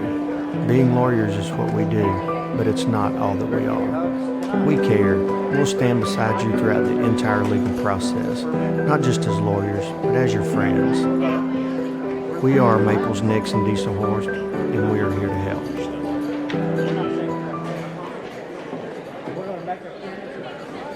Founded by Jesse and Amy McCracken, Rural Pest Solutions is a Cashin-based, family-owned and operated company. Our focus is on providing the highest level of customer service while effectively treating many common invaders, including spiders, ants, roaches, mice, mosquitoes, fleas, ticks, and termites. Flexible scheduling and superior customer service are our top priority. Call us today to schedule your appointment. 405-283-6565. Cashin FBC is a church seeking to grow in Christ and our love for the body of Christ. With ministries from children to youth to adults, we strive to present the gospel in an engaging and meaningful way. Sunday school meets at 9:45 a.m. and worship starts at 11 a.m. Children and youth meet on Wednesdays at 6 p.m. Please check our website at cashinfbc.org for more information, and we hope to see you this Sunday. Located a half mile east of Cashin.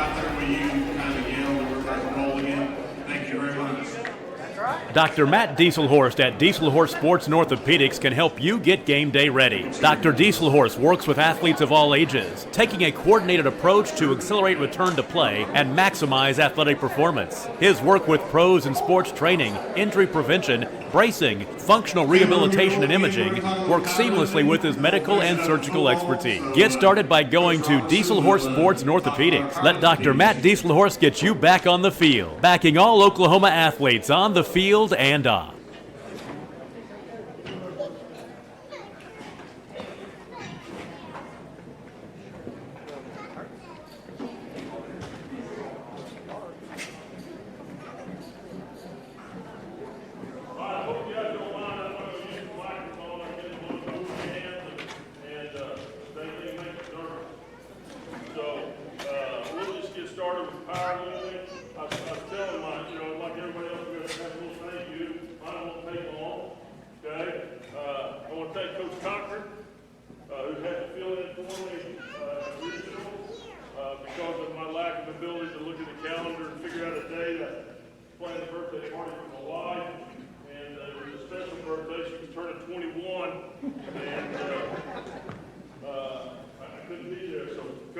appreciate you taking them and doing that for me and filling in. I also want to thank, she's not here now, but I'll thank my daughter, Tatum, who spends a tremendous amount of time with me in the weight room and really with a lot of these guys last summer.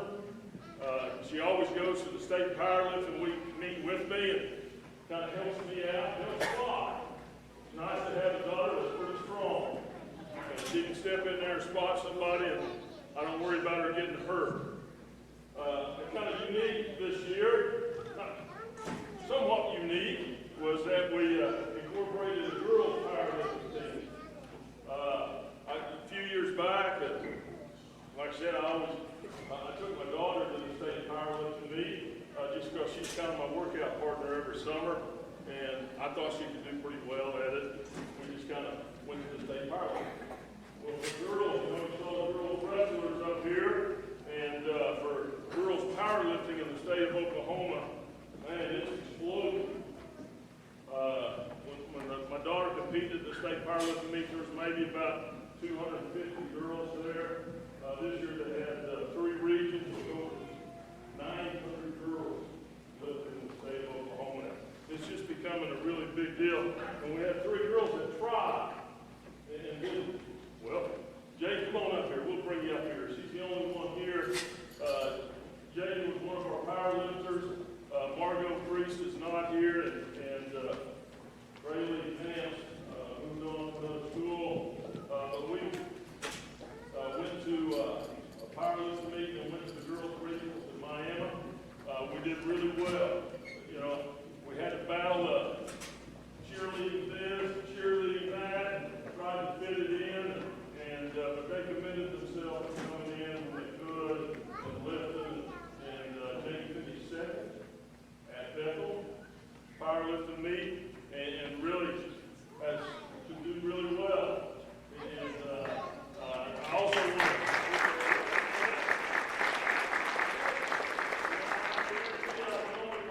Coach in the state of Oklahoma that had 3 cheerleaders lifting at the powerlifting meet. And most of those girls look like tanks, you know. I thought these 3 pretty girls, you know. And but we did really well. Thank you, Jane. I appreciate what you do.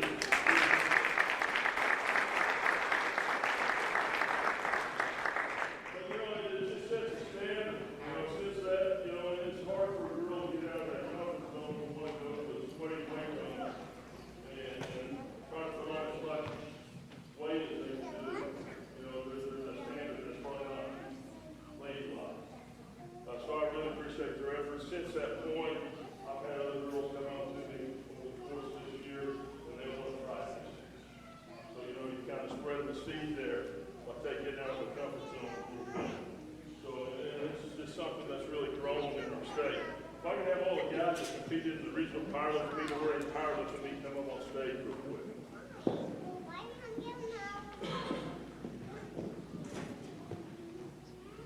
You know, I talked to Sally, since our kids are both gone, and talk a lot anymore. You know, we're just kind of by ourselves at the house. I kind of said powerlifting's kind of becoming one of these sports here in Cashin that's kind of, I don't want to say fading away, but it's really becoming a challenge to get kids to want to do that because, good Lord, we're so successful in everything else that we're doing, you know, and no fault, you know, if you're a basketball player, I mean, as soon as football's over, you got to get to the gym. Coach Mouse wants the baseball players as soon as football season's over, we're going to golf, we're going to this, and really to find time to put into the powerlifting, that's becoming real difficult. Okay? So these guys put in a lot of time, a lot of their own time, a lot of early morning. Visit my partner at 5:30 in the morning, most morning. Aiden was a partner in the morning, early, you know, just to try to fit in time.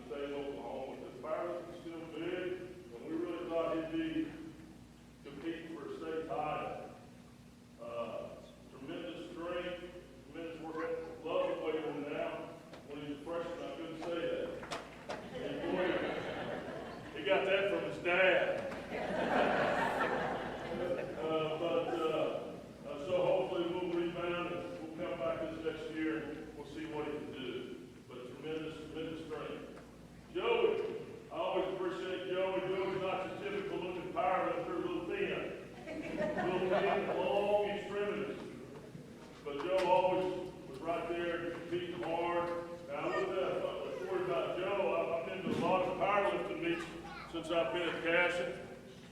And, he's turning around now. And I've never had this happen. But with that devil, and for some reason I had the racks turned around backwards. So the spotter, you had to step in, there was a rail right behind it. And Joe squatting, I'm there squatting, that's my job. Boy, you get a hunker in there right with them. And somewhere I really don't know what happened. Next thing you know, Joe started backwards, dropped me out of the rack, and drove me to the ground. And was I mad? Yeah, I was mad. I really wasn't that mad at it. I was embarrassed that I looked like a turtle trying to get up on me. I think somebody even had to come get me up. But Joe's actually really strong. He just kind of had to fit it in, so could he work out wholeheartedly for powerlifting? Not really. But he's trying to get ready for baseball. And you know, if you ever try to get ready for a powerlifting meet, that's really all you can think about. Because it's just a different lifting style. It's heavy all the time. You know, I tell you, these guys that came in like this, 8 early in the morning, or went to a whole school day, and come in on a Tuesday when you know it's nothing but heavy squat day. Well, that takes some gumption to get up there. Because, you know, especially 5:30 in the morning, we'll squat 400 or 500 pounds. There's a lot of gumption to get up there. Okay? Then here, it's also known to kind of suffer through some. Still don't really know what caused you to get dizzy and all of this stuff, but it kind of limited what we thought he was going to be able to do just a little bit. Here's a kid that's really improved on his power. You see, when he's feeling out, and he puts a lot of time and effort into it, and it's going to do great things next year if he stays with him. It's going to be really strong, and he's getting strong, and so proud that they do that. Thanks, man.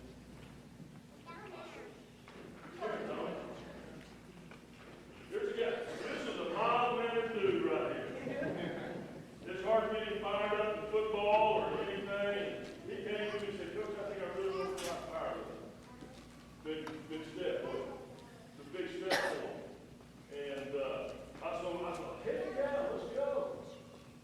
And first weight meet, didn't miss a lift. Nope, didn't miss a lift. That's really hard to do. I don't know if you guys ever do. Probably not, other than one, maybe. That's really hard to do to go get all your lifts. Because the standards that they put in place, the rules, you can't do this, you gotta do this, you gotta do this. And Tommy accomplished that, all 9 lifts. Right? Tremendous day for him. He's only going to get strong.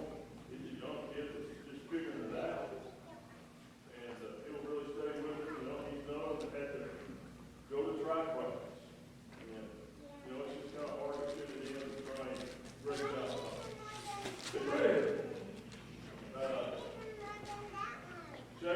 Chase All Day was the state qualifier in the 275-pound class. Last year we were super heavyweight. He put a lot of time in for trimming himself down a little bit and getting in that 275, which I told him, I said, you know, it's probably a harder weight class than the super heavyweight. Didn't care. We increased his totals so much through the course of the year. I said we, it wasn't me, it was him. He's the one that crawled up to the squat bar. And the two things I'll say about these two guys is, you know, see, to get a senior to compete in powerlifting is pretty tough. Because they just come off a football season that just went from, you know, starting in May, all the way through to December, and then they have to commit and come back in and start over. You know, it's hard for a senior to, it's not like playing another organized sport. And I'm not saying powerlifting is not an organized deal, but that's kind of self-motivated. And for them to want to continue to do that speaks volumes for them. And, but Chase,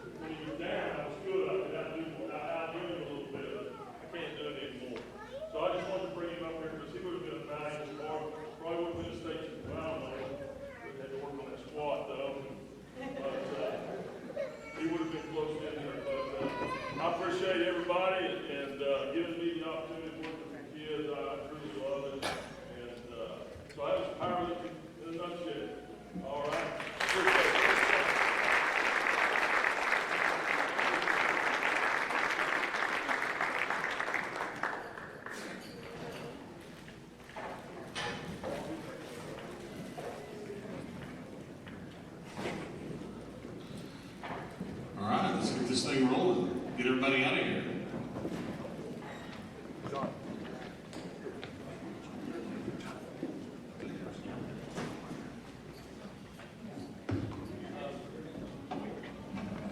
Like everybody else, you know, all of us have thank yous that, you know, we need to deal out.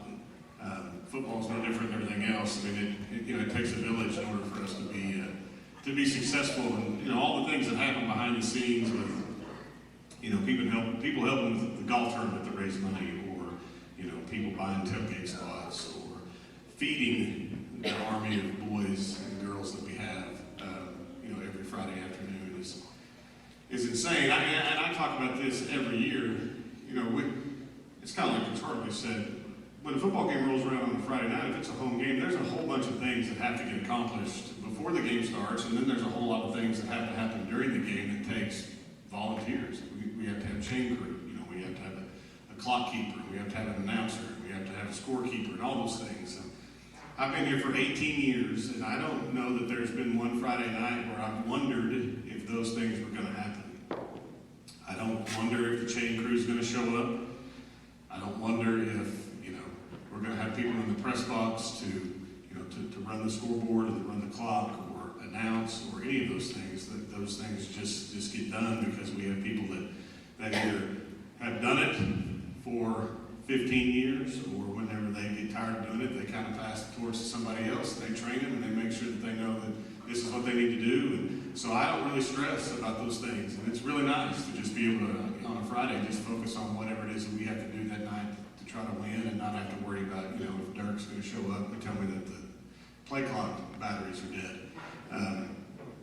So those things are really nice. That's a great thing to have. You know, our administration, everybody's talked about it, is awesome. Mr. Jackson's phenomenal. He's leaving, and so we'll see if the next guy can fill those shoes. But you know, the thing that, you know, a lot of people ask, you know, what are you guys going to do because Mr. Jackson's leaving and whatever.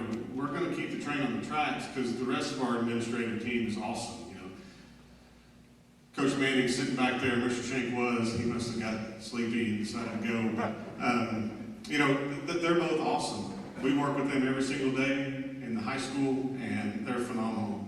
It's just like everything else. I mean, unless it has to be a no, it's always going to be a yes. And you know, when you coach and you know, there's always something last minute, or you forgot about something, or we got to get this done. To just have so many people that are willing to help is pretty great.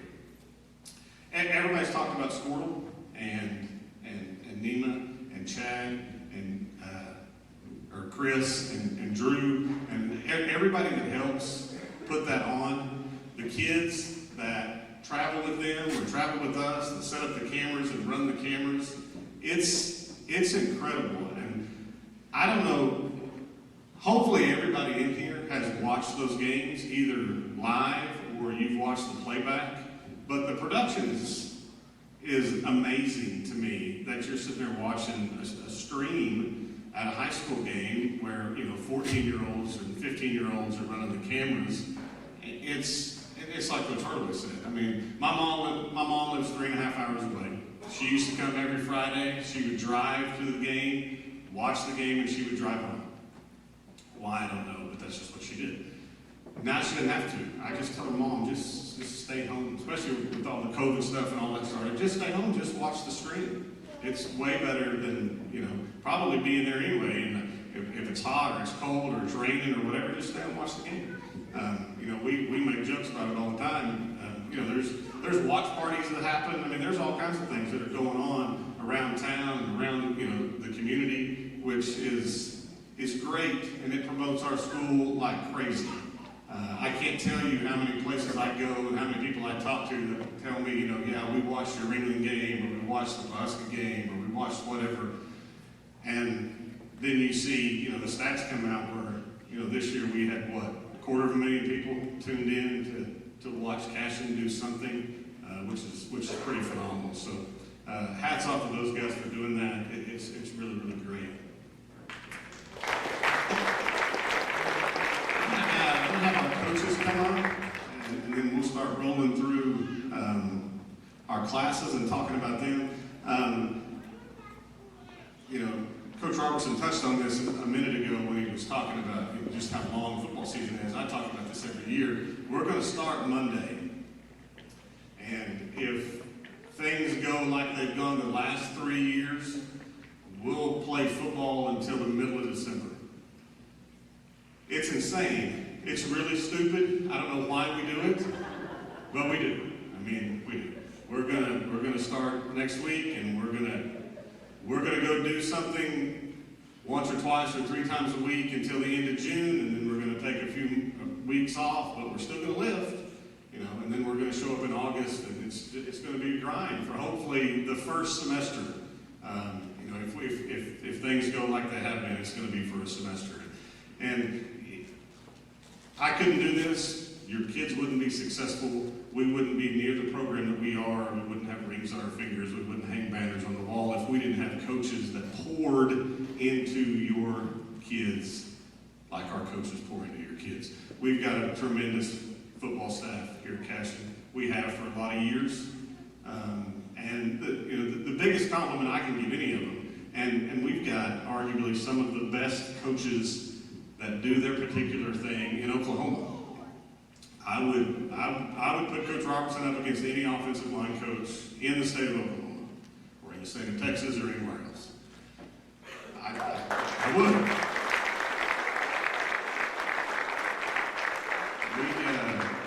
I went to a baseball game this year at Pioneer, and I was talking to their football coach, and I'm looking at Pioneer's kids that are playing baseball or that are over there, and they're huge.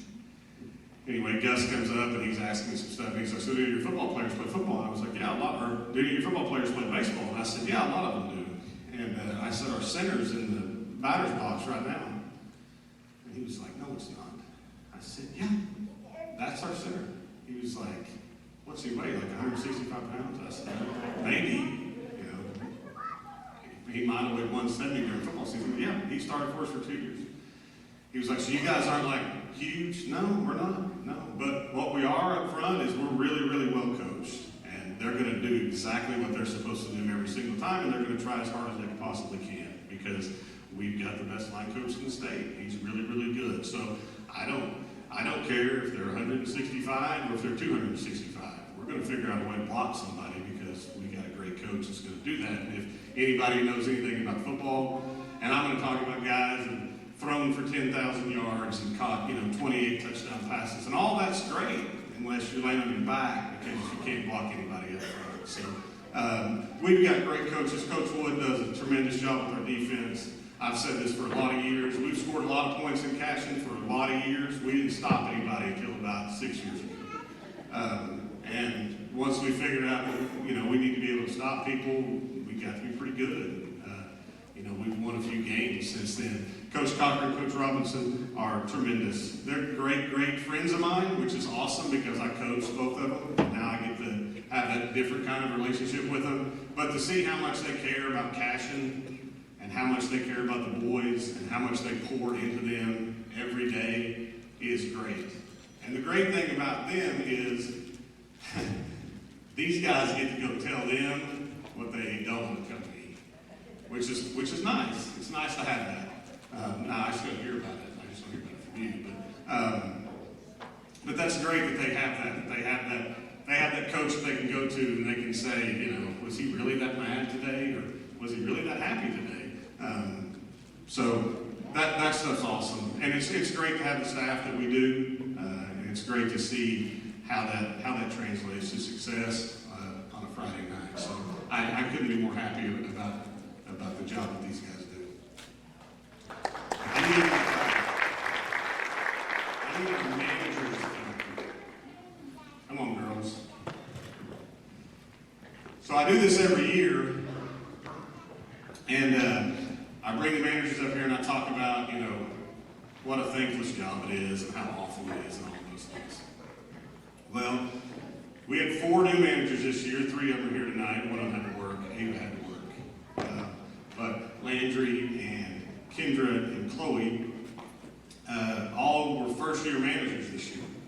And like I said, and I hopefully you haven't done this, okay? But if you have at some point, if you've turned a pair of football pants after a Friday night game right side out, it's kind of disgusting. And your whole arm stinks. I mean, it's just or if you've opened the football bag on the Saturday morning, you know, when your kid takes it home, that's the world that they live in every day. So it's not, you know, it's not glamorous, it's not fun, but it is a necessary evil for football. And they make my life and our coach's life a lot better, and they make these guys' lives really, really a lot better because their practice stuff's laid out for them to practice every day. Their stuff's clean. Now, sometimes we have to look for a pair of shorts or a shirt or whatever, but for the most part, it's pretty nice. Fridays, their jerseys, or Thursdays, their jerseys are hanging in their lockers. I mean, it's a, as much as we can pamper a Class A football team, I would say we probably do that. And these girls, these fine young ladies, are a big part of that. The coolest part about this is I'm a girl dad, okay? So I'm not ever going to get to coach my kid. Now, there was a time when she was younger when she thought that might be a good idea, and I tried to tell her it wouldn't. But as I've gotten older and, you know, kind of calmed down, maybe I feel like I miss a little bit about that. But it is cool. Landry's my daughter. For those of you that don't know, I get to hang out with her every day at football practice. Get to hang out with her on the sidelines on Friday nights. I got to experience winning a state championship with her this year, which was really, really cool for me. Probably wasn't as cool for her, you know, because Dad's hanging out with her on the sidelines. But that part's really great. These girls get along great. They're really good friends. So it's a cool experience for me to be able to see that. And, you know, we get them for a few more years, and they're just going to get better at what they do. And it's going to take a lot of load off of the coaching staff. So girls, I appreciate you. Thank you very much for whatever you do. Can I get the freshmen to come up here? So because we've had some success in football, because we've had some really good players and we have some really good coaches, sometimes I get asked to do things that I, you know, probably otherwise wouldn't get to do. So I did a podcast last night with this guy, and he coaches football in Virginia, and he runs this website, and he does all these podcasts. It's all about football stuff. So the one last night was essentially, you know, how do you, in a small school, or in any school really, how do you take young kids and be able to put them in positions where they can play and you can still be successful? Because as we all know, you know, any team, you're going to have really, really good players, which we did this year. We're going to next year. We did 2 years ago, 10 years ago, whatever.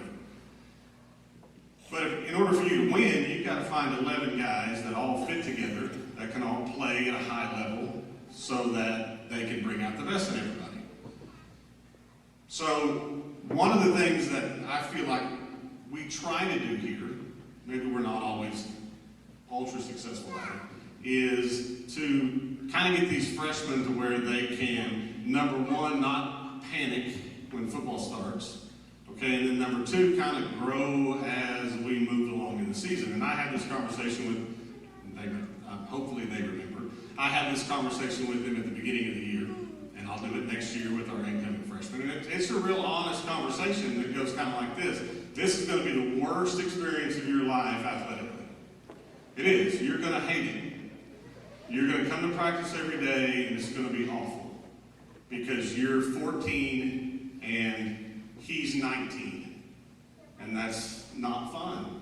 But here we can't say, okay, freshmen are going to practice on this field, and they're going to play games against these freshmen, and then when you're a sophomore, maybe some of you will practice with the varsity, but others will play a sophomore schedule, and then when you're juniors, we'll throw you in there and everything will be great, right? We can't do that. We have to have them. We got to have them to play linebacker against our starters, or we got to have one of them maybe line up at corner against Landon.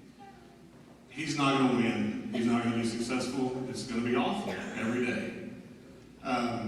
But we also have a culture, I think, here where these guys know they have to have those guys too.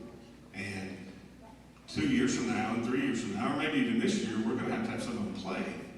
And they're not going to play, and they're not going to stick with it, and they're not going to hang with it if they hate it. And they're going to quit, or they're not going to want to try hard. Practice isn't going to be productive, and we're not going to be successful. I talk about this every year with our team. However many of them there are on the team, and I don't remember how many there were this year. What, Coach Cochran? 41, 42 football players this year? Okay? That it's going to take all 41 or 42 for us to be successful. Now, that doesn't mean all of them are going to score a touchdown. That doesn't mean all of them are going to make a tackle, make a sack, pick off a pass. But at some point in the year, all 41 of them are going to have to play a role in order for us to be successful. That role might be you're the scout team nose guard every day. That might be your role. Or maybe it's just for a week because 2 guys are hurt or whatever the case might be.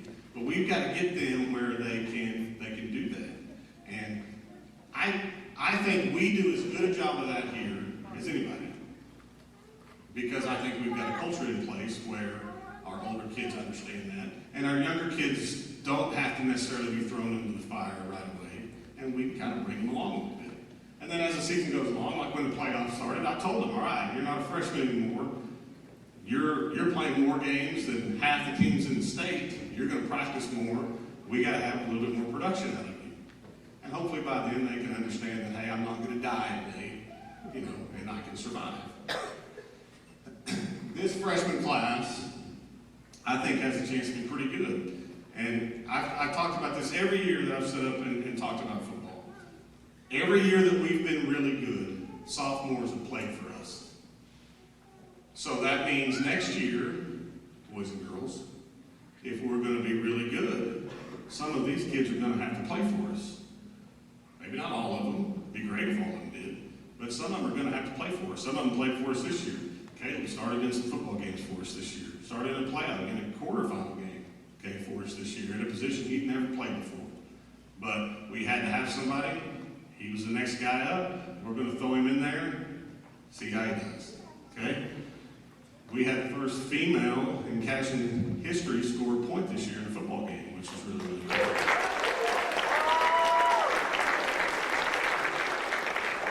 And we're going to have some of these guys and girls that are going to be major contributors for us next year. And hopefully, when we start next week, they'll understand that, I've practiced football for 37 weeks or whatever it is, and I've suited up in 15 football games, and, I've played a year and a half at Crescent. So, I should be where I can, I can go out there and I can play at a high level. So we're excited about this group. I think they got a chance to be pretty good. I think they have a chance to kind of help us continue to do what we've done around here for a while. So really appreciate you guys. You guys can go through that if you want to.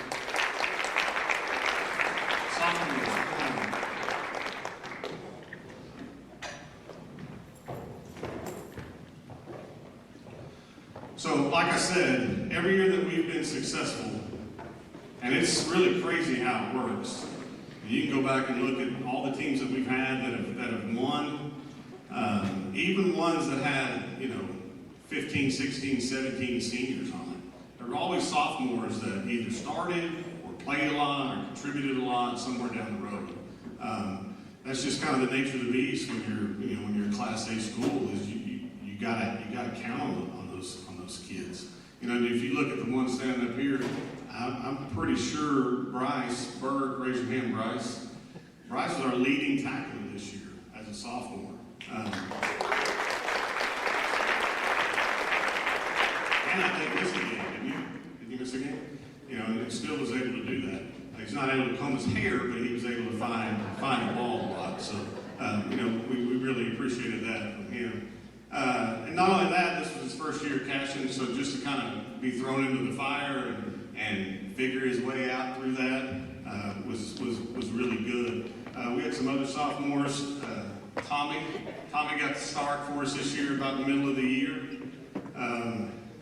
Camden, who we'll talk about in a little bit, had some unfortunate issues with his knee.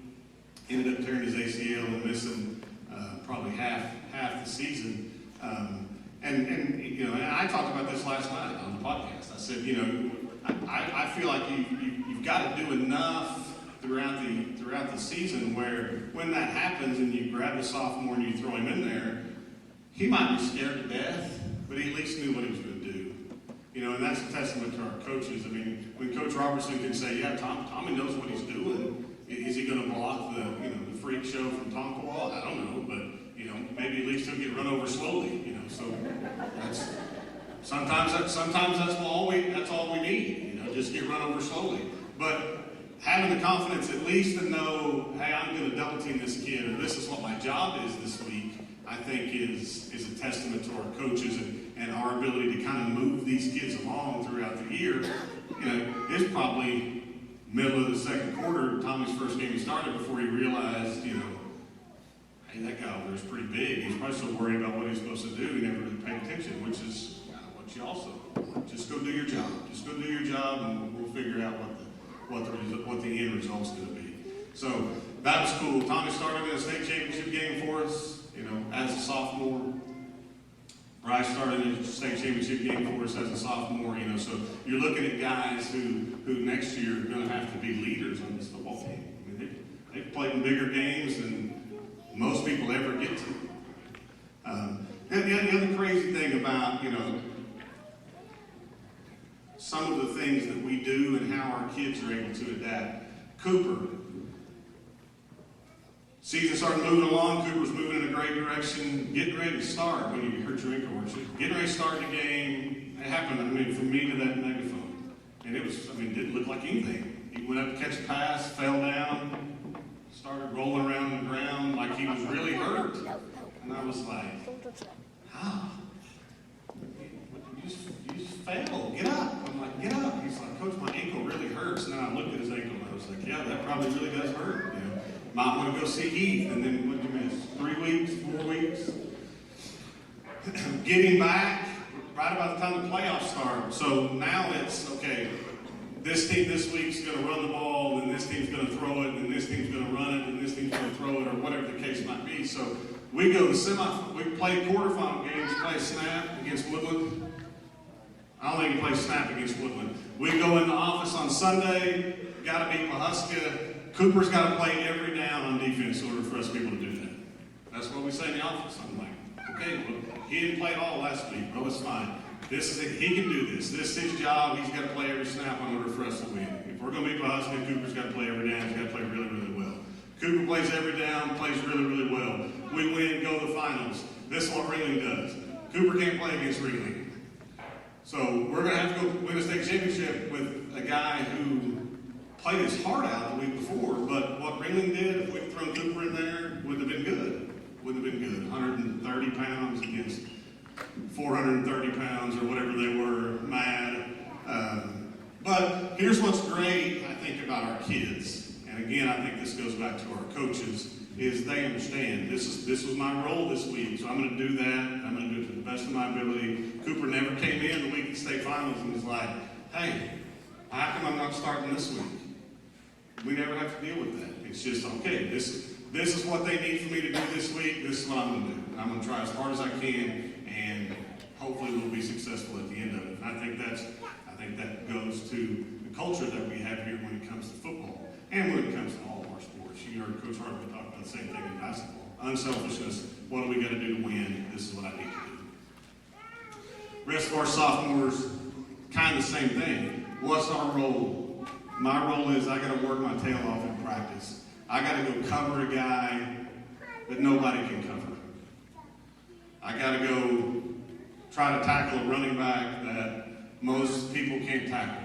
This is what I have to do. And it's not going to be fun, but I'm going to go do it every day because they've got to have a look. They've got to be able to see. Football is so much about what's the other team going to do.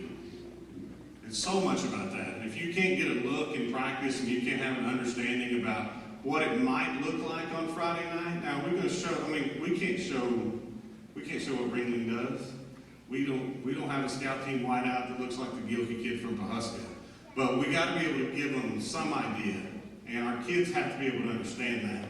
And they have to be able to line up, have to be able to give us a look. And our young kids do a really great job of that for us. All right. And then, like I said, with the freshmen, these guys are going to have to play. They're going to have to play big. minutes for us next year in order for us to be successful. So I'm looking forward to that. Fellas, I appreciate it.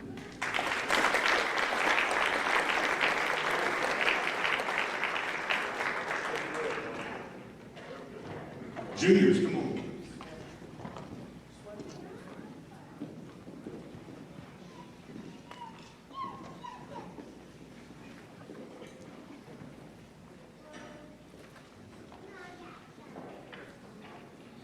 Junior class, really talented group. Really did a whole lot for us this year when it came to just production and being able to be versatile in what we were doing on both sides of the football.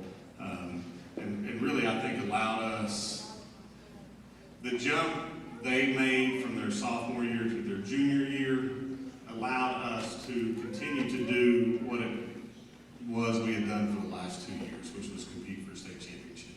You know, I think if you would have looked at us in 2019, at the beginning of 2019, you could see, hey, they're going to be really good for the next couple of years. After that, you know, I think there would be some people that would be like, you know, I can see him kind of falling off a little bit. Probably a lot of the same conversation people are having right now about this, right? You know, how can they continue to lose all these really good players and yet still be really, really competitive? And I think the biggest reason for that is our kids make those jumps, and I think they make them more than the average freshman to sophomore, or sophomore to junior, or junior to senior would make.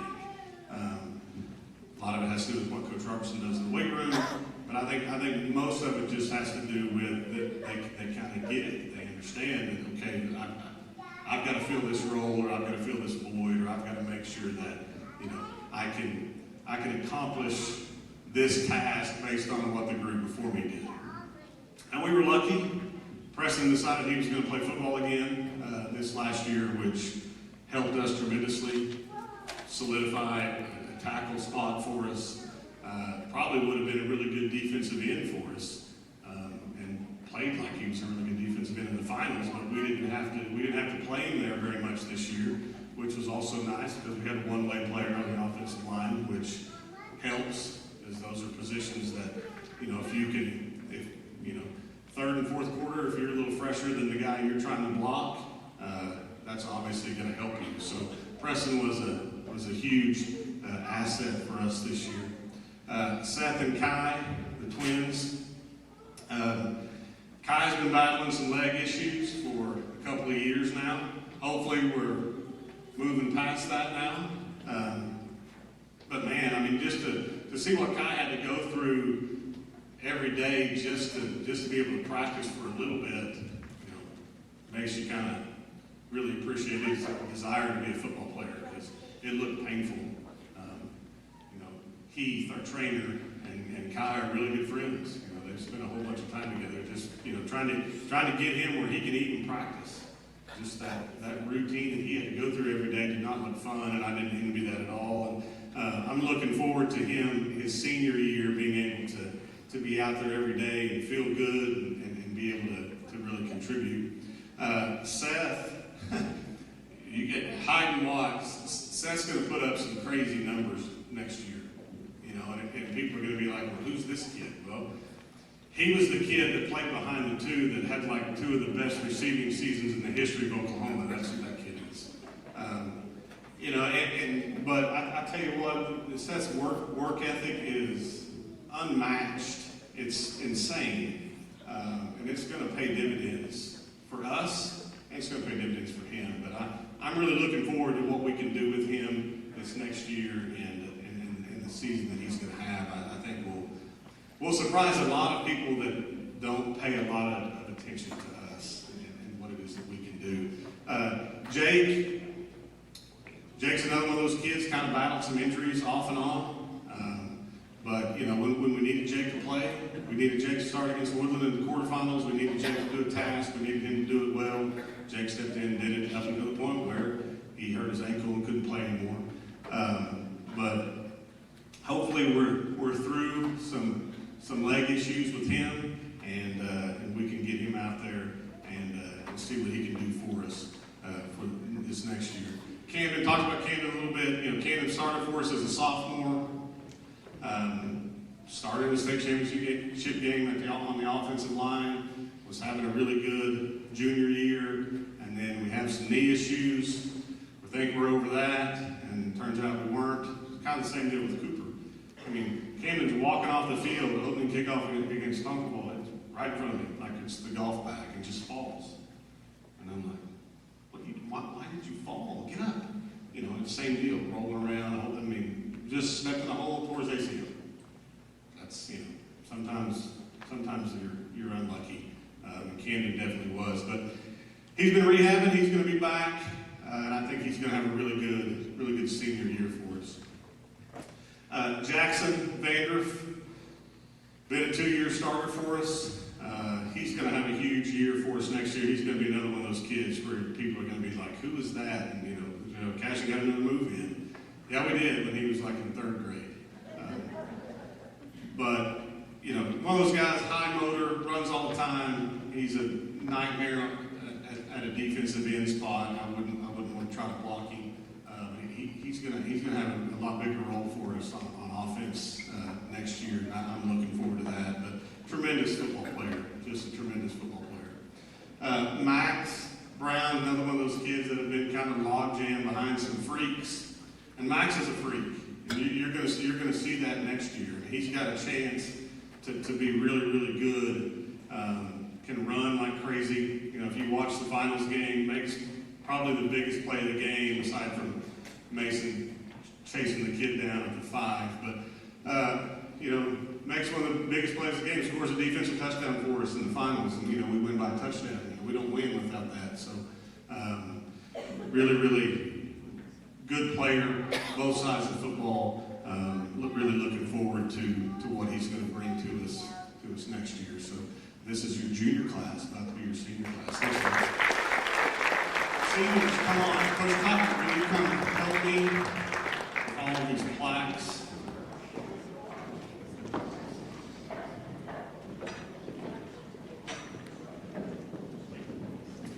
So before I talk about them as individuals, just a couple of things that's kind of crazy, you know, and everybody's talked about this tonight, you know, about how decorated this group is and all the things that they've done. But in football, it's pretty crazy. So this group of seniors played 28 home football games. They won 26 of them and lost 2 of them. Played 22 road games in 4 years. They've gone 22-0 in 4 years on the road, which is beyond incredible.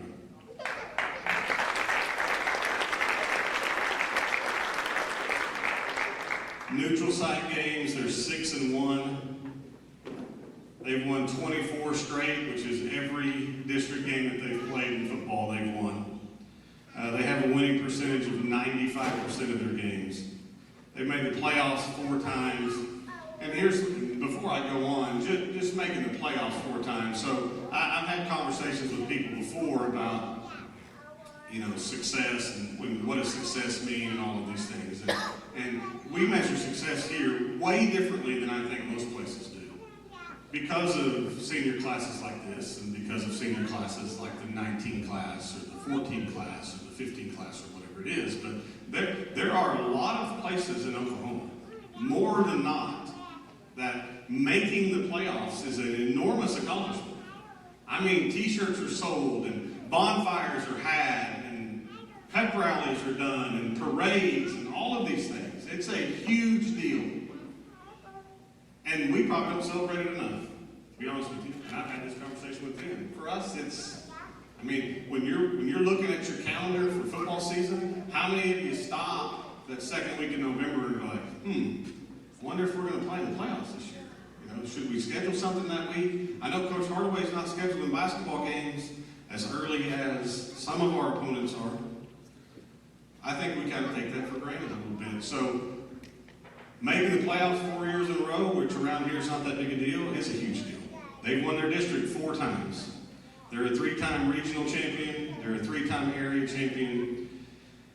They've played in 3 state championship games. They're a 1-time state runner-up, and they're a 2-time state champion, which is unbelievable.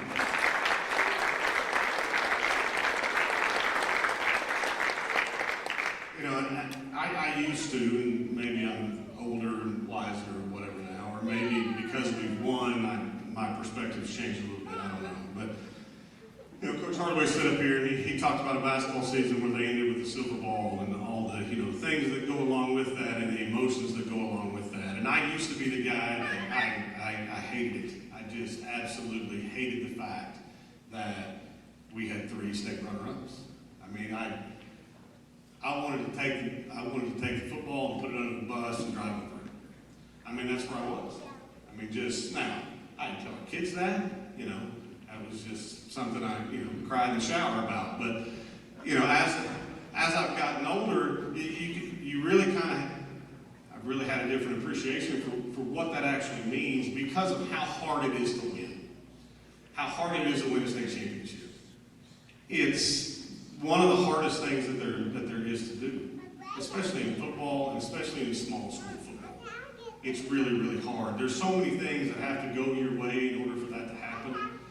And I really think that once I got out of that mindset of that's what's going to define us, that's when I think we started winning a little bit more. You know, it's stop worrying about the last one and start appreciating the first one and the third one and the 7th one and that Wednesday practice when it's 105 and the bus ride to the game or the suburban ride back after the game with your coaches or whatever the case might be. Start appreciating that, and then that silver looks a whole lot more shiny and the gold looks a whole lot more shiny. Your appreciation for what you've been able to accomplish changes a lot. And once we started talking to them about that, it's not about the ring on your finger at the end of the year. It's not about the banner that you hang on the wall. It's about what are you leaving behind? What legacy are you leaving behind for the kids that are sitting in here when you're standing up here? You know, what legacy are you leaving behind when you come back after 5 years and you see what the product is on the field, or you know, you talk to your little brother that's playing, or your cousin, or your girlfriend's got a brother that plays, whatever the case might be. You know, hey, what's football like in Cashin? You know, what are you guys doing? To me, that's what's important. And I think once we embrace that, once we embrace we're going to pour into the next guy beside us, or pour into the young kid, and we're going to do all of those things that it's going to take, and we're going to love each other, and we're going to appreciate every day. And I think it's a lot easier to appreciate how it ends, regardless of how it ends. So, and I think these guys have done a great job of that. But their accomplishments as a team are incredible. Their accomplishments as individuals is also beyond incredible. And if you look up here, there's a lot of them. There's a lot of seniors. And you saw our junior class standing up here that was really, really talented. And you saw the sophomore class standing up here that had multiple starters in it. We can only play 11 at a time. We had a conversation at the beginning of the year that was really, really honest. That was, I can't guarantee you that you're going to start. I can't guarantee you you're going to score a touchdown. I can't guarantee you anything other than I need you to be a part of the team in whatever capacity that is. Maybe you're a scout team player, but if you're a scout team player at 200 pounds, it's better than if you're the scout team player at 130 pounds. But we need you to be able to contribute. I need you to find a way to make us better. Find a way to push your teammates so that at the end of the year, we have an opportunity to possibly order rings. And I will say this about this group, they bought into that. They bought into that. Now, some of them got to have ultra success on a Friday night. Some of them got to stand on the sideline on Friday night and watch their teammates have a lot of success. And only a few people know that they contributed in a small part on that Wednesday practice or that Tuesday practice or that Monday practice. And I appreciate that a ton. I really do. I probably didn't tell them enough, and I probably don't ever say that enough. But I appreciate the fact that we had a group of guys buy into, we got to all find a way for us to win and for us to be successful. So I got some plaques for these guys. I'm going to hand them out, and I'll talk a little bit about them, and then we can go home. Chase. Here, Chase.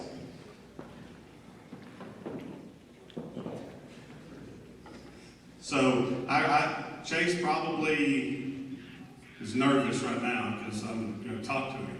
He got nervous a lot when Coach said I talked to him because most of the time, and here's the unfortunate thing about having really good coaches and having a lot of coaches is I don't really coach Chase all that much. Chase is an offensive lineman, so Coach Robertson coaches Chase. So most of the time, if I'm saying something to Chase is messed up, right? You know, so probably when he hears me say Chase, he probably, bristles and oh God, what's coming down. But I tell you what, Chase has grown as much as a football player as any kid that we've coached here. He really has. From where he was 2 years ago to watching him in the finals, take the kid from Ringling that was just a freak and putting him on his head was really impressive. And just watching him grow all together. And taking a kid who we didn't have hardly play on defense and putting him in the finals and saying, hey, we got to have you go do this, and him go do it and play his heart out, play almost every snap, both sides of the ball in the finals, and we've never asked him to do that one time. That's what you want. That's what you want. At the end of the day, you want the kid that's going to say, I'm going to do whatever they ask me to do in order for us to win and for us to be successful. And Chase has done that. Chase has got a plaque that's got a tremendous amount of honors on it. We're going to miss Chase a lot. Probably not going to miss his hair, but we're going to miss him as a player. But Chase, I appreciate you, man.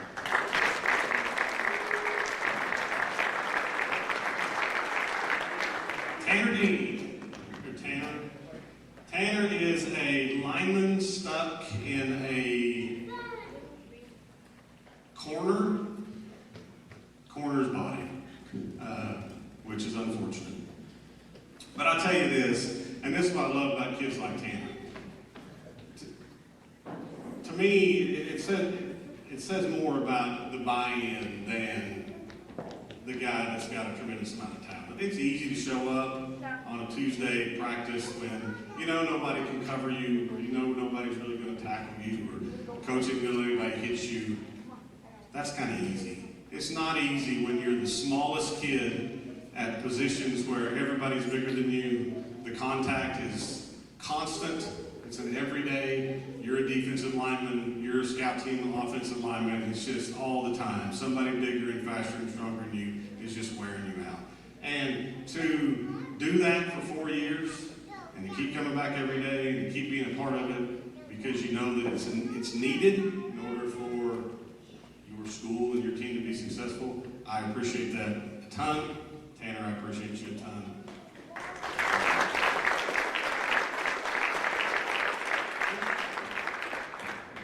Bryson Hogan. So I get a text message this year.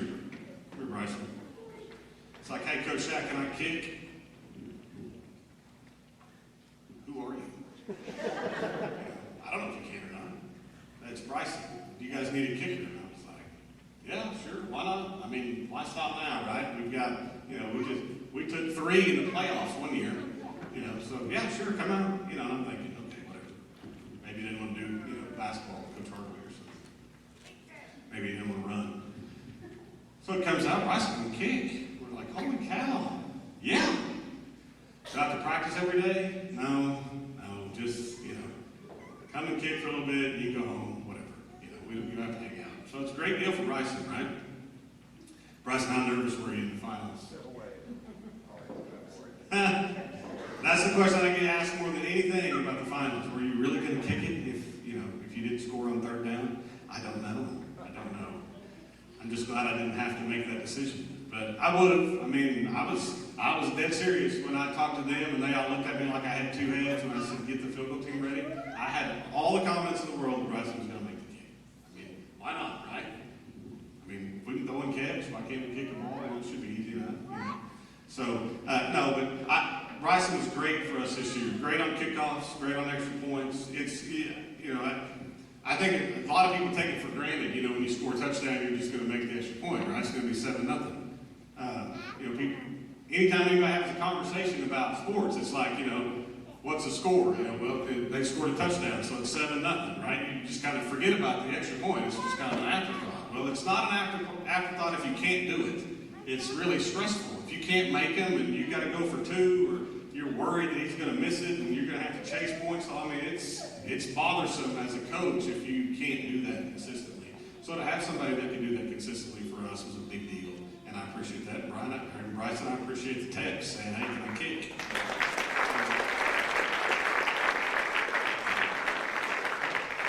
Paul, remember Paul? So I think we had 4 kickers score a point this year for us, and I think all 4 of them did it in one game once, which was probably has never been done here, and probably never will be done here again. And we had 2 guys, a girl, and a Spaniard, as Coach would say, all score in a game, which pretty cool. All kicked an extra point, but Paul was great. It was great to have Paul out there every day. Great to have just get a kid who we can throw out there who could experience this and be a part of it. Hopefully, Paul, that when you go back, you'll take a lot of memories with you, and you can show your ring off to everybody and say you're a state champion. But pretty cool.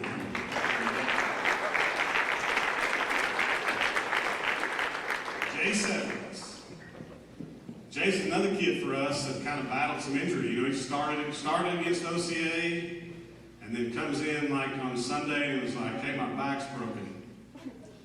Huh? What'd you do? I was playing Friday.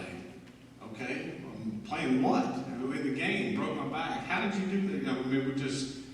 So 15 minutes later, he's like, yeah, I think his back's really bad. He may not ever be able to play again, scared he might not walk again, all this stuff. So we go from, really, hurt your back, to, oh my God, we gotta take care of this. Fortunately, as you can see, Jason's upright, and he's gonna go rodeo in college, so whatever they did to his back must have worked, because I've only ridden a horse a few times, and it wasn't easy on your back. But, kind of bummed that Jason didn't get to finish out kind of what he started.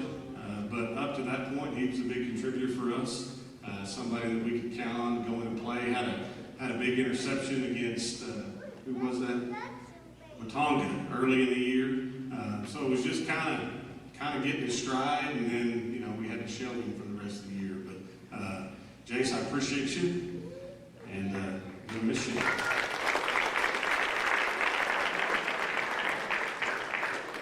Giuliani. Juicy has 3 state championship rings, right? What happened to Chess this year? They have advanced state, so I You're bad loss. But Juicy has 3 state championship rings, so he's a 2-time state football champion, and he's a 1-time chess champion, and he's got them all in one hand. So if you make Juicy mad on the way out, got the right. Here's what I love about our football team. I've loved this forever. If I walked in with Juicy somewhere and I said, hey, this is our 2-time state champion right guard, everybody's going to look at us like, huh? But yeah, this is our 2-time state champion right guard. And one of the smartest kids I've ever coached, one of the hardest working kids I've ever coached, one of the toughest kids. Juicy and Heath are not friends, okay? Even though they should have been a few times this year. But didn't ever want to come out of a game, going to sell out in order for us to win. There's a special place in my heart for offensive linemen. I never was one. Well, I wasn't a 7th grader, but that's a different story. But the most thankless job there is in athletics is an offensive lineman. There's zero glory. Defensive linemen, you can make tackles, you can get sacks, all that stuff. Offensive line, the only time anybody ever notices you is when you've done something bad. Quarterback got sacked, whose fault is it, right? The offensive line screwed up somewhere, Forget about it, maybe he took too long to throw it and didn't make the right read, whatever. It's their fault, right? The only time anybody ever notices it. Nick runs through a huge hole, scores a touchdown, right? Nick's awesome. Well, Nick didn't do anything. He ran straight. What did Nick do? Nick ran straight ahead. Somebody had to make a hole over and Nick to run through, right? Ben throws for 10,000 yards. Ben's awesome. Well, Ben wouldn't be very good at all if he's on his back. So these guys, the heart and soul of our football team has always been, since I've been here, has been our offensive line. And I appreciate the heck out of those guys that sign up to do that every day. this is what I want to do. I'm going to be as good as I can be so that everybody else can get newspaper articles written about them. So I love that, and Juicy's one of the greatest examples of that. I'm going to show up every day. I'm going to do exactly what you ask me to do, as hard as I can possibly do it, and hopefully that will make everybody else really, really good. So, Juicy, we're going to miss you, buddy.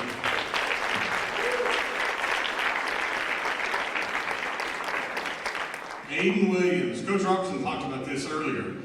Aiden's dedication to the weight room made Aiden a really good football player. I mean, there's no other way to describe it.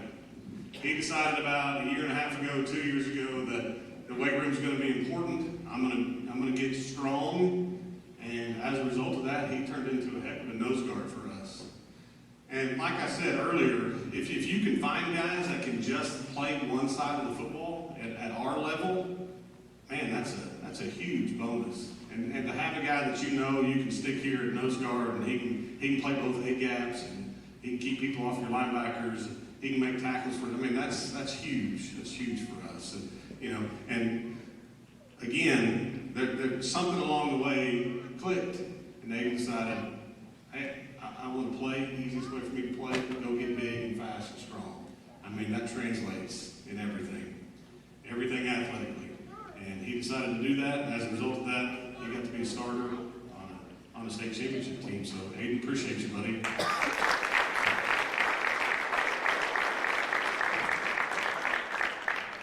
Gavin Fippen. So we're at Rejoice this summer, right? Because we do all the stupid stuff in the summer. And we're playing 7-on-7. Ben throws a pass back in the end zone. Gavin makes a great catch, and then he lands, and it's just freak out. I mean, people are running. There's a trainer on the other side of the field. The game's still happening. He's just sprinting across the field. I'm like, what's going on? Really, it sounds like I don't pay much attention, right, to our kids.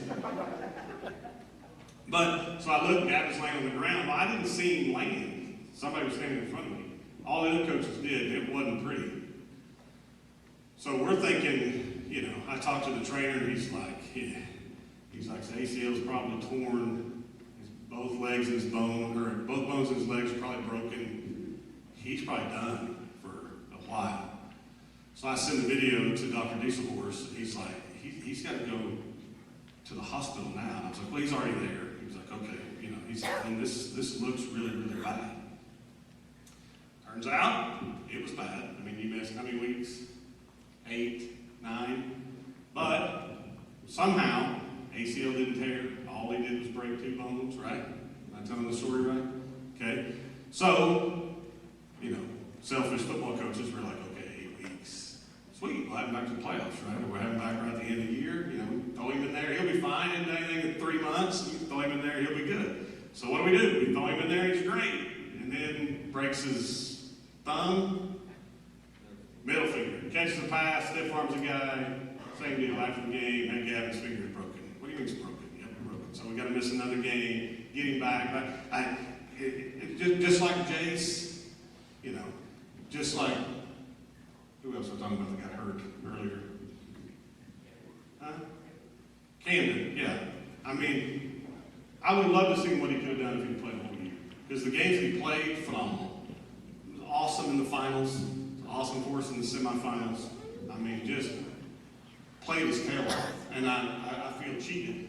Selfishly, I feel cheated. But I also really feel bad because Gavin was cheated out of the biggest part of his senior year and would have had a tremendous year on both sides of the ball for us. But we got him back in time where he contributed for us in the playoffs. He was a big, big reason why we were able to win a state championship. So, Gavin, I appreciate you, man. Great job.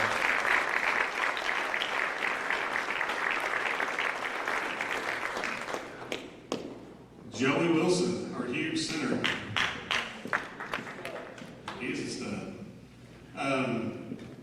Like I said, I mean, same deal. Hey, this is our 2-year starter at center, right? You know, the kid that looks like a wideout, yep, that's him. We saw, though, in baseball, you don't run like a wideout, right? Yeah. Don't slide like a baseball player either, but that's a different conversation. So,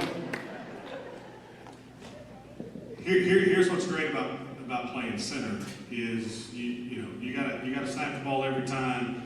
You're kind of the one letting everybody know what you're doing every time, and kind of like everything else, right? The only time you ever notice Joey is when the snap goes over Ben's head, or it's to the right, or to the left, or on the ground, right? The only time he messes up, the only time you ever notice.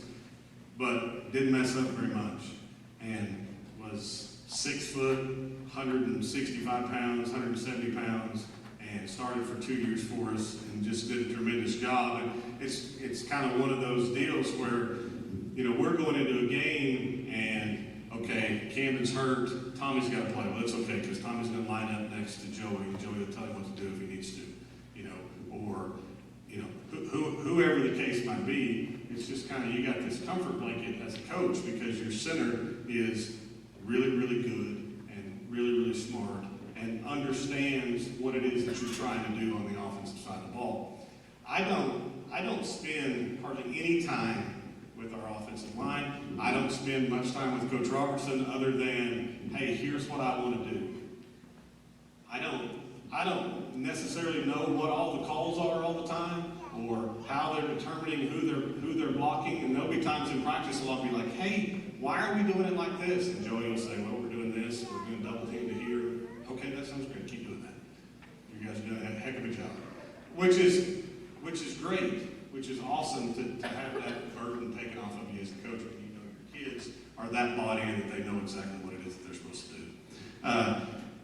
Joey's got some individual honors. He was an A3 District Offensive Lineman of the Year in 2020 and in 21, and he's going to go play in the K101 Bowl in Woodward in 2 weeks? Something like that. First week of June, right at the end of June, something like that. So, like I said, great job, Joey. We're going to miss you tremendously.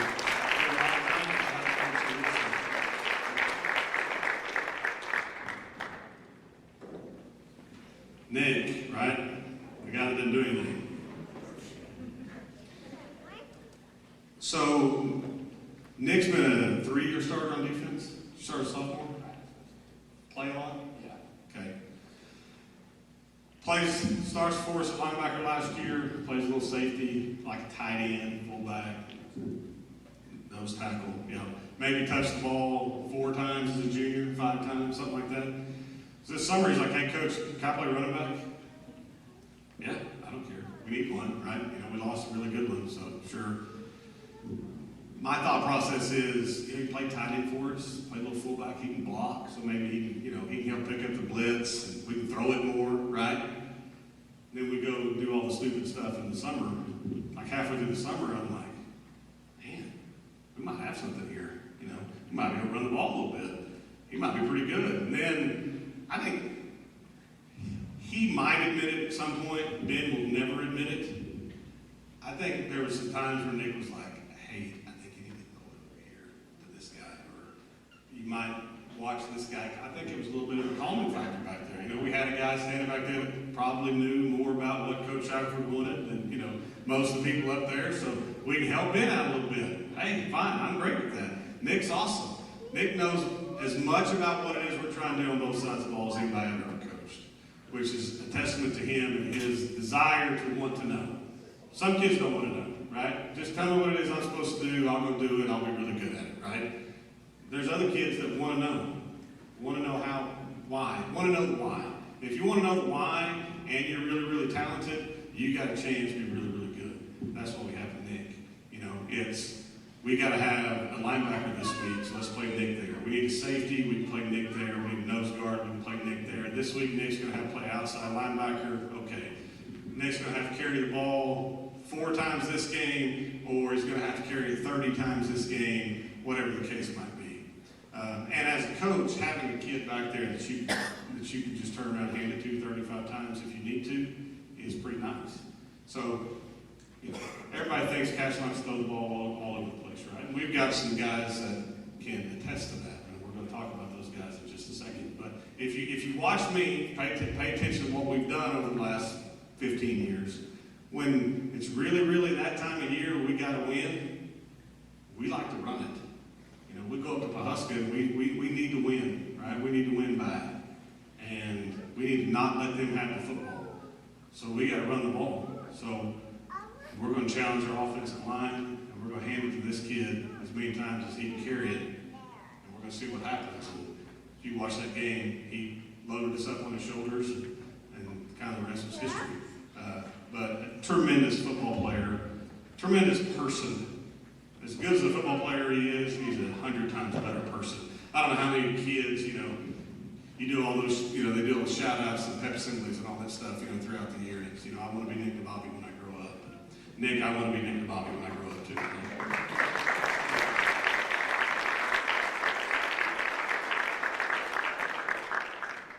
Mason Manning. So, quick story about Mason. So we go, we kind of go round and round about some things with Mason throughout the year, about his role and what he wants to do and how we can use him and all that stuff. On offense, he was great, right? Just getting the ball, he's really, really good. He couldn't get in the end zone very much at the beginning of the year for some reason. He'd have like 8 catches, 1 touchdown. Lane would have like 4 catches, 4 touchdowns. I don't know. I mean, it wasn't like we were trying. It was just how it kind of worked out. Here's why I respect Mason to death. Okay, so we're getting ready to play Tonkawa week 8. Okay, week 8. So we're a little bit past halfway of the season, right? If we're going to win the state championship, which is nuts. Crescent's going to be done in 2 weeks. We're halfway there. So we're getting ready to play Tonkawa.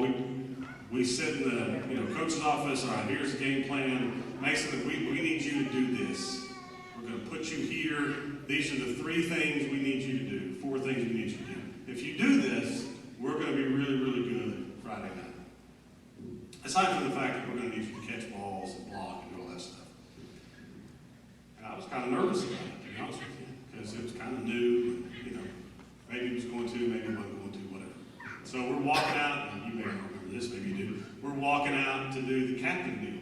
And for some reason, I was walking behind him. I don't normally do that, but I don't know. I was headed that way anyway. And we're about to get to the field, and I was like, hey, Mason, I was going to say, hey, we really need you to kind of buy into this and do this tonight. And I get out, hey, Mason, and he turns and looks at me, he's like, I got it, coach. Okay, hope you do.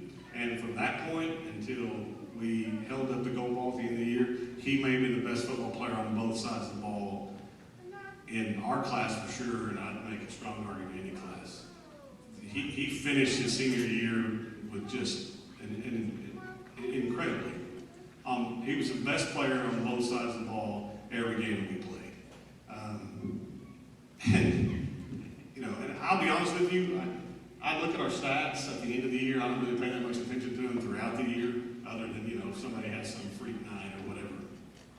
So we get to the end of the year, and you get to look and here's what he finishes with: 105 catches, 1,830 yards, 16 touchdowns, 65 tackles, and probably started half the year on defense. State championship game, he has 14 catches for 208 yards, 9 tackles, and of course, catches the one at the end that wins it for us. It's the third, I think it's the 3rd best receiving season in the history of Oklahoma, which is pretty incredible. I think there's 2 kids that have ever caught more passes than he has in a season, and I think there's 1 or 2 that have more yards.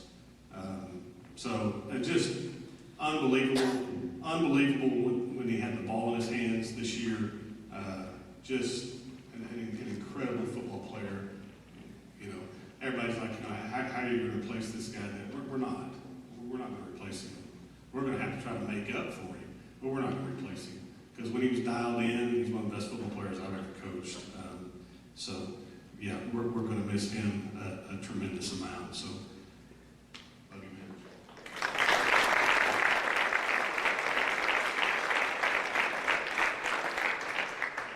Landon Lagasse. Everybody's talked about Landon, what a freak he is, all this stuff. How good he is and everything that he does. And he is. He's really, really good. I told him this, he may not remember, when he was a sophomore. Was it the spring year, right before your sophomore year, when you came out from spring football? So he didn't play as a freshman because he was scared of Caden Harrell. Right? I mean, we can be honest, you know. We're almost an adult, I'm an adult. So he's scared of Caden, so he didn't play as a freshman.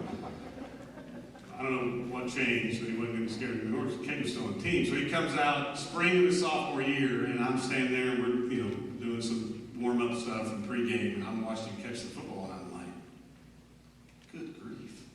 This kid's a freak. He's a freak. And I told him then, I said, listen, you know, whether you keep playing, don't play, whatever. But I said, you're one of the most gifted route runners, track a ball with your hands, all those things that anybody I've ever seen.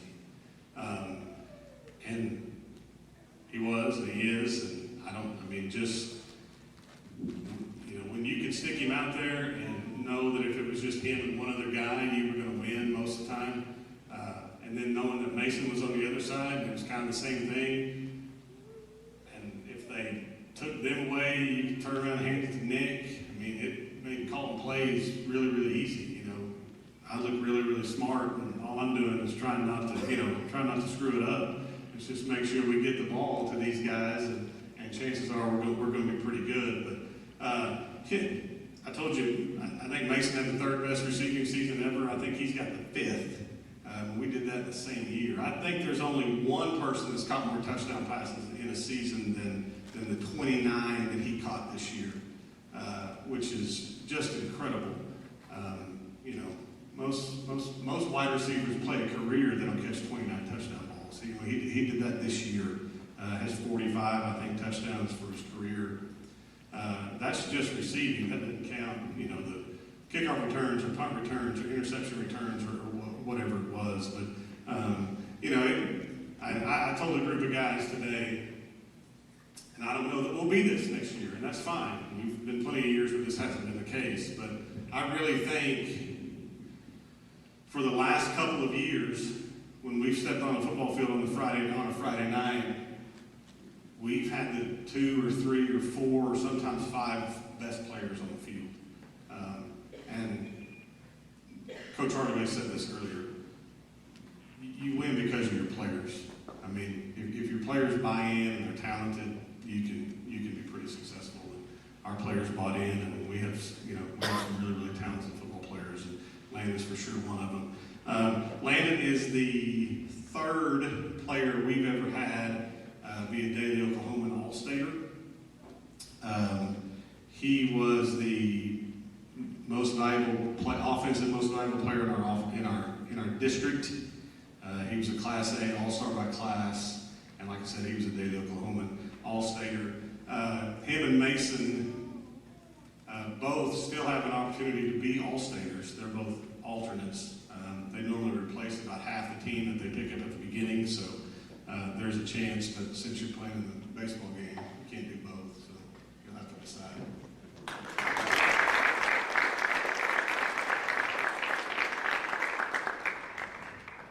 Ben, come here.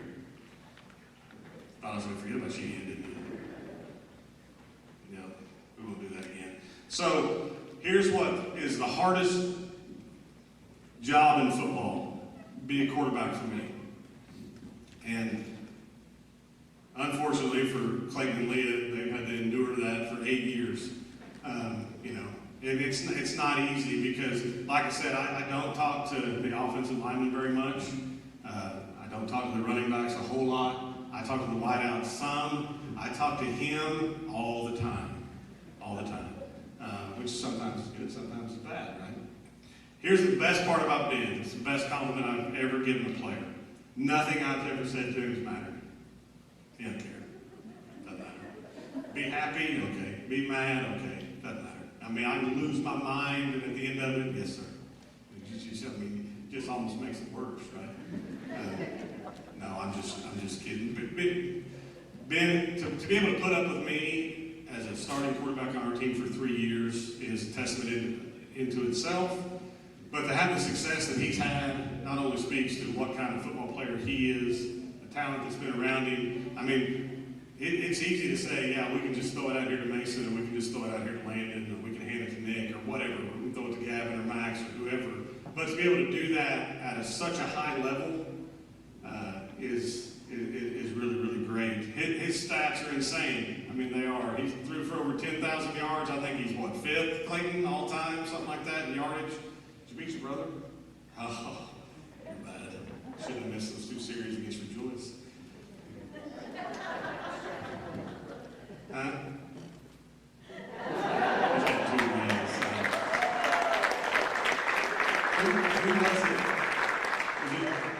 Who put the better brother on the inside of the ring? Was it you? Attaboy. Good job. Good job. I think Ben's what are you? Something and 2 as a starter? Isn't that right? Lost 2 games you started? 3. 2. 43 and 2. 43 and 2 as a starting quarterback for us. Like a lot of these guys, I hope he's not, but he's probably going to be the most decorated quarterback we've ever had here. When you factor all of it in, played in 3 state championship games, he's thrown for so many miles worth of yards and touchdowns, and his completion percentage is insane. I think I've got his career stats are dumb. Maybe.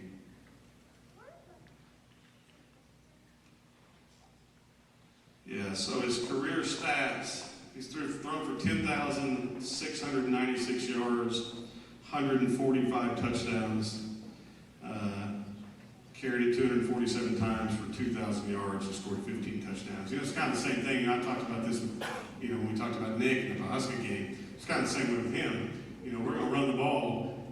Ben, you're going to have to be able to run it this week. And it's, okay, that's fine. And he's 140 pounds and runs like he's 240 pounds. And we're just going to keep slamming him in there, and he's going to keep getting up, and we're just going to keep doing it. We got to do that in order to be able to win. And the same thing. It's never once, hey, coach, I don't want to do that anymore. If it's up to him, he probably carried it 25 times a game, but we weren't about to do that. But Ben's he was the most valuable player in our district. He's a K101 All-Star. He was an All-Star by class quarterback, and he was a Oklahoma Coaches Association All-State quarterback. And I think that makes him our 14th, 15th All-Stater we've ever had, which is pretty incredible. The most incredible thing about that is I think in the last 8 years, we had 10 All-Staters, something like that, which is kind of nuts, but also kind of lets you know a little bit about why we've been successful, because we've had some really good players around here. But Ben, we're going to miss you. Too bad you're not the middle brother, but that's okay. Yeah.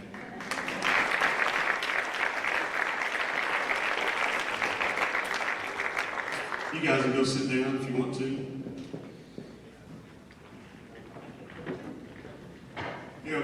Just one more quick thing, and I'll let you guys go. I know we've been here forever. It's 10:15, good grief. I will say this, and I think this goes, I know there's not a lot of parents left, and these kids aren't going to remember this, but I do want to drive this point home. Cashion is a tremendous place. It really is. It's amazing what we've been able to accomplish over the last really 10 years, but especially over the last 3 or 4 years in all of our sports. To me, there's 2 reasons why. We've got really great kids because we have really great parents. And we don't say that enough to you guys, but I'll speak for all of our coaches when I tell you that there's not another place like this. There's not another place that has the support that we have from the parents. There's not another place who has a group of parents that are as bought in as you guys are bought into what it takes in order to be successful and what it takes to raise great kids. And that's why we win. We win because we've got great parents who produce really good kids who happen to sometimes be really, really talented. So I didn't want to get out of here tonight without thanking you guys. I appreciate everything that you do for us at this school in all facets of it, and please continue to keep doing what you've been doing. You guys be careful going home. If you want to hang out, take pictures, whatever, do it. We'll stay till everybody leaves. Thanks.